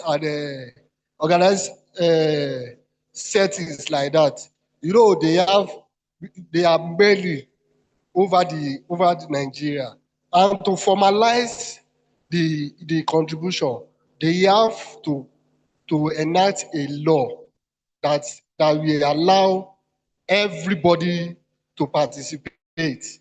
You understand? That is why they brought that issue of a compulsory contribution. So, and it will even allow them to put a lot of funds in order to satisfy members where they need loan or to do any other welfare. Although the principle said it is open and voluntary. That is why they created another scheme, which is voluntary contribution. So that one has already answered the question. Well, the only question me I want to ask is about one of the challenges of the overdue loan. Because in our own cooperative, when you retire or when you put in as a voluntary retirement or death or there is a clearance from the authority, which you take it around all the financial scheme they are operating in the system, in the service, so that they will be able to collect that loan you are owing from military pension board. So I know police will have the same thing, but this will minimize the load of overdue loan. The only loss they can have is only those people that they are not on the entitlement list. Maybe you put in before your retirement age or dismissal. That's the only aspect you can have overdue loan. So in police, I believe they have the same thing like other military cooperatives. Thank you very much.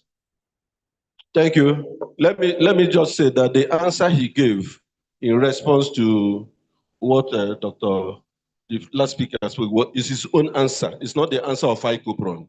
It's not the answer of Icopron. Number 5. Number 5.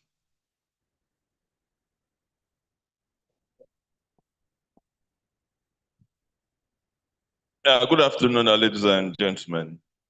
My name is Brahim Fatai from Ogun State. And I want to join my colleagues to express appreciation to the representative of the IG for that presentation. You have been very frank and very open.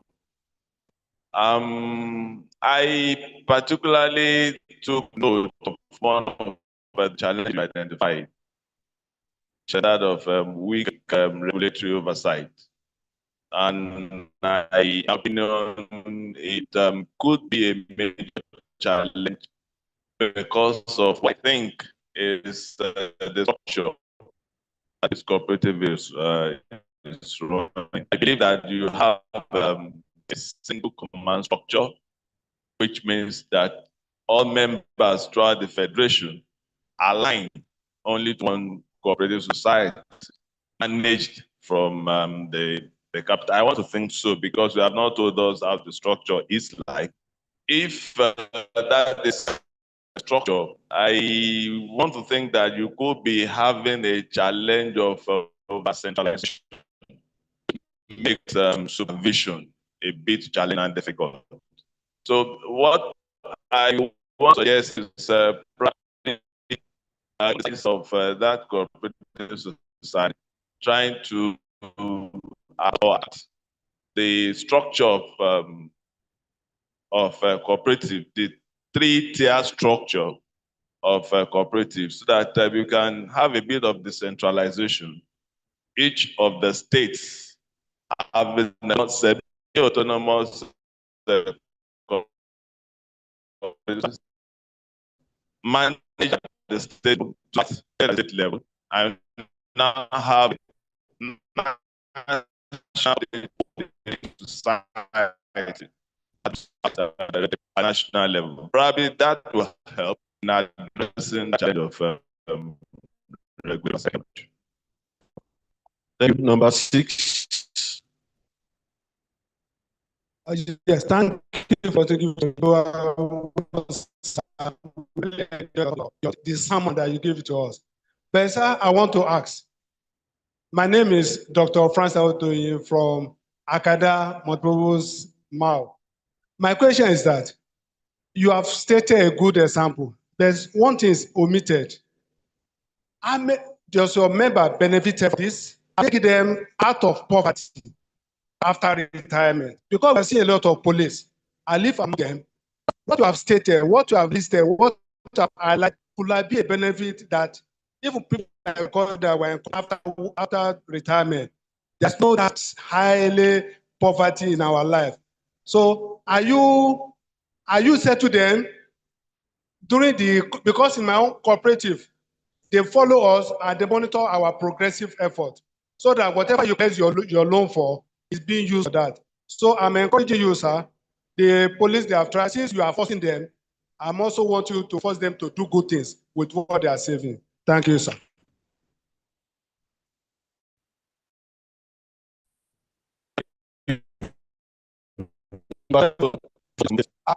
I'll seek the permission of us, the Commissioner of Police.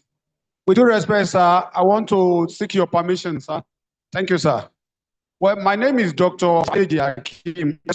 I'm a Deputy Commissioner of Police. I'm here to compliment my boss on the seat. And without, I'm going to start because I have questions I want to trash here. The first one centers on voluntary of that. Believe me sincerely, it is voluntary. There is no coercion. When you look at the definition of cooperative, one for all for one. So nobody is being forced.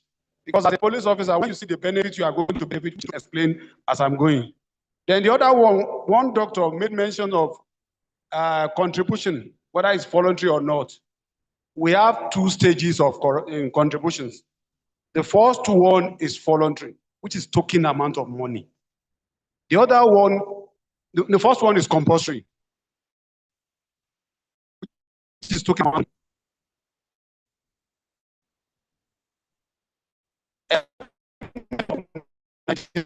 Police must come with money. If you cannot, or inform the cooperative that, okay, I hereby give social directives, so number of amounts of money will be deducted from my every month. So no doubt about that. It's not like that.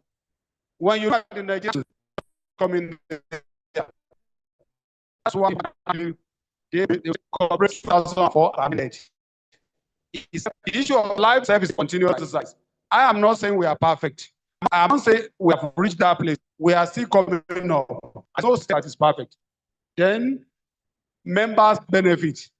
We are the #1 as far as the issue of cooperative is concerned. I am part of you. I am a product of Federal Cooperative Ibadan, almost 30-something years ago, and cannot for cooperative. The benefit which every member of the police. There's one police mortgage bank. We are the only one we are one of the banks being quoted in the stock market. And for the past 15 years, we have been declaring profit. And members have been benefiting. That's number one. There's one thing we call pensions company. Go and call it. For the past 3 years, we have been maintaining what we call a dividend for the majority of the people we are doing now. I just draw some amount of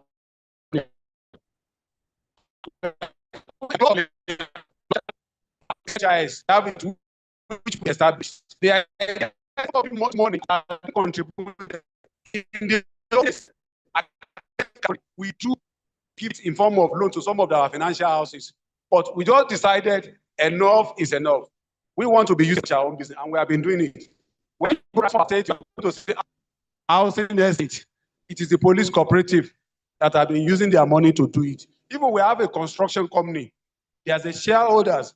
Majority of the police officers, they are shareholders. So we still have a lot. And not only that, I've challenged this our institution, and they can quote me. We want to benefit from them. Registrar, with due respect, or more than 2 or 3 times we have sat down with you. We need you. Come on board, guide us. Whatever you can package for us. Once we see the benefit of it in Nigerian society, God bless you. Number 8. Thank you very much for your opportunity. My name is Dr. Supeka Plateau State. I have 2 questions. One for our Oga. I want to know if you have a special package in the force to further encourage them. Then the second one is to our sister, the second paper presenter. You talked of about chain management so that will know what Thank you. You may wish to make one to reference, but I want to ask it. In my village, when somebody is owing you and he doesn't want to pay, you go and call police for him. This one, that part of your problem is loan default. Does it mean that police cannot call police for the people that are owing the police cooperative?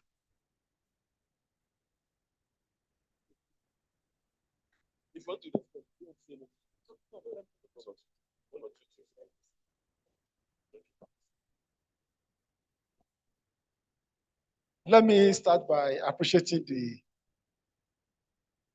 the second question, the second contribution. Let's say contribution. Yeah? Yes, I appreciate you for the encomiums you have poured on our Inspector General of Police. Without doubt, Nigerian Police Force, the number of the force is a strength for our cooperative society. And when we are talking about voluntary and compulsory, just as the officer said, the officer is working with the cooperative society. The amount, nobody is compelled to pay any amount. In fact, there is a request now that compulsory, the amount that all officers are supposed to pay for compulsory, that the force should further increase it. Because when you are in a society and you are seeing a lot of benefits that you can benefit, myself, I'm paying both the compulsory and the voluntary. And at times, you don't even need to go to Lagos before you access loan from Nigerian Police Cooperative. Everything now is online. It's online and it's so fast. You get your money. At retirement, you get your money, even with interest. With interest. So all members can attest to this, that your money is intact, your money is safe, and your money is increasing. And again, as a member, you may see something that may be like any housing unit, and you are interested. You will approach the cooperative, they will give you all the financial facilities to access it, and you get it. So officers are not compelled to. And the second layer, that is the voluntary. It depends on you.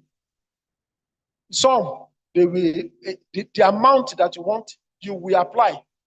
It's not compulsory. Nobody forces you to, you will apply, and then you will put the amount there. That the amount should be deducted every month from your salary. And that voluntary again, you can withdraw it, you can stop it at any time you like. You can take from it, you can take loan from it. But the other one, the other compulsory one, you cannot get any loan from it. That one will be there for you until after you are exiting the force. That we go with it alongside interest that will follow.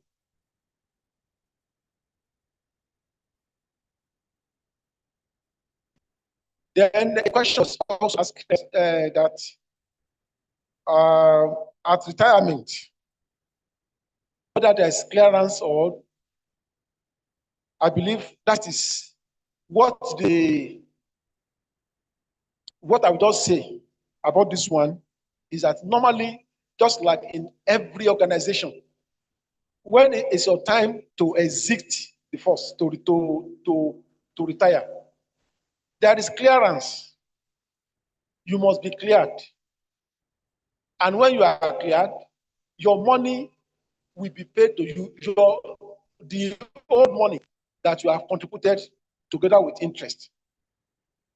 And one thing about police, you know, is a job that entails a lot of danger. I don't know, I may not get the statistics correct, but if you are following events, you are reading newspapers, you will discover that we are losing many of our men in the line of duty. So when we are talking about some risk that are some way that some of the shots will not be. But because of the size of Nigerian police society, no problem I can bring that can diminish what members are breaching. It's not the size is for us. So and such Nigerian Cooperative will continue to grow from strength to strength. Thank you. A bigger round of applause. Thank you very, very much. I think with that response, we've come to the end of the technical session today. And now invite National President to come and formally close us for the day.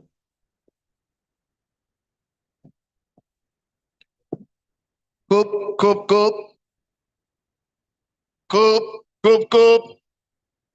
Where? Two things I want to elicit from you. Tomorrow we have 2 sessions. And the first session, we need to start as early as possible. As early as possible, we have 5 papers and other interventions. And we must close before 1. We must close before 1. The second session will be the gala. Our gala dome night will start in the evening, so that we can close on time and retire to our different rooms. I wouldn't want us to close late here, too late here. So what time do we start tomorrow? I want it to come from you.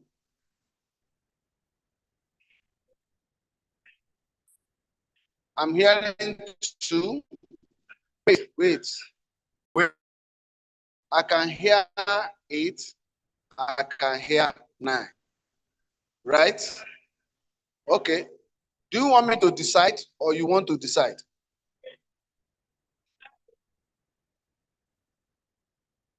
Wait. Do you want me to decide or you want to decide? You want to decide? Fine. I have no objection. Those in favor of 8, say aye. Those in favor of 9, say aye. Though I am not the Senate president, and I don't want to bring about any manipulation, the 9 a.m. have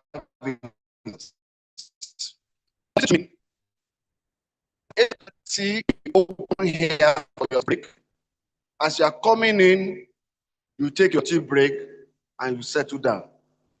On the dot of 9, the first paper presentation will start.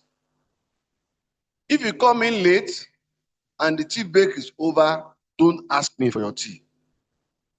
Is that okay?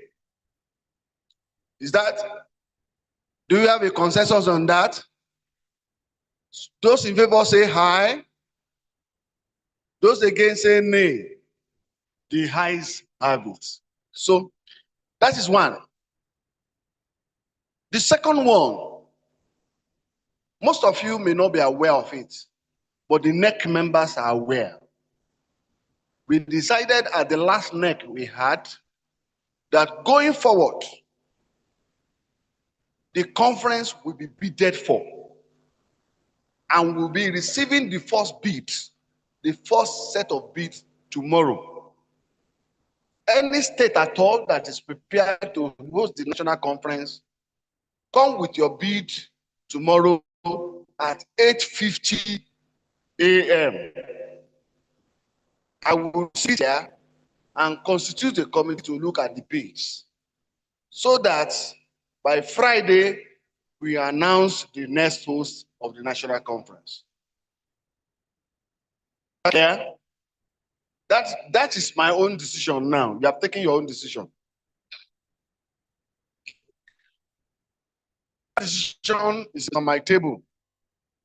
Sir, let us have for today. I will take you want to observe, you want to ask a question. Okay, sir, go ahead, sir. But please, the IPP wants to ask a question, but I'm on the chair.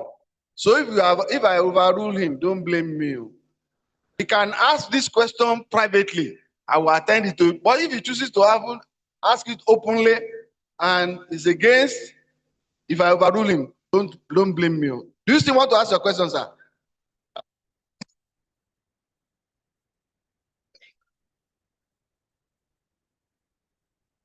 A question will be, but you asked them to, you said chapters should bid. What are the criteria? God bless you, sir. So it means we're on the same table. Abi, Oga, you agree with us that we should bid? Absolutely. The criteria is very simple.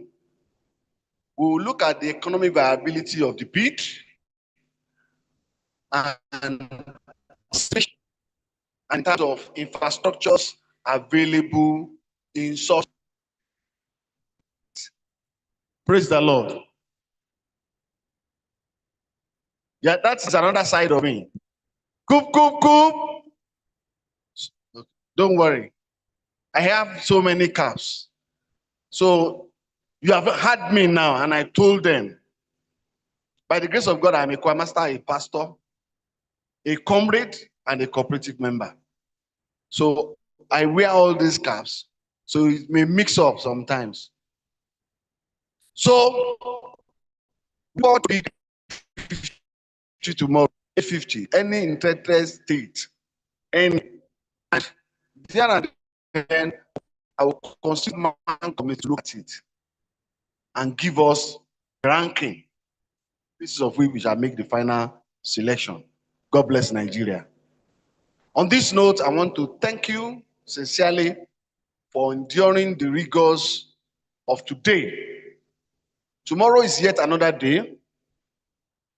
And at the close of the gala will be done with the public session or private session on Friday in the morning. That will take place at Lamont, not here. We cannot afford this place for 3 days. Even the 2 days is at. So that will be at Lamont. I'll describe Lamont for you properly tomorrow. Thank you for coming around. Bless you. Good for you, good for me.